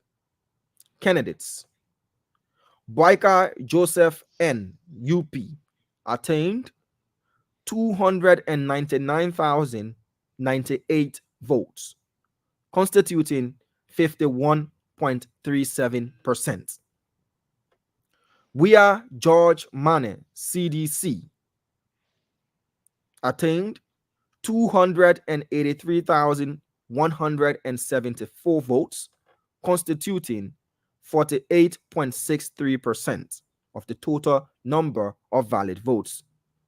Total valid votes cast and tallied so far in Monserrado County, 582,272, constituting 100% of the total valid votes tallied thus far. Total invalid votes, 6,285. Total votes tallied so far for Monserrado County is 588,557. We move to Nimba County. 580 polling places of a total of 736 polling places tallied thus far in Nimba County. That constitutes 78.80% of the total number of polling places tallied in Nimba County. Candidates: Boyka Joseph N, UP, attained 109,694 votes, constituting 71.57% of the total number of valid votes tallied so far from Nimba County. We are George Mane, CDC, attained 43,564 votes, constituting 28.43% of the total number of valid votes tallied so far from Nimba County.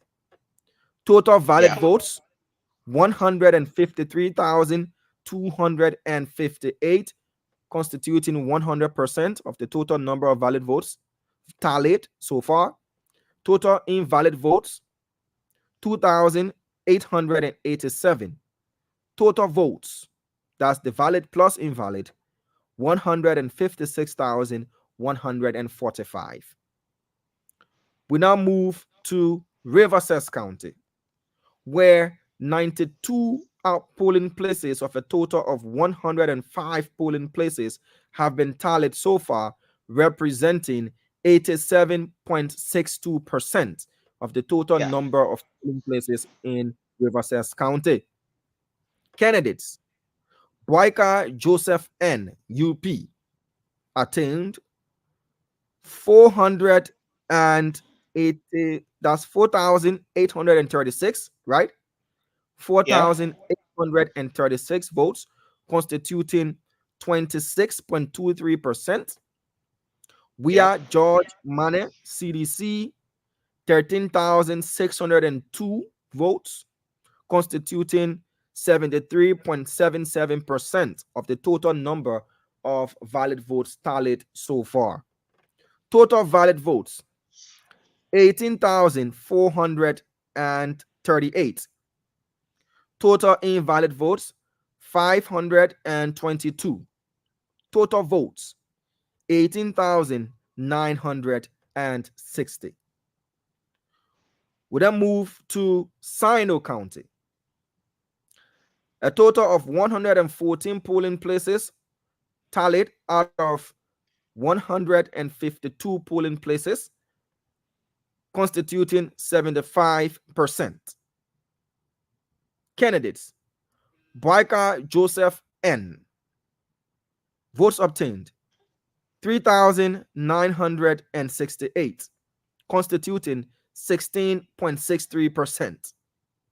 16.67. 16, Diamond? 16.67. Let me go over that again. Thank you for spotting that. Boyka Joseph N. UP obtained 3,968 votes, constituting 16.67% of the total number of valid votes tallied so far in Sino County. We are George Mane, CDC, obtained 19,841 votes, constituting 83.33% of the total number of valid votes tallied so far in Sino County. Total valid votes, 23,809. Total invalid votes, 500. Total votes, valid plus invalid, 24,309. We move to River G County, where 97 polling places out of a total of 98 polling places have been tallied so far, constituting 98.98% of the total number of polling places in River G County. Candidates: Boyka Joseph N. UP obtained 4,675 votes, constituting 20.10%. We are George Mane, CDC, obtained 18,587 votes, constituting 79.90%. Total valid votes, 23,262, representing 100% of the total number of valid votes tallied so far. Total invalid votes, 520. Total votes, 23,782. We then move to the last county on this list, which is Bapolu County. I do see Bapolu on this list.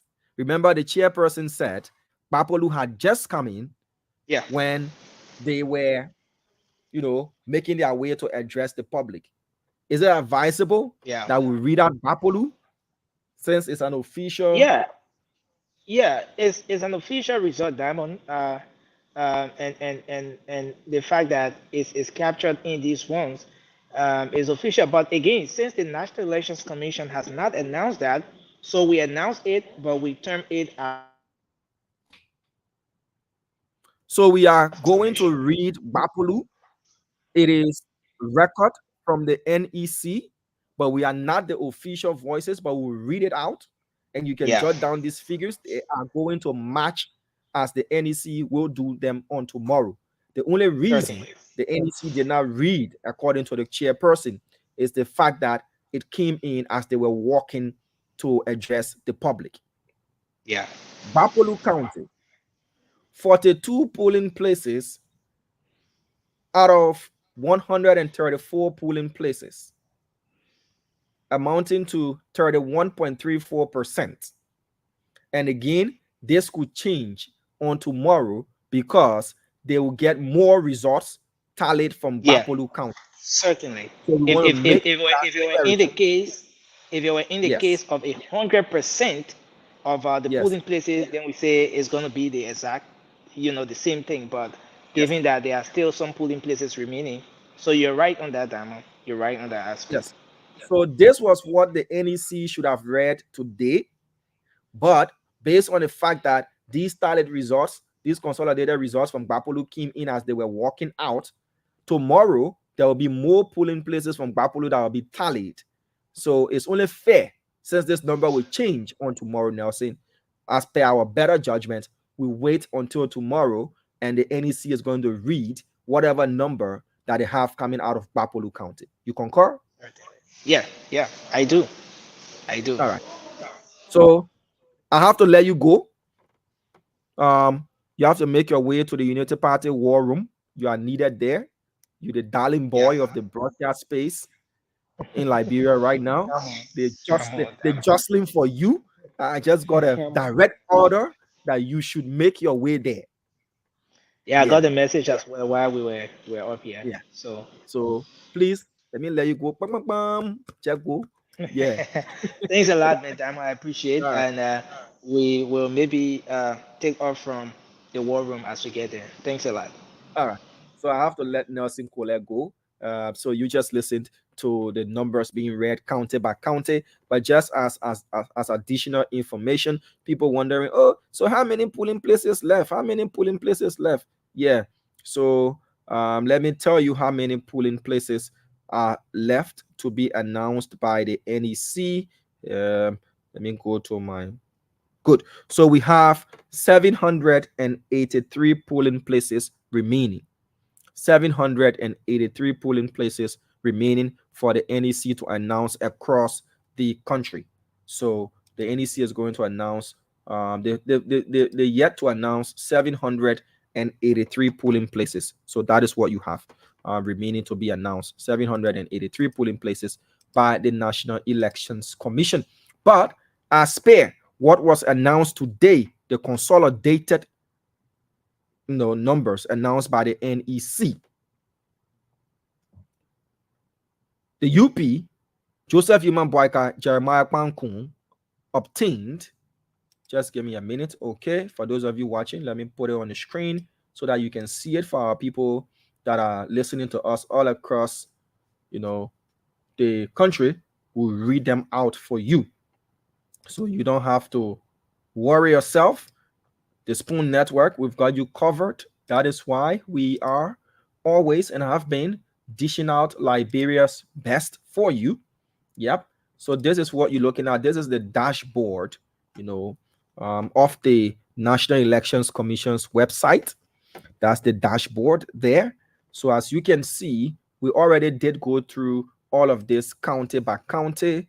So we'll just give you consolidated. So it says national tally, preliminary results as of the 16th 2020 of November 2023 at 3:44 p.m. 2023 runoff presidential election results. Data entry progress. 86.71% out of 100% of polling places across the country tallied so far, representing 5,107. So 5,107 polling places across the country have been consolidated into this number. So you take your calculator, we have 5,890 polling places across the country. So you say 5,890 minus 5,107. That gives you 783. So yes, 783 polling places left to be tallied and reported into the consolidated number across the country. With that being said, total votes, that is valid plus invalid from the 5,107 polling places that have been tallied, stands at 1,431,388. Candidates: Boyka Joseph N, UP. Votes obtained 712,741 votes. Again, Boyka Joseph N of the UP. Votes obtained 712,741 votes, constituting 50.58% of the total number of valid votes tallied so far. We are George Mane, CDC. Votes obtained 696,520 votes. We are George Mane, CDC. Votes obtained 696,520 votes, constituting 49.42%. The margin as of today between the two candidates stands at 16,221. The margin again as of today. Yesterday, the margin was about 5,000. The margin as of today stands at 16,221 votes. Remember, this is not a percentage-based election. The first round was percentage-based. This one is about simple majority, or you can call it absolute majority. It is the person who gets the highest number of votes. Once they've tallied, the NEC has tallied 100% of the total number of polling places around the country, the person with the highest number of votes is no longer, oh, the person might get 50% plus one, oh, the person might get 50% plus one. No. This one, the highest number wins. The person with the highest number wins. And as it stands, it is 16,000 plus margin. With 783 polling places remaining across the country, and with the pace at which the NEC is consolidating and tallying these results, tomorrow we might just get close to 95 to 96% of the total number of polling places across the country tallied. Depending on this pace, if it continues like this, from now to Saturday, remember, the NEC has got 15 days to announce the results. This is just day number 2. Before we get to day number 4 or 5, NEC is going to announce a president-elect. Again, it is simple majority, the second round, with leads being established, 16,221 votes margin. And with 783 polling places remaining,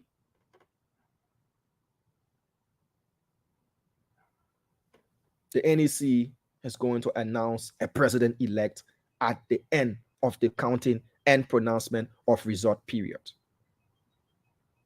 So that is that. We just thought to inform you as we've been doing. And we're about to go off for today. Spoon Talk, remember, is going to come your way. Nelson is making his way to the situation room or war room of the Unity Party. And once they go live from there, will bring that to you. The CEO, the former CEO, Mr. Stanton Alexander Witherspoon, and his team are definitely going to come on. But my name is Diamond Slanger. I've been here providing for you this coverage along with our teams all across the counties and at the NEC's headquarters. We've been all around making sure that every bit of information that you need, we provide them to you. So thank you again. Thank you for watching. Thank you for listening. But keep listening to Spoon FM, Fabric Radio, Super 95.5, the rest of the counties. But before I go, the Justice Ministry has issued a press release. So the release is there on the screen for all of you to see, those of you watching, and we'll read out the release for our people in Radio Land to know the content of this press statement from the Justice Ministry. So, earlier today, the Unity Party and the CDC had announced that tomorrow they're going out there to celebrate what they've termed as their victories, the two parties in this runoff.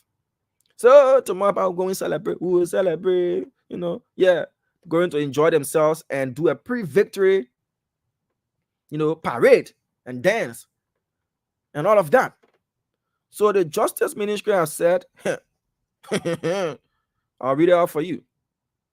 It says, Ministry of Justice, Republic of Liberia, Office of the Minister, Attorney General, Republic of Liberia, press release. Joint Security of Liberia strongly resists planned pre-victory celebrations for immediate release. Monrovia, November 16, 2023, and it reads, it has come to the attention of the Joint Security of Liberia that the two political parties involved in Tuesday, 14th November 2023 presidential runoff elections have begun preparing, buying vuvuzelas, tying lapas, sewing t-shirts, and all kinds of things. Have begun preparing their various partisans and supporters for pre-victory celebrations Friday, the 17th of November, 2023. As cautioned earlier, before the runoff, the Joint Security of Liberia is reinforcing its mandate that there will be no such pre-victory celebrations by any political party before the National Elections Commission shall have announced the final results and declared the winner of the presidential runoff elections. The Joint Security calls on the leaderships of the two political parties to exercise control over their partisans and supporters, as well as demonstrate a high degree of political maturity and sensitivity during this crucial time in the country's democratic sojourn to preserve our cherished peace and tranquility. The Joint Security shall and will continue to monitor the situation, including social media platforms, and will hold accountable under the laws of Liberia anyone who incites chaos that leads to violence. Liberians and all residing within the borders of Liberia are assured of an unbridled security and asked to go about their normal activities. This is signed Maud M. Soma, Director of Press and Publicity, Ministry of Justice, Republic of Liberia. Our money, our party, our brother there, our sister there, our uncle there, our auntie there, our nephews, our nieces, our grandchildren, our great-grandchildren, our grandpa, our grandma there, our great-grandma, our great-grandpa there, our family. The people that are in charge of security in the country say the two parties that went to the runoff, they might not go outside tomorrow to say they're celebrating. They dancing buka, they dancing girl for your mother, making me gambe. No, they might not go dance. Having said, They wanna go dance. Move on in my ear with your munya. They wanna go do nothing tomorrow. Rather, they should relax and wait. Chill. Break la cool. Relax la set. And wait. They must cock and wait until the NEC can come on and say that party A win and the person that president elect for Liberia, or that party B win and the person that president elect or the Republic of Liberia. Then when the NEC come on now and say that one, you can go on and dance, either hearing sand or you go dance. Move on your ear with your munya. You can go decide which one once they finish announcing.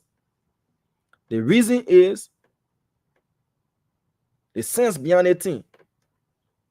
When two different people then from different political parties start celebrating and going on the street and doing all kinds of things,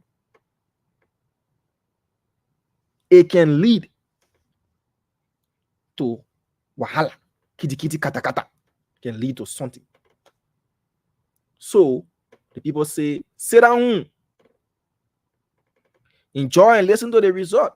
Tune to Spoon FM, tell your radio. You just want it to Spoon FM.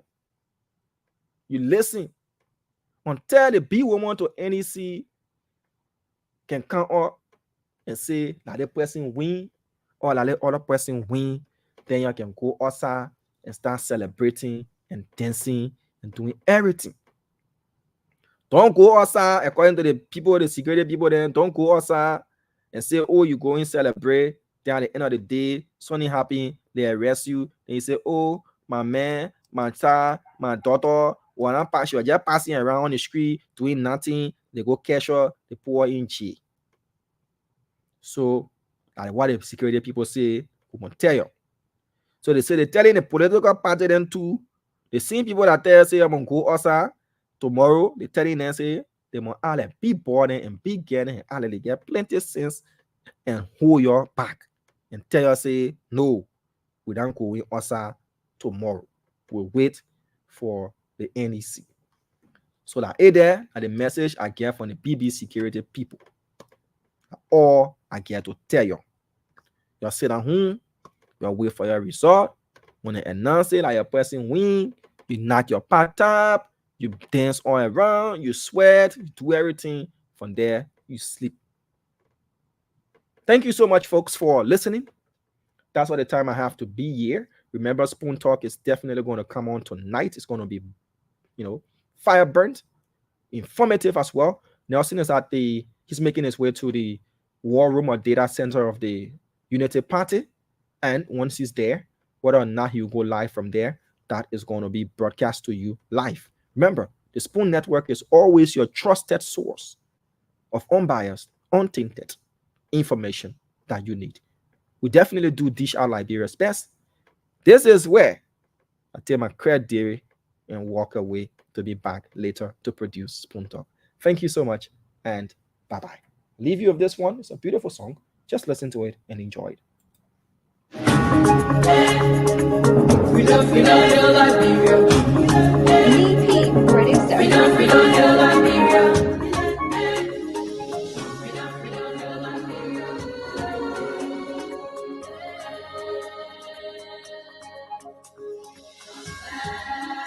Of Liberia, it's fly all the time.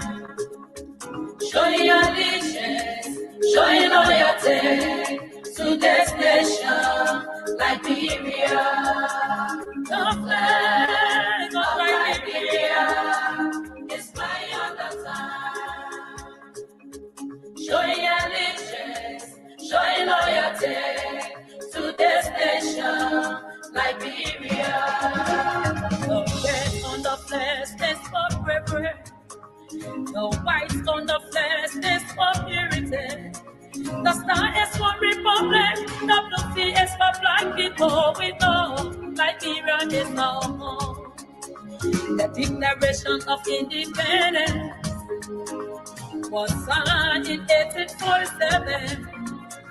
11 days of people we are known as First Republic. The Lone Star shining evermore. Of Liberia, it's my other time. Show allegiance, show loyalty to this nation, Liberia. My people who are over money, we humble themselves and seek my face. I will rise and build their nation. Liberia will rise again. Nations will come to your rising. I prophesy. Kingdom will come to your life. Together, let's live your peace. What's in unity, we will build our nation. Arise, Liberia, arise. Arise and take your place. Whatever the locals are eating, arise and take your place. The faith of Liberia is flying on. It's flying on the time. Join the leader. Join loyalty. To this nation. Liberia. In union. Success is love. It's flying on the time. Join loyalty. To this nation. Liberia. In union. Success is love. In unity we will build our nation. In unity. Liberia. We focus on no life. We focus on prosperity. We focus on peace in this nation. I pledge allegiance to the flag of Liberia and to the republic for which it stands, one nation, indivisible, with liberty and justice for all.